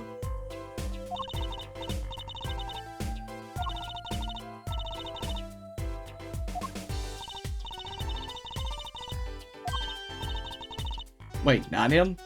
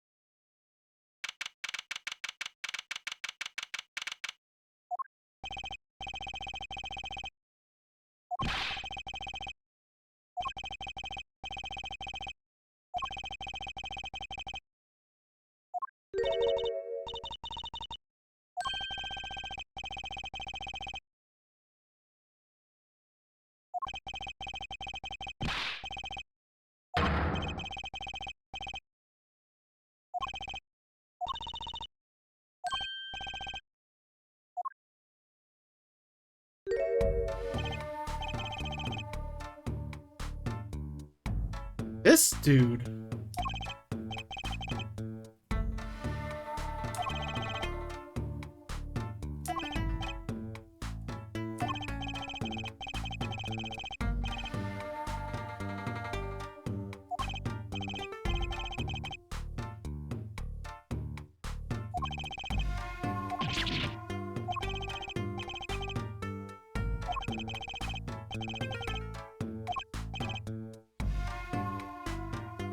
And you really should have nothing to worry about, and you really shouldn't need to be making threats like this. Or insinuations.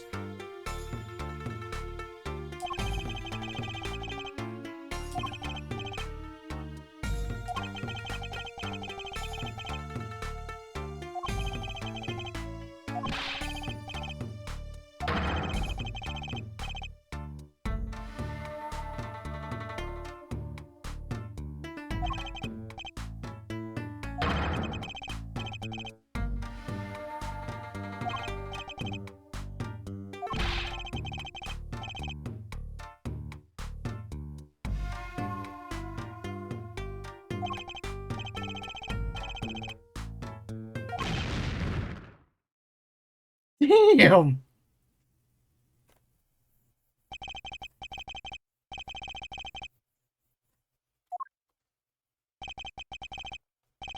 Forgive me if I have a hard time believing that.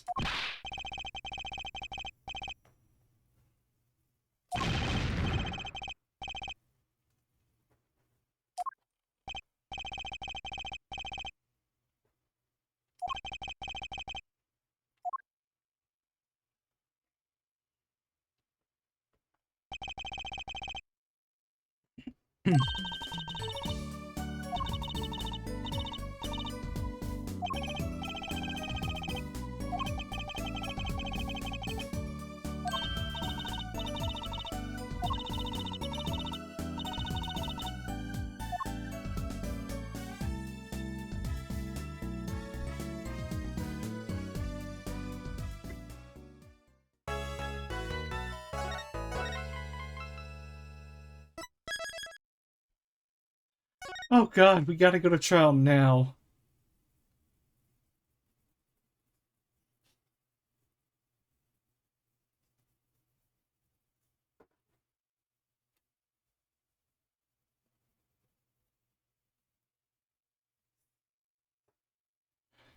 One second.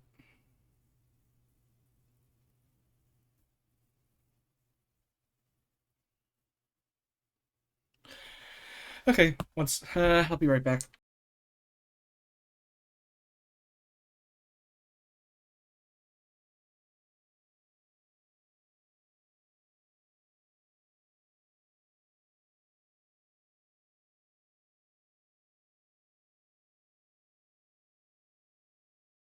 Okay, I'm back. So, I'm gonna give it till the end of the first trial day, and then I'm gonna stop. Here we go. Continue.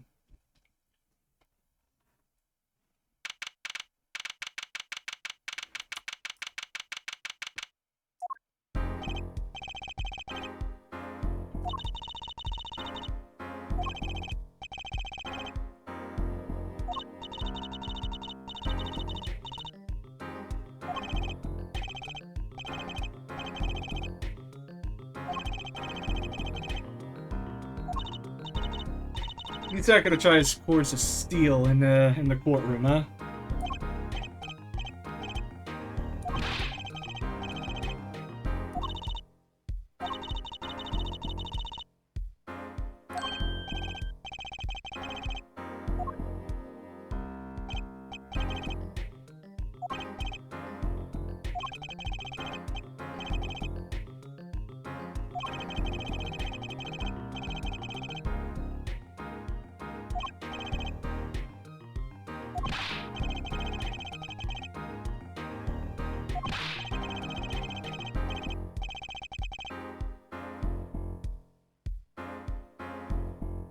You should listen to your father, Walkie. You need to shut your ass up.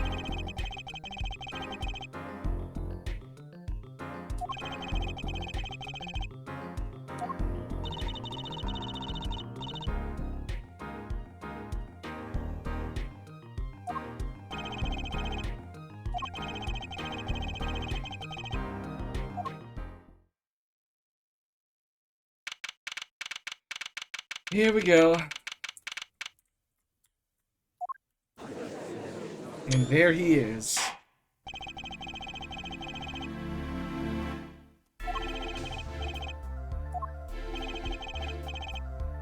Right, ready to rock and roll, Air Judge.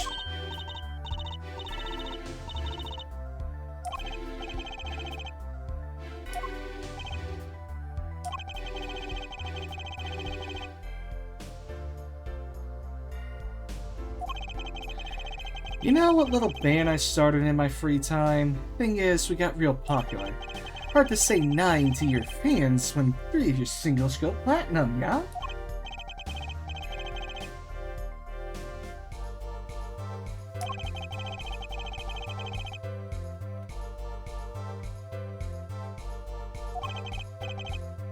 Right, that trial.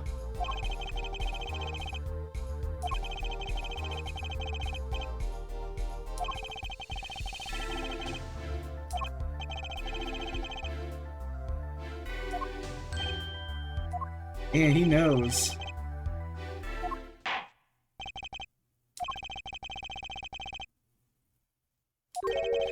Before that, I was thinking, is the air in this courtroom not a bit serious? That's no way to get the crowd jumping, Air Judge.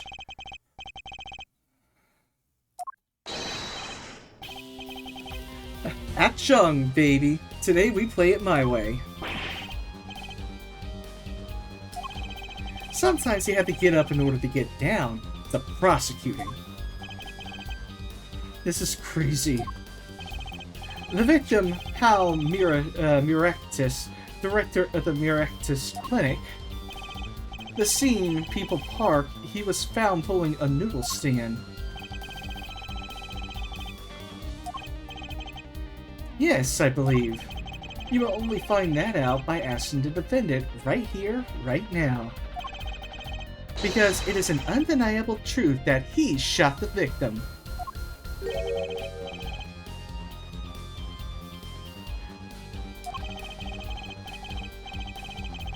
If you are to glare at anyone, Air Justice, glare at the punk in the defendant's chair. His crime was witnessed quite clearly, you see.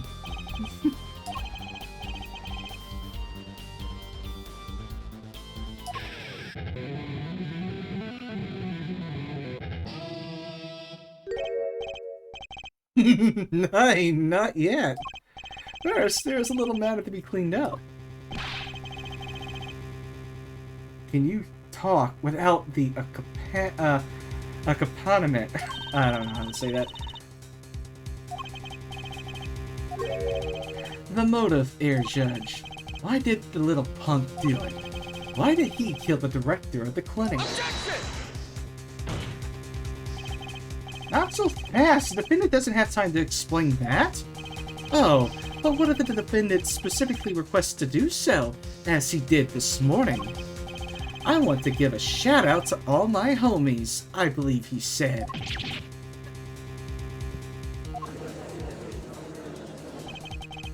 What is right? They always say that on stage you should hit the crowd with speed and ferocity. Sounds like he got you good, huh, Polly? Wow, we are already starting off with a fucking just right for the jugular, not even getting a chance to call the first witness.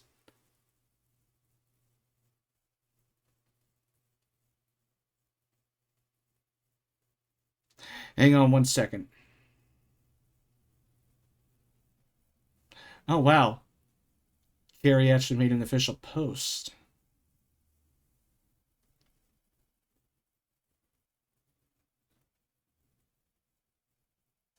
How interesting.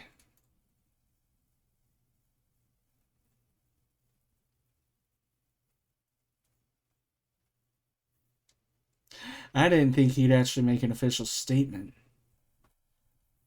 Alright, Mr. Davis. Keep up the good work. Alright, back to this.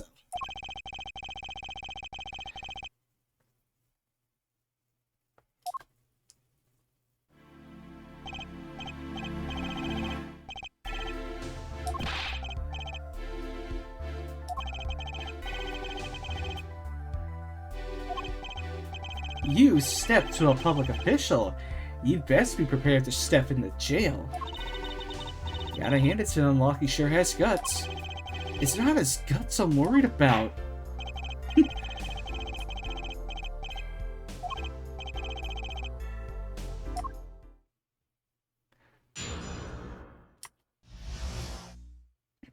Waki Kataki's truth. I'll tell you one thing, that doctor was a quacker. Someone had to show him what's what. I was in his clinic about half a year ago. He messed up my outfit with something bad. And then he just lets me go without a word. See you later, bye. So I gotta go in, get another doc to patch me up again. That was the day I done figured it out. No OG's gonna let that pass. That's why I went to his pad that night. You know what I'm saying?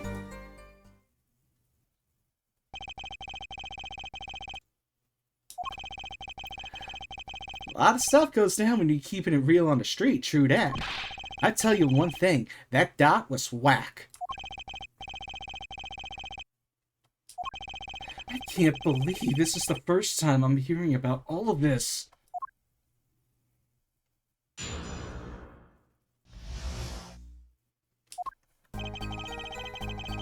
Hold it! First of all, the word you're looking for is quack. And isn't that a little harsh? He's your family doctor. Who asked you, pointy locks? Just who do you think you are? Your lawyer? Look, I ain't trying to hear that. He was a quacker, plain and simple. Hold it! By someone, you mean... Was there anyone with a score to settle with this doctor? Besides you, I mean. You better ask somebody else, Holmes. What do I care? I made up my own mind and did what had to be done, straight gangsta style. Yo, sit back and listen while I drop it, J-Man. This fucking dude. Hold it! So you were a patient at the Miractus clinic half a year ago. For what reason? What you might call a mark of honor. Can you explain precisely what was wrong? We had a little run-in with the rivals, or with the Rival A's family. That's when I pulled the jack move. and ran into an ambush. G busted a cap right in me. According to my sources, you couldn't stand the stress of waiting. And ran 15 minutes before the appointed time by yourself. Hey, I was more than a match for those guys. Apparently, he was shot in the heart. Shot in the heart and he's still alive? I can catch bullets between my teeth, but I never learned how to catch them with my heart. The bullet stopped just short of my thumper, you know what I'm saying? I would have been golden if it wasn't for that whack doc. Can't even take out a stupid bullet. So, as you say, the surgery was a failure. That ain't all of it, Holmes. Oh, this dude. Hold it! What do you mean he just let you go without a word? What do you think it means? It's whack, that's what. It sounds as though their doctor wishes to hide his mistake. This is why he let the defendant go. He's a liar, straight up. He's a better G than me. I can't keep the voice, like, I can't do a serious voice with them, I swear. Hold it! So this bullet is still, you know it, I can still feel it. Right there in my chest, pressing up against my heart. Your words are like a bullet shot straight into my heart. Or something to that effect. Incidentally, that's from one of our hit singles. Well, that sounds like a straightforward case of malpractice. Word, J-Man. Word, no accident, that's for shizzle.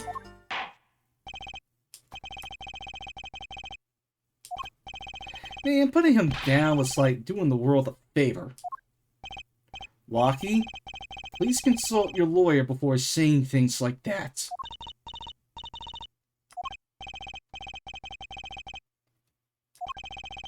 It was found during the family health checkup. That was the wackest thing of all. All us G's lining up, taking eye exams and all that. Better to die young and fade away, Bizoy. A relief to hear. Eh? What's a relief? Oh, did your father not tell you? That bullet you carry so close to your heart, if not attended to immediately, it could kill you. Yes, Air Doctor Emeritus had knowledge concerning this ticking time bomb in you. Knowledge that could have saved your life. Oh wait, that's whacked. There is proof. Your checkup report.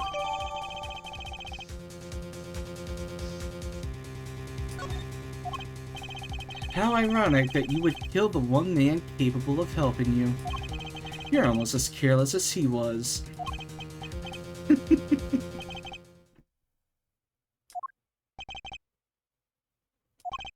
Well, now that the place is hopping, let's get this gig started. We've had enough of a warm-up act, yeah? Time to hear from the witness.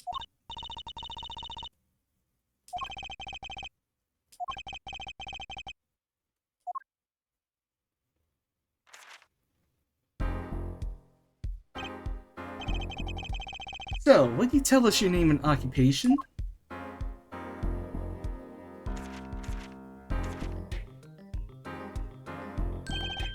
My name is Wesley Stickler. And for him to be at college, for wearing the graduation outfit, someone must be a fan of American Pie's band camp. By occupation, objection, narration, or narrative.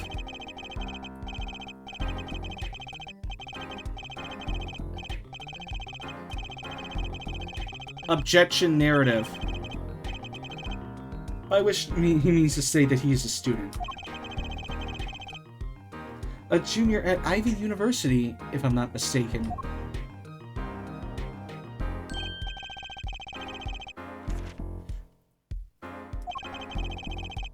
We're not... Oh, God. Oh, never mind. Air Stickler, please direct your curiosity to the case at hand today.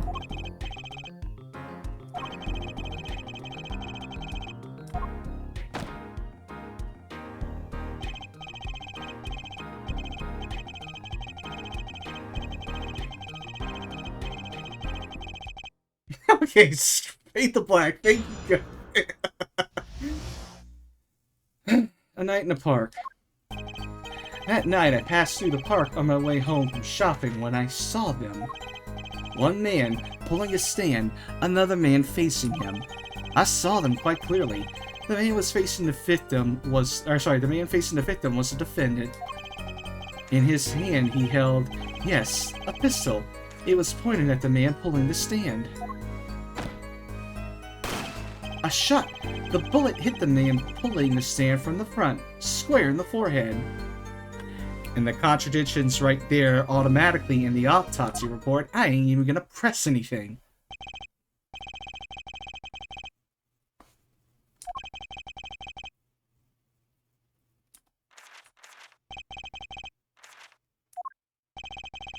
The pistol our witness refers to is this. Yep. Yeah, here we go.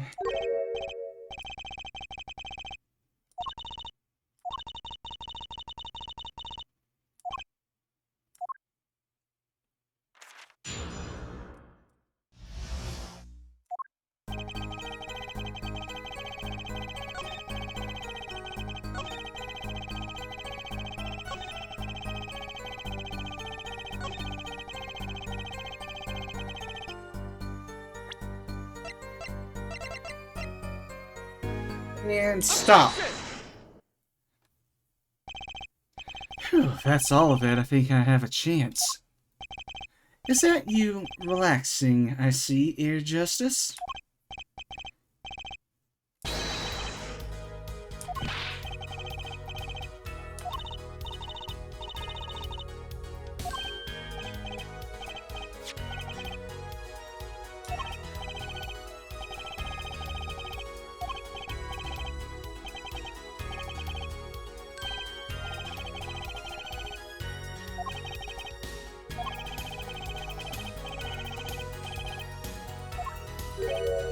Ah, I have already determined your angle of inquiry. Allow me to explain. It is quite simple.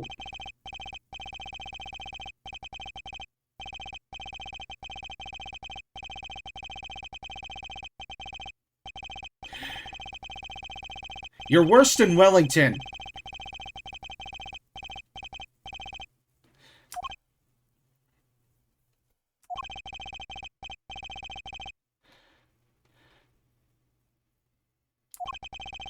This is the big time, and you are obsessed with something so small, you disappoint me. No, I'm not. I'm obsessed with something big.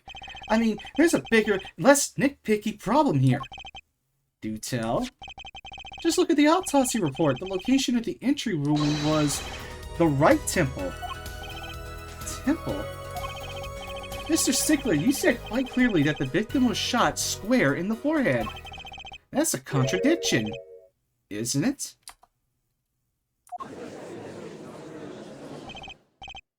It is, right? Finally! Objection! Air Justice! Oh, Air Justice. Yes? Your tactics are outdated, trying to shake the witness by objecting to trifles? Surely you haven't forgotten the fatal wound your master suffered 7 years ago? Phoenix Wright, was it? Look, I know the wound was in the wrong place according to his testimony. Hey, Air Forehead. Forehead? Let us imagine you are walking through the park. You see two men facing each other, one with a pistol trained on the other. What would you do, Air Forehead? Well, I guess I would try to stop them. I'd probably shout, "Stop!"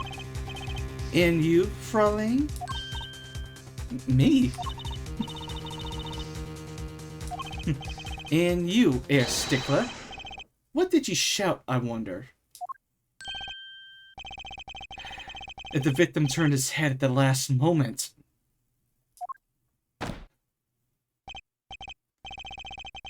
Ah, yes, thank you for jogging my memory.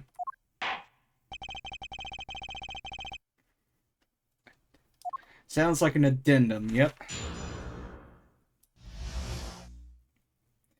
A night in the park. Gavin is pulling no punches as a prosecutor, this Clavier guy.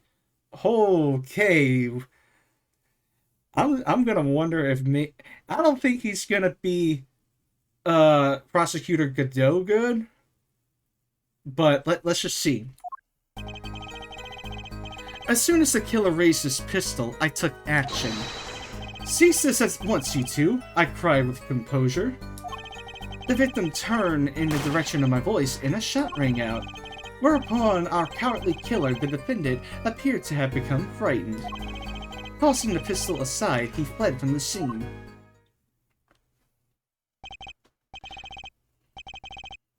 This is looking really bad. But at the same time, wouldn't this also catch the killer's attention?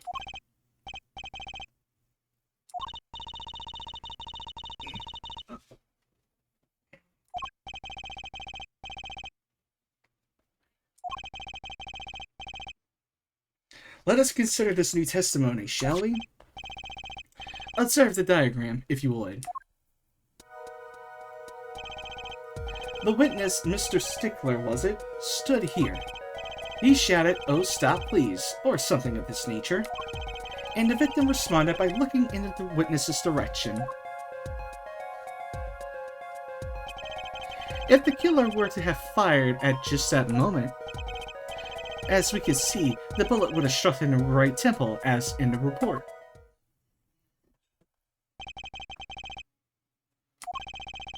Witness the power of a junior in Ivy University's Department of Science.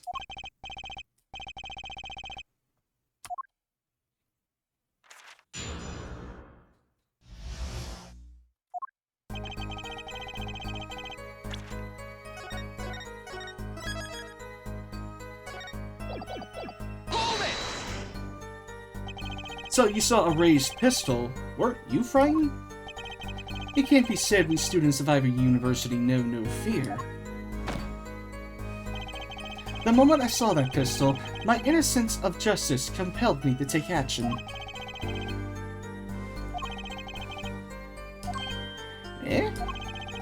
You certainly were lucky. If I were in the killer's shoes, I certainly wouldn't have left the witness behind.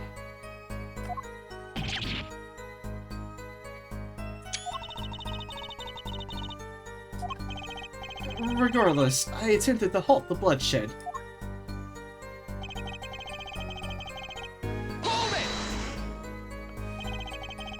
Are you sure both men were able to hear your voice?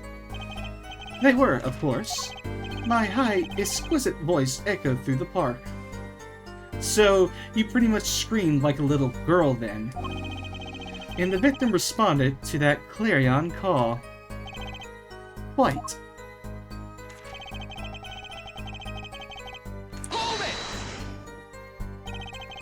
Did you hear the gunshot at the same time as the victim turned? Indeed, I would say about the same time to be precise. And the victim didn't ask you for help. It can be said that he didn't have time to ask. He didn't even have time to take a single step.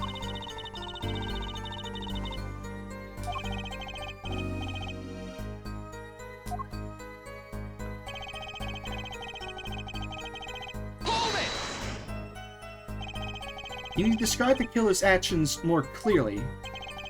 He seemed quite surprised, especially considering it was he who did the deed. As we can see, human psychology is a tangled web indeed. He simply couldn't believe what he had done. He shot, he panicked. A common tale, but true. Unfortunately, before I could take further action...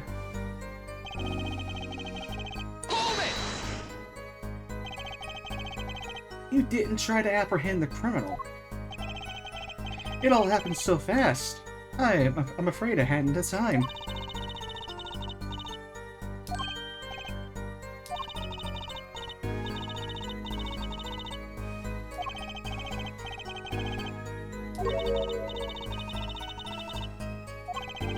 Find something. Find what?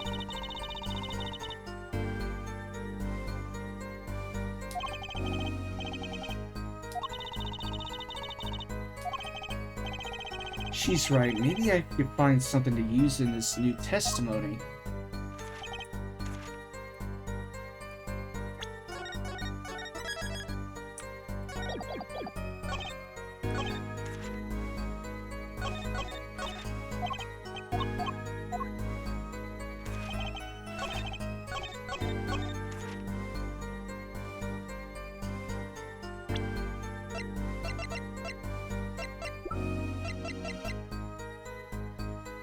Fingerprints were white.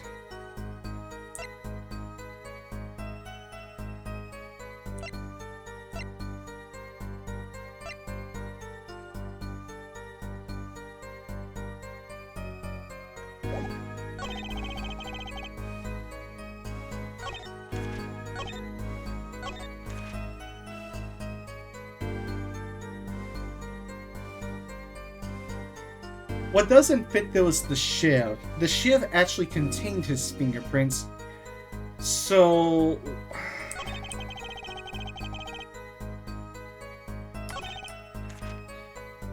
How come the fingerprints are white from the gun?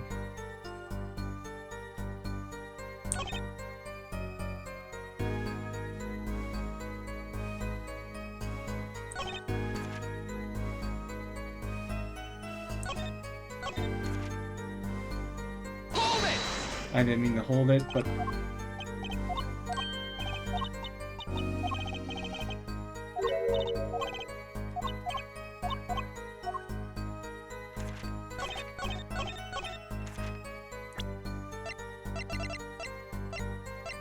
The only thing that would make sense here, again, with the direct contradiction, would be the knife, because it actually contains Waki's prints. It's at the scene of the crime. So the real question becomes, did he actually had the pistol at the time of the crime? Or was he holding the pistol? Well, the fingerprints are white, so we really can't say for sure.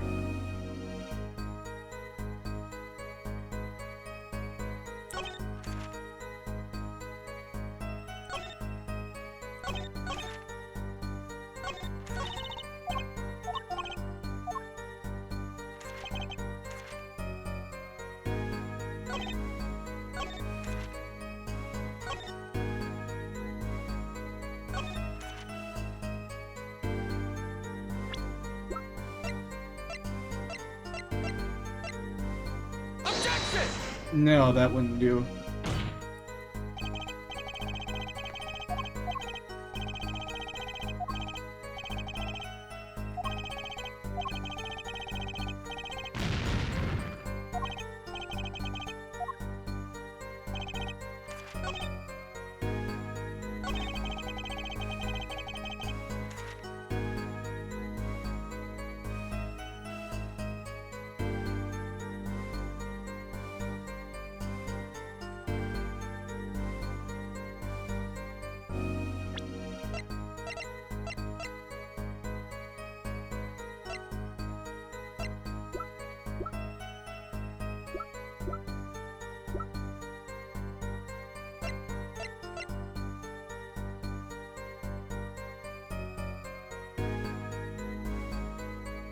Why am I gonna... Why...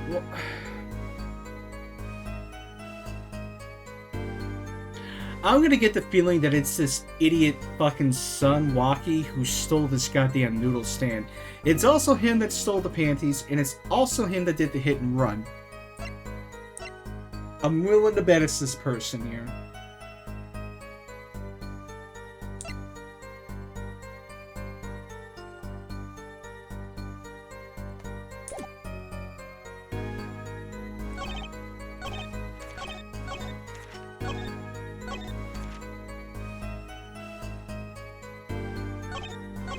The other thing, too, that I just saw in the pistol's description was that 2 shots are fired.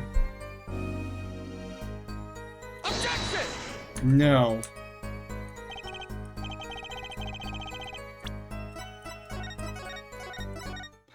I'm not gonna keep wasting any more time.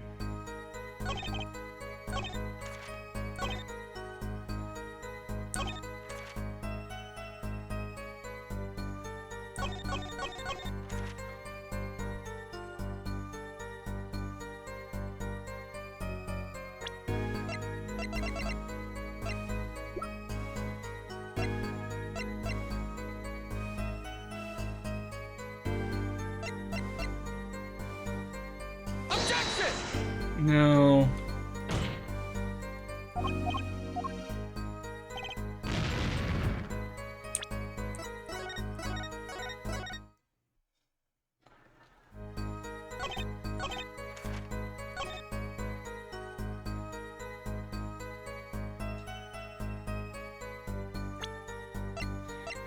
And again, can't present profiles either, so...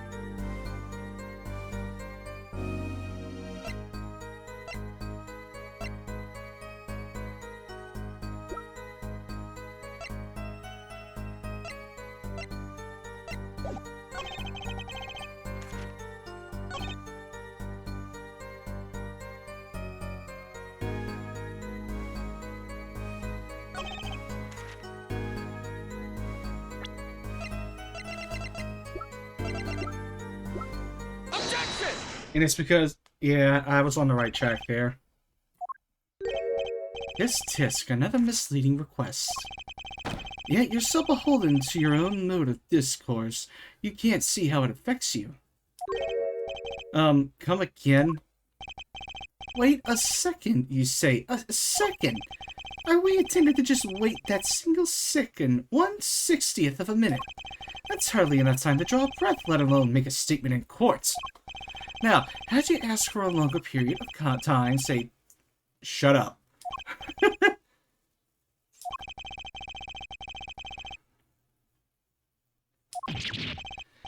No, here, just look at the pistol. It doesn't have a single fingerprint on it. Ah, a common ploy, made all the more common, I fear, by the prevalence of television. Criminals these days are loath to leave fingerprints. Wait, but you said the killer tossed the gun and ran. That's right. Yep. Ah, the little girl sticking it to the university student. There's a song in there. Then let's think like adults, shall we, Fraulein? What if the killer, the defendant, was wearing gloves?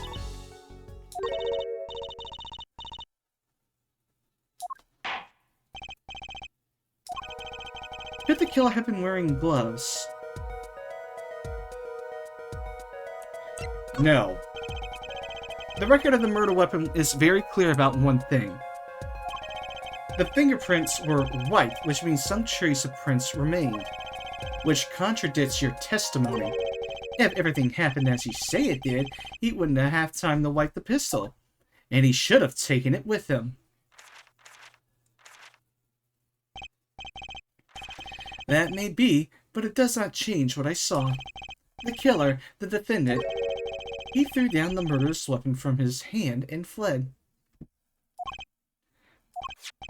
And this pistol was found at the scene of the crime, strongly suggesting that this was the weapon he disposed of. That sounds solid to me. Well, Air Forehead, any of your precious objections?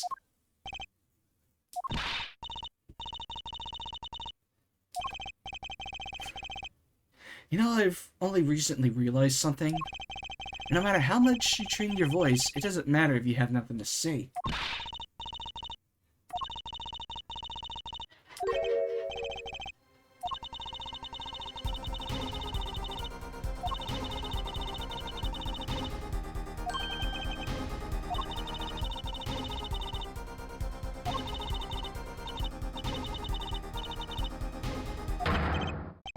Well, it could be said that I'm quite offended. While it is indeed true that once in my youth I wrote a love letter... Okay, we're not doing this again.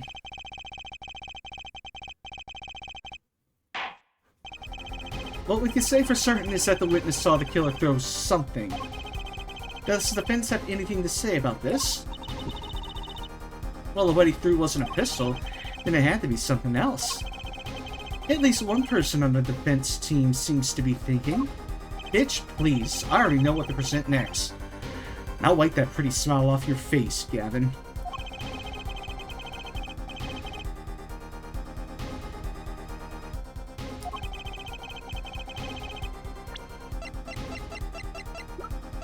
Take that!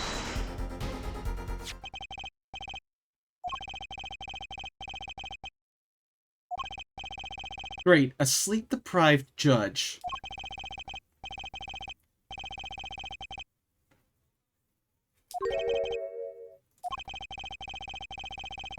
This single piece of evidence proves two important things. One, that the defendant threw down wasn't a pistol. Two, that the defendant was not wearing gloves. Oh, Air Forehead? You're forgetting two other things you've just proven. Huh? One, that the man the witness saw was the defendant, Mr. Wakikataki. Two, that the defendant was holding a knife with the intent on harming the victim. Oh. Ugh. Never underestimated Gavin is the lesson here.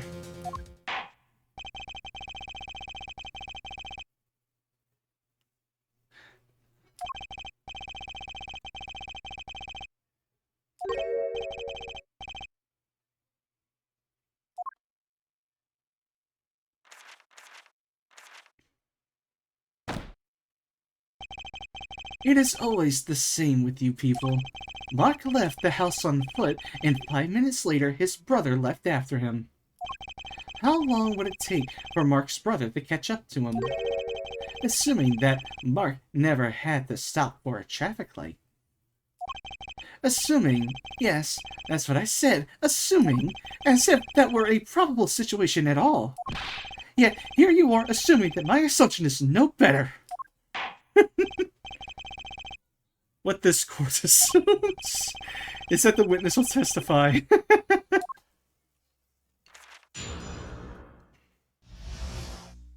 From shot to call. I could not prevent the killer from leaving the scene, nor could I simply leave the scene in good conscience. Ergo, I used my cell phone to call the police. Until the police arrived at the scene 10 minutes later, I saw no one else. Why didn't you chase the killer? He was, as you say, a killer. Of course, I could have run him down. Yet, what would he done when cornered? Sadly, it takes more than an aptitude for solving quadratic equations to know that. Did the testimony earlier not prove the defendant's presence at the scene? And do we not also now know that there was no one else there? It seems clear that we have our killer. Does it not? I better find a way to take this testimony down quick.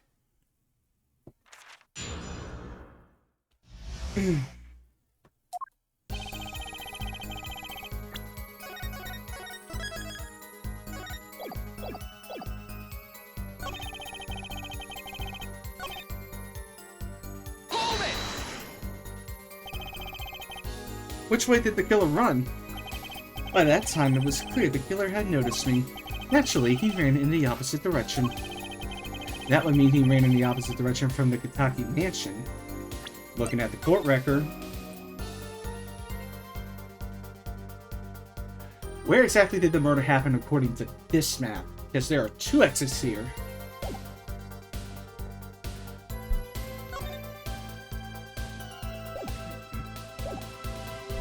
That would mean he ran in the opposite direction from the Kitaki mansion. Akchong, don't even think about pointing out that he was going away from his home. All he had to do was loop back once he was out of sight.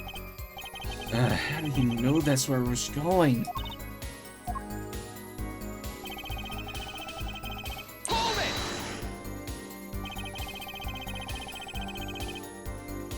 You were certainly composed for someone who had just witnessed a killing. If one is to devote one's life to the pursuit of science, one must never flinch at the sight of a little blood, nor be so moved by a chemical discovery that one drops one's flask upon the lab room floor. Ooh, cool answer. Very cool. So, nothing strange about how he acted. Trucy looks like she has something to say. Hold it! Wasn't your first thought to call an ambulance? It can be said that I have dabbled in medicine. The injury I witnessed, namely a single shot to the head, tends to result in death. Ergo, there was no need for me to call an ambulance. Oh, a perfect syllogism. A proof in 3 parts. Exquisite, simply exquisite. He actually looks like he's going to cry.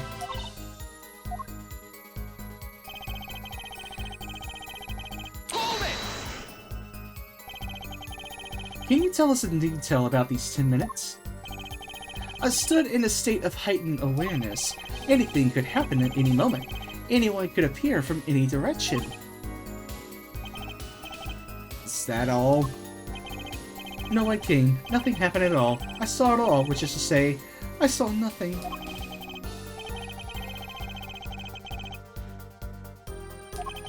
So he just stood there, watching! Not much to go on here.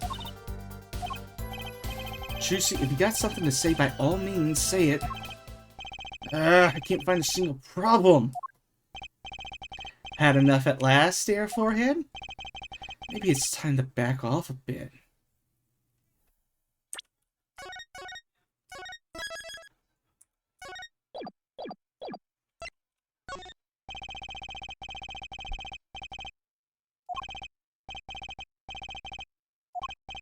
I'll let him play attorney until he's satisfied, I say. I will amuse myself by composing my next smash hit in my head.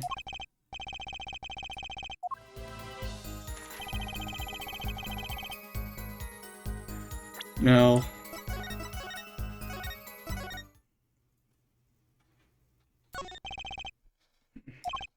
Trucy's gonna fucking butt in.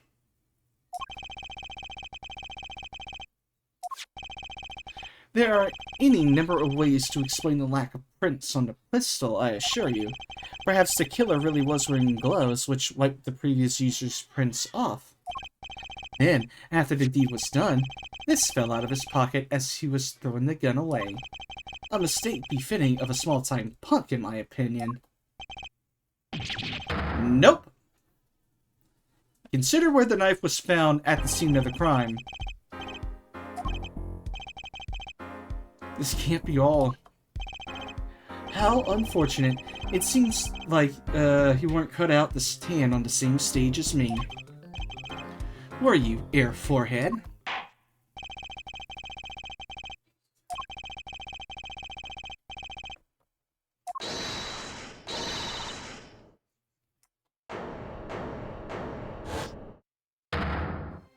Whoa, what the fuck?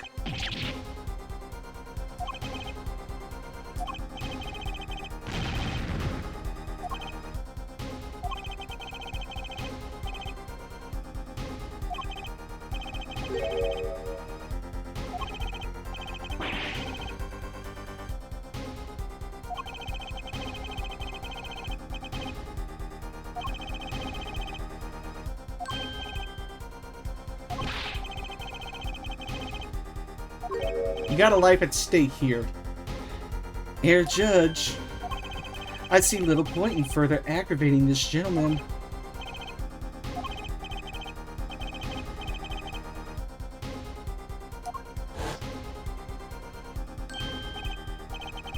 How did he disappear so fast?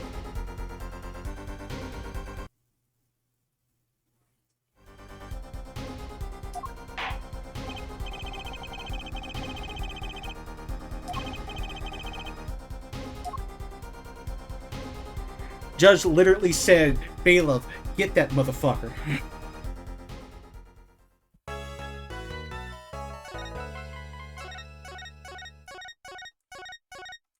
Oh, I can't use the fucking arrow keys. That sucks.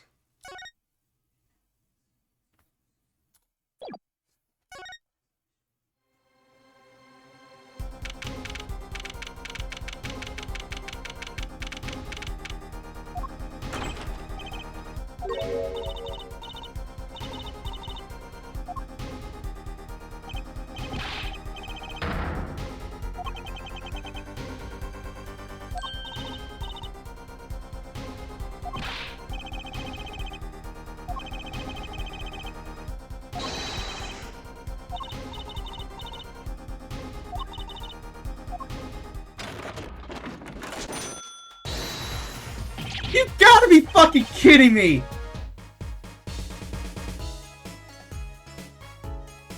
I knew Trucy was gonna go over the edge, but I didn't think it'd be like this. What the fuck?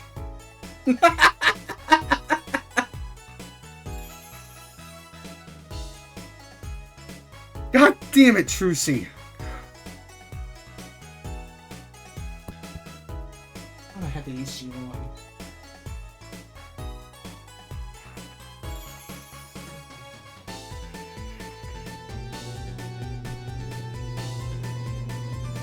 Never do this shit again.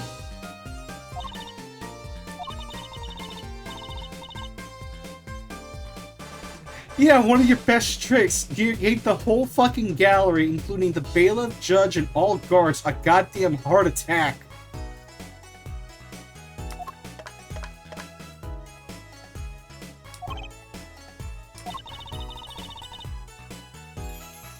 He's gonna be an even bigger hit in the court record.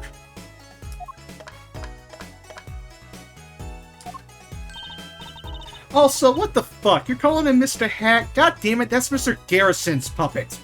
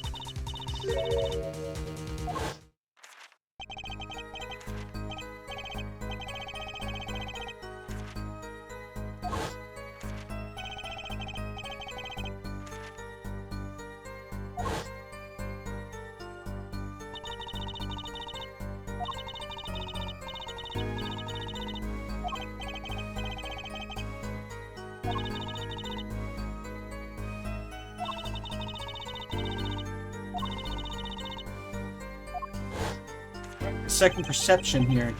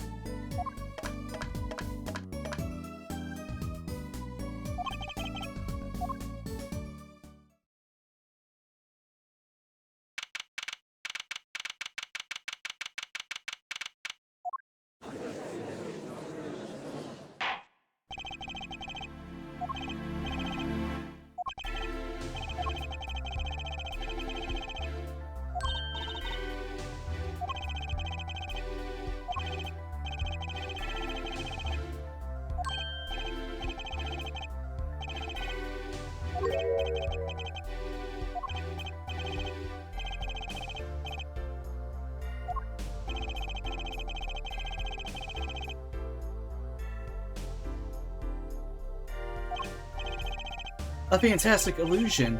Now do you see it? Now you don't. Am I right?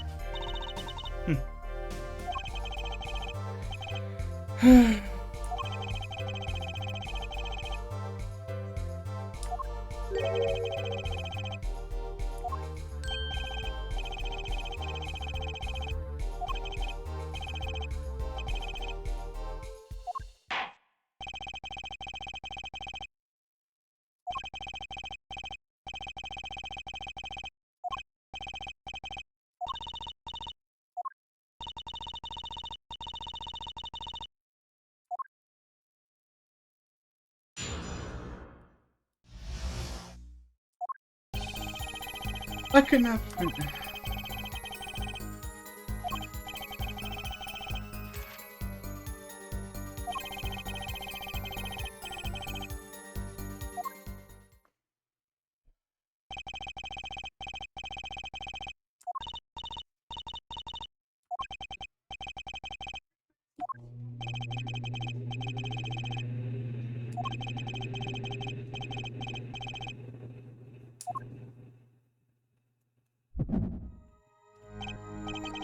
What's this? My bracelet.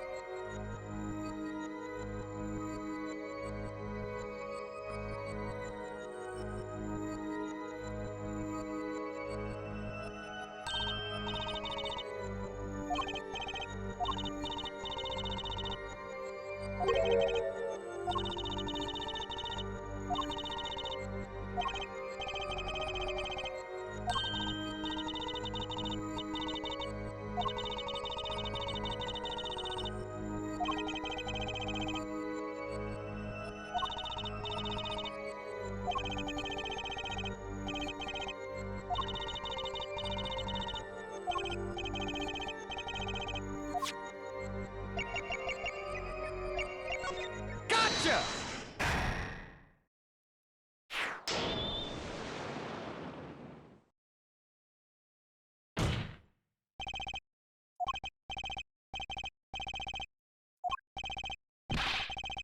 I'm gonna have to be ready during these presses here. All this banging of desks is quite bad for my circulation, you know.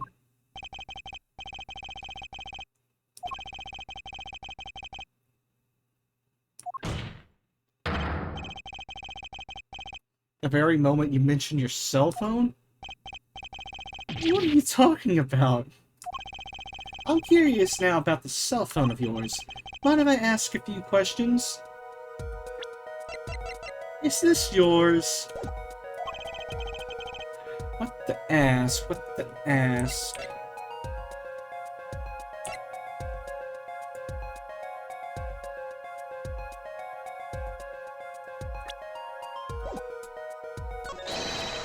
Mr. Strickler, please show me your cell phone. Why? Whatever for? Show me and you'll find out. Well, I can't. I don't have it, you see. You don't have it. Mr. Stickler, is this your cell phone? Yo! Where did you get that? Yep. So, it was this clueless motherfucker doing a hit and run. I'm willing to bet.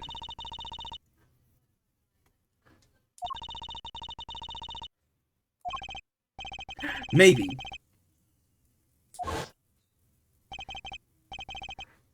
How strange, Mr. Stickler.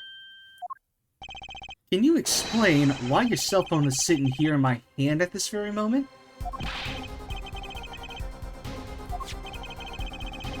This cell phone was found yesterday in the Miratitz clinic garage. Yep, I'm just not even gonna say that name. That's impossible. Mr. Stickler, you lied to the court, didn't you? If your cell phone is here, how could you have called the police?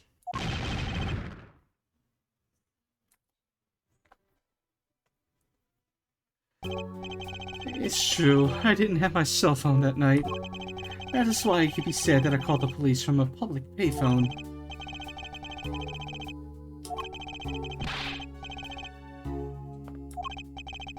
Well, to indicate it with a startlingly high degree of accuracy, it was right around here. That's quite a ways from the park. Yep. There could be only one reason. He didn't want the court to know he had lost his cell phone, because it was found in the victim's garage. What are you saying? Mr. Stickler, you broke into the clinic garage on the night of the murder. This cell phone tells all. Pressing pursuit. That's ridiculous. That makes it sound like I snuck into this fella's garage to commit some crime. As though I were trying to kill him. Well, yes, but no. This line of questioning has to be against the rules. Yes, it's true. I lost my cell phone. But you can't prove that I lost it that night.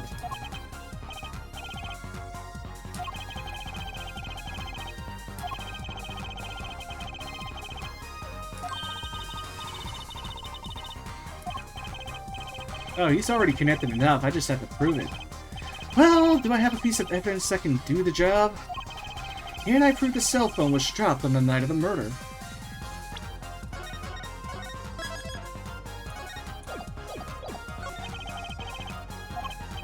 Oh, I like your swagger, Air Forehead. Hit it.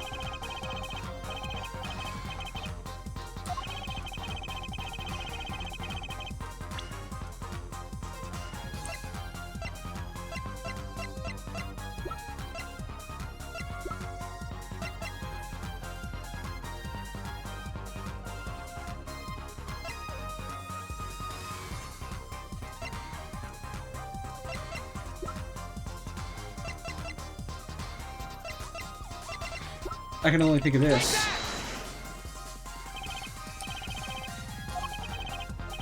As it so happens, the doctor's car was in an accident that took place the night of the murder. An accident? An accident. It happened a little after 9 p.m., just outside People Park, our murder scene. His car hit a pedestrian. What are you trying to say? From the absence of a mirror, it's clear that the car was parked after the accident, which means it was parked there after 9 p.m. on the night of the murder. If your cell phone had been dropped before the car was parked in the garage, then it would have been crushed. After all, it was lying on the ground right under the wheel. Ergo, Mr. Stickler, the only time you could have dropped this in that garage was after 9 p.m. the night of the murder in the park.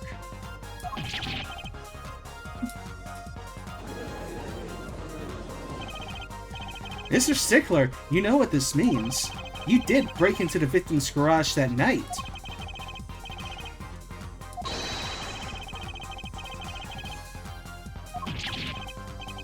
No, stop! This is too much! This can't be happening! Prosecutor, say something! I suppose it is worth saying this.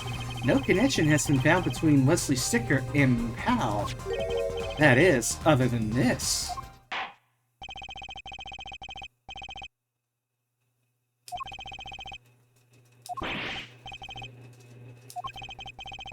I know that face. That's the face of guilt.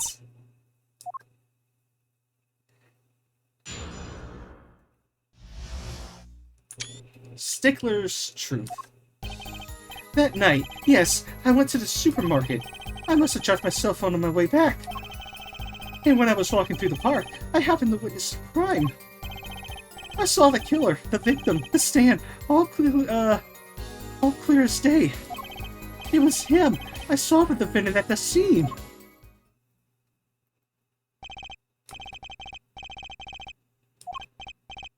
Yes, well, as you can see, my model of cell phone has a defect. It is given to rolling. It's quite a pain when I drop it all on the side of the road, you know.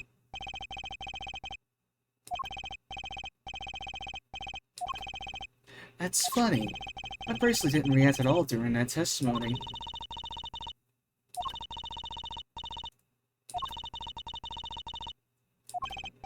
Alright, no problem. I hope. Here comes justice.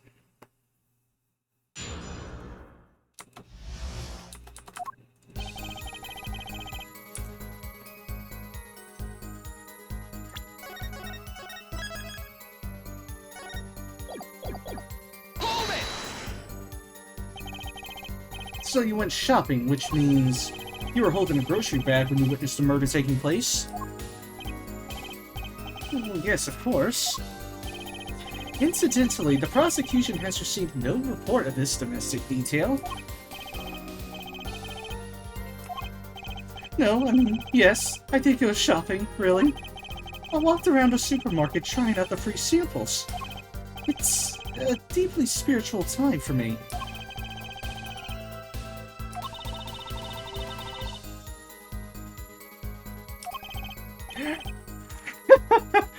Some people, maybe. In any case, that night, I sampled to my heart's content and was on my way back home, yes. I must have dropped my cell phone on my way back. Hold it! That's when you passed in front of the clinic.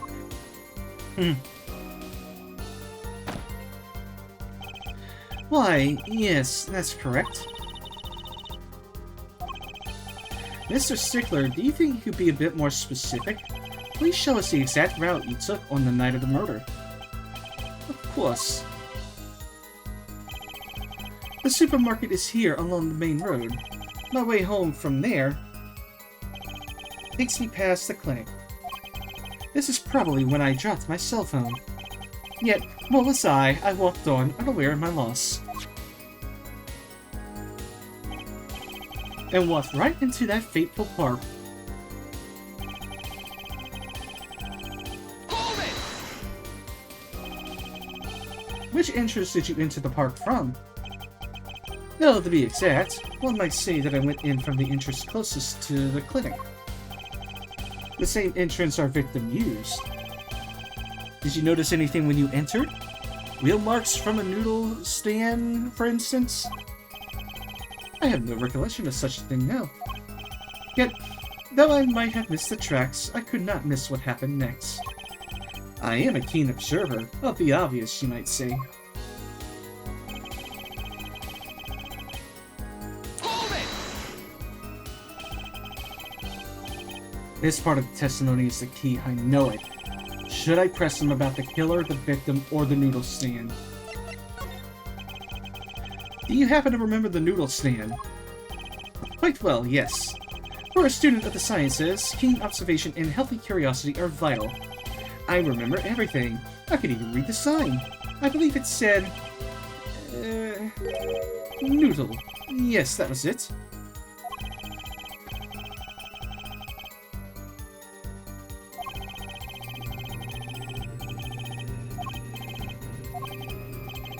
What about that sign? What could be important? Well, for one, a fucking noodle stand would be one thing of clear note for a goddamn murder scene.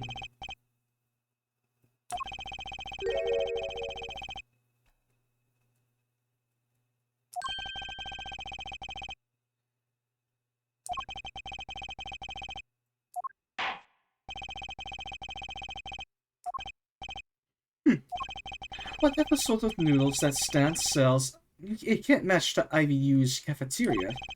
Some apply to the school merely for a taste of our smart noodles. I wouldn't mind a taste of that myself.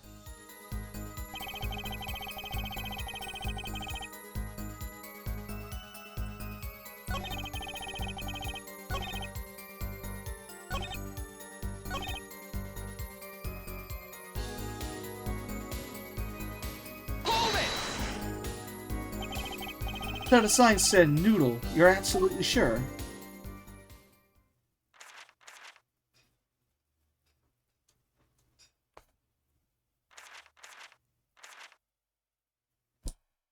Say something.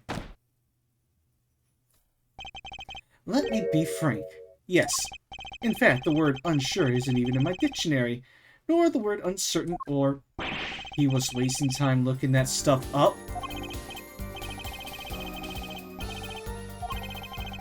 Tells me a lot more than that, actually.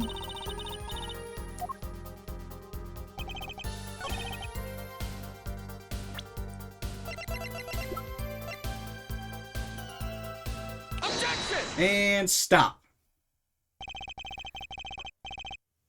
And you're absolutely sure the sign read noodle. Why, just last week my professor offered me this praise. At least you have a good eyesight, Stickler. I'll give you that. Oh my god, you're related to Wellington! You have to be a direct relative of Wellington. You are one legally blind motherfucker. I see. What? Why are you looking at me like that? Is that pity I see in your eyes? Let's take a look at our map, shall we? So, you're claiming that when you saw the sign, you were standing here, was it? Although, it would have been a bit hard to read the sign from this spot. You think so? Mr. Stickler, I'd like you to please take another look at the stand, and to carefully read what the sign says. See, the sign actually states the name of the stand's owner, L. Dunes. Inconceivable! I'm certain it was definitely Noodle for sure. Positive. I'm afraid your professor was wrong about that eyesight. I wouldn't be so quick to jump to that conclusion. The sign he saw changes everything. The witness says the sign said Noodle.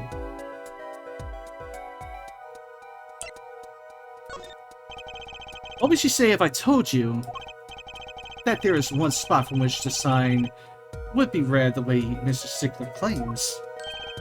What? Mr. Justice, show us the spots. Witness actually viewed the stand from this location.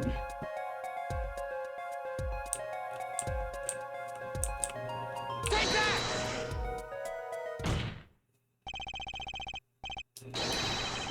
On the opposite side.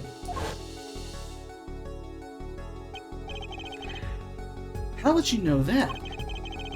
When viewed from the south, the sign on the stand reads L. Dunes, as we know. However, observe the other side of the stand. Exactly. The name of the stand is split between the front and back signs. Mr. Stickler, you lied to the court. You witnessed the crime from the northern side of the park, not the south. You got me. Objection! So what? So what? What does it matter if you saw the killing from the north or south side? It makes no difference at all. He's right. Travel far enough to the south and you will end up going north. Viewed on the global scale, directions are utterly without meaning. Actually, maybe he's right. What does it change? It does. It actually does.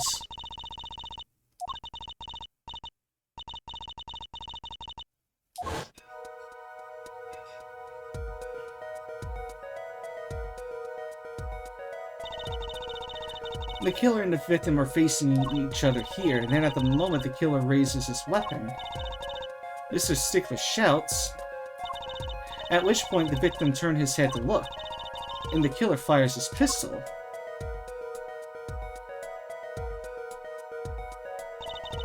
That's why the bullet hit him in the right temple. No contradictions, right? Right, but if Mr. Stickler was standing on the north side of the park, that reverses the whole scenario, which means he should have been hit from his left temple, if everything matches up.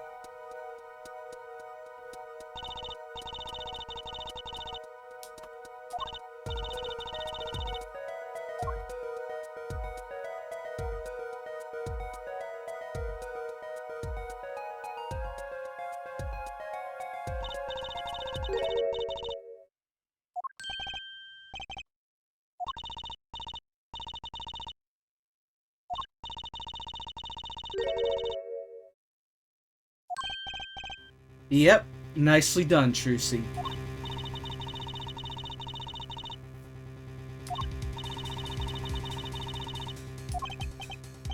Indeed, you are absolutely correct, Fraulein.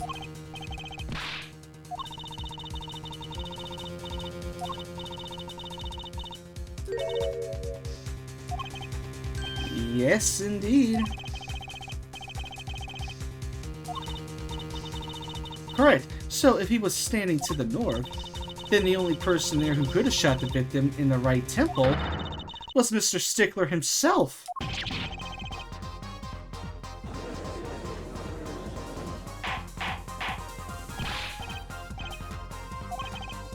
Wow, the apple didn't fall far from the tree. She flipped this whole case on its head while I was still figuring it out. Objection! Clarify one point to me if you would, Air Forehead. What now? Are you truly accusing this college student of murder? Well, it wouldn't be the first time. Well, I can't say he exactly looks innocent, but something still doesn't feel right. I just can't picture him as the real killer. No, please, looks aside, I'm really a nice guy. All my friends say so.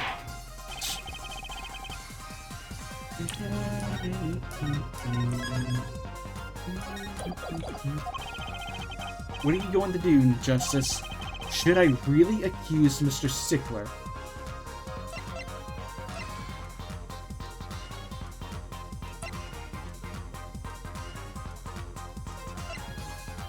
Let's try this. I don't think Wesley Stickler is a killer, but he's not innocent either.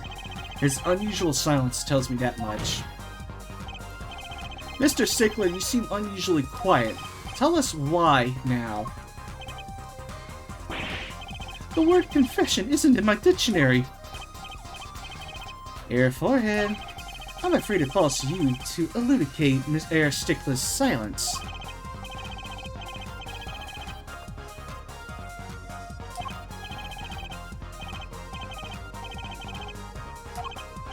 Yeah, I know he's guilty of something, but what crime other than murder is there? Do I have evidence that shows his involvement in some other crime?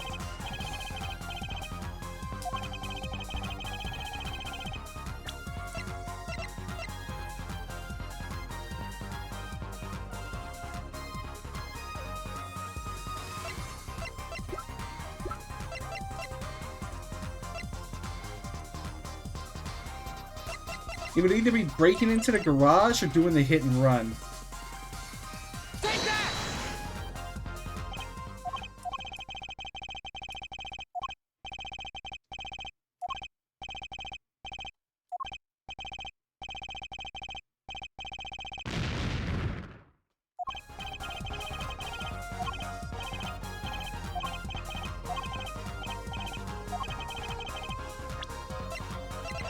Take that!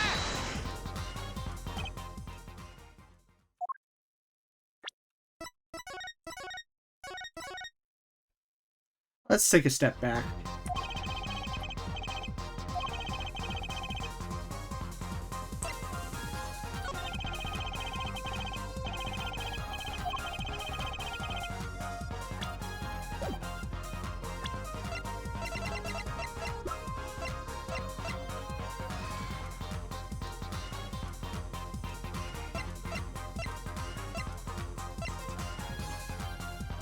Oh god, no, it was him.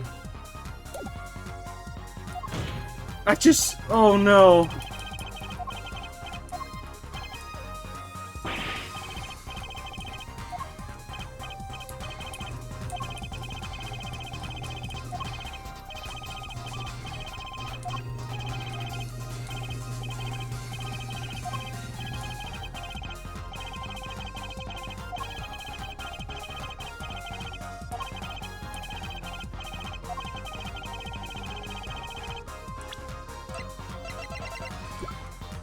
Take that!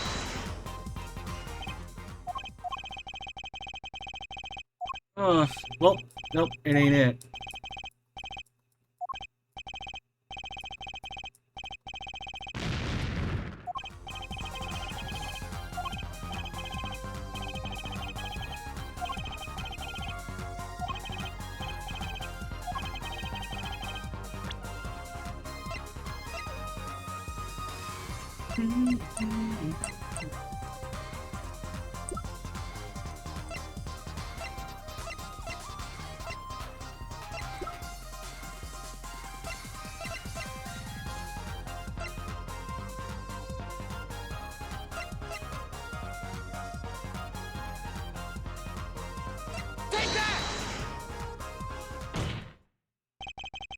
The evidence is this. Okay, I had the right idea, but it wasn't the other one, which was clearly in the fucking trash can. It's Trucy's. Really? Could both of them have been right, please? Game design. I had the right idea! Dude!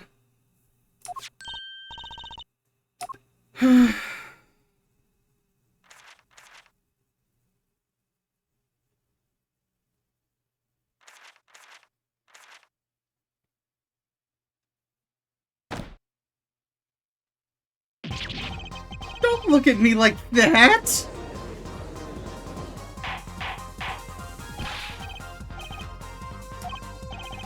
Mr. Well, I can't say this comes as a shock. It's not what it seems. Okay. On the night of the murder, just past 9 p.m., a young girl catches a panty snatcher red-handed. Bravely, she gives chase, but the snatcher flees and hides himself in no other place than the clinic's garage. Incidentally, these panties were found in the exhaust pipe of the car there. Presumably, he was trying to hide the evidence of his crime. Ergo, while you may not be a murderer, you are guilty of panty snatching in the first degree. Please, hear me out, it's not what it looks like!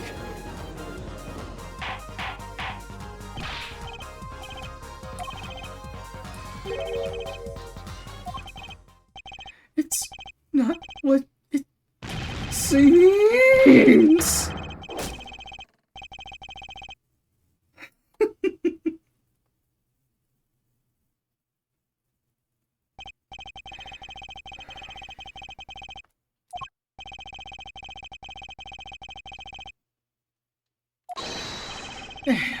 Perhaps you are not aware that my school's name was originally written IV.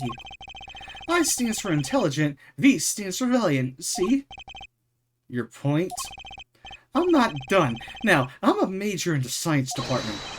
And what does science teach if not curiosity? Yes, we at the IVU science department are valiantly curious. No challenge is too daunting, and what greater challenge is that? Okay, fuck that. Come on, you're talking about a girl's panties here! No, you do not understand. A mystery is the unknown, and the unknown is unacceptable. And, my friends, when it comes to mysteries, those panties are the promised land. I cannot believe I just said that. From the moment I first laid eyes on them, I was compelled to investigate for science. A full-size car tire was only the first mystery those panties revealed. A tire? Yes, I saw her do it. She pulled the tire out of those panties. But that's not all. First there was that tire, then a stew pot, then a frozen chicken. One mystery after another. It was magic.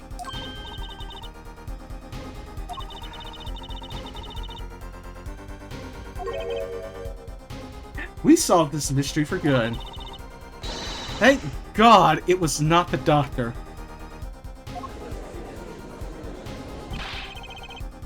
I just don't understand. A broom from a pair of panties? It mocks the very laws of physics. Oh, this poor fucking soul.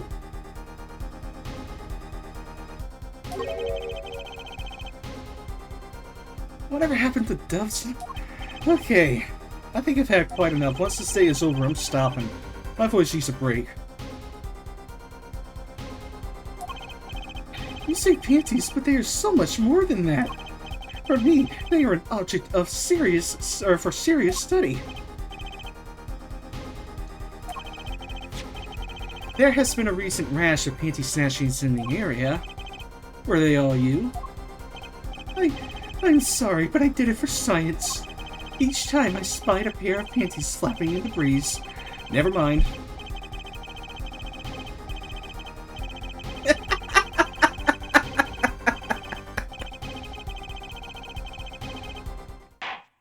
We're done. Please tell me we're done. Ah, you refer to our witness's other lie, yes? The witness claimed he saw the crime from the south, but was in fact in the north. In...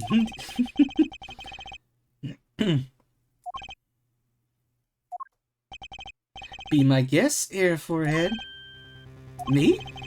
Did I not hear you correctly? Did you not say you do not accuse the witness of murder? Why then did the witness lie about his location at the time of the shooting? Or have you no idea?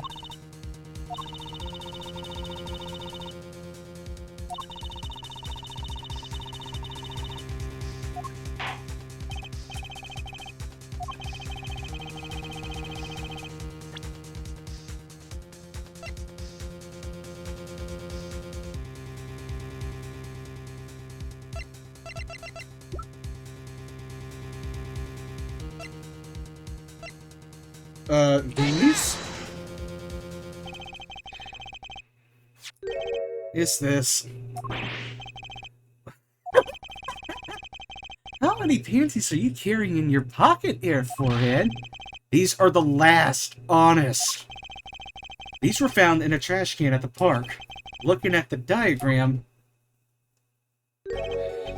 we can see that the trash can was right next to him where the witness stood.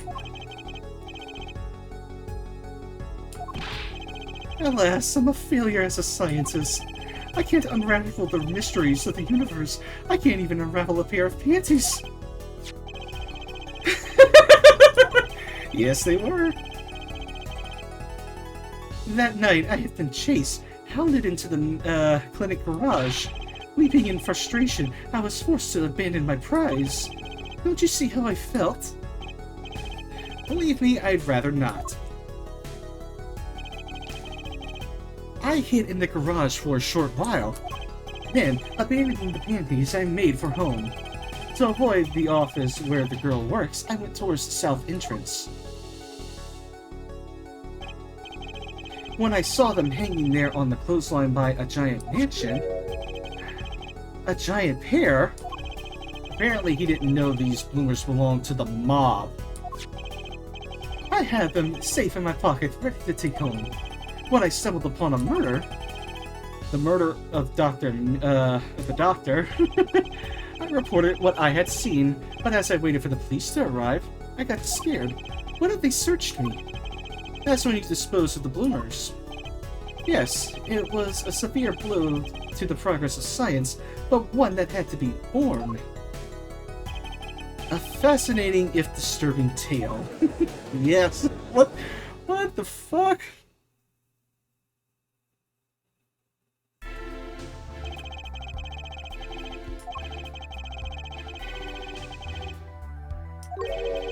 One last thing if I might. Regardless of where we ended today, some vital points were made.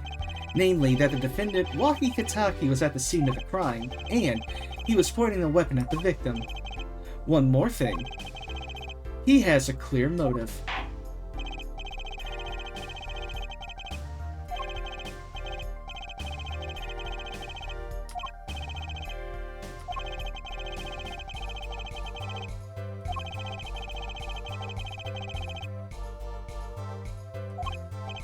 Yeah, baby.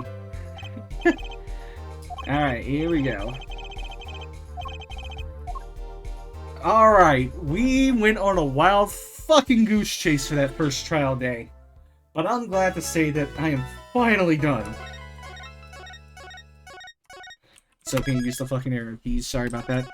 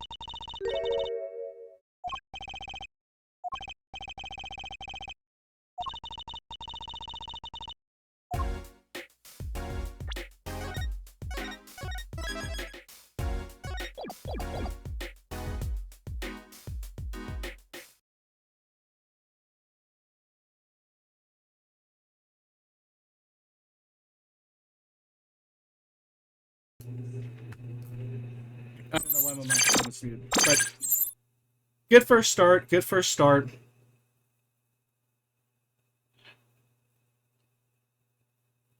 So it was fine. All right, kind of slight annoyance, but really nothing to be overly frustrated about. I'm glad I got through this day. I can't wait to continue more about it tomorrow. And I'm definitely looking forward to how the rest of the game will go. With that being said, though, I am done. Y'all have a good one. I'll see y'all tomorrow.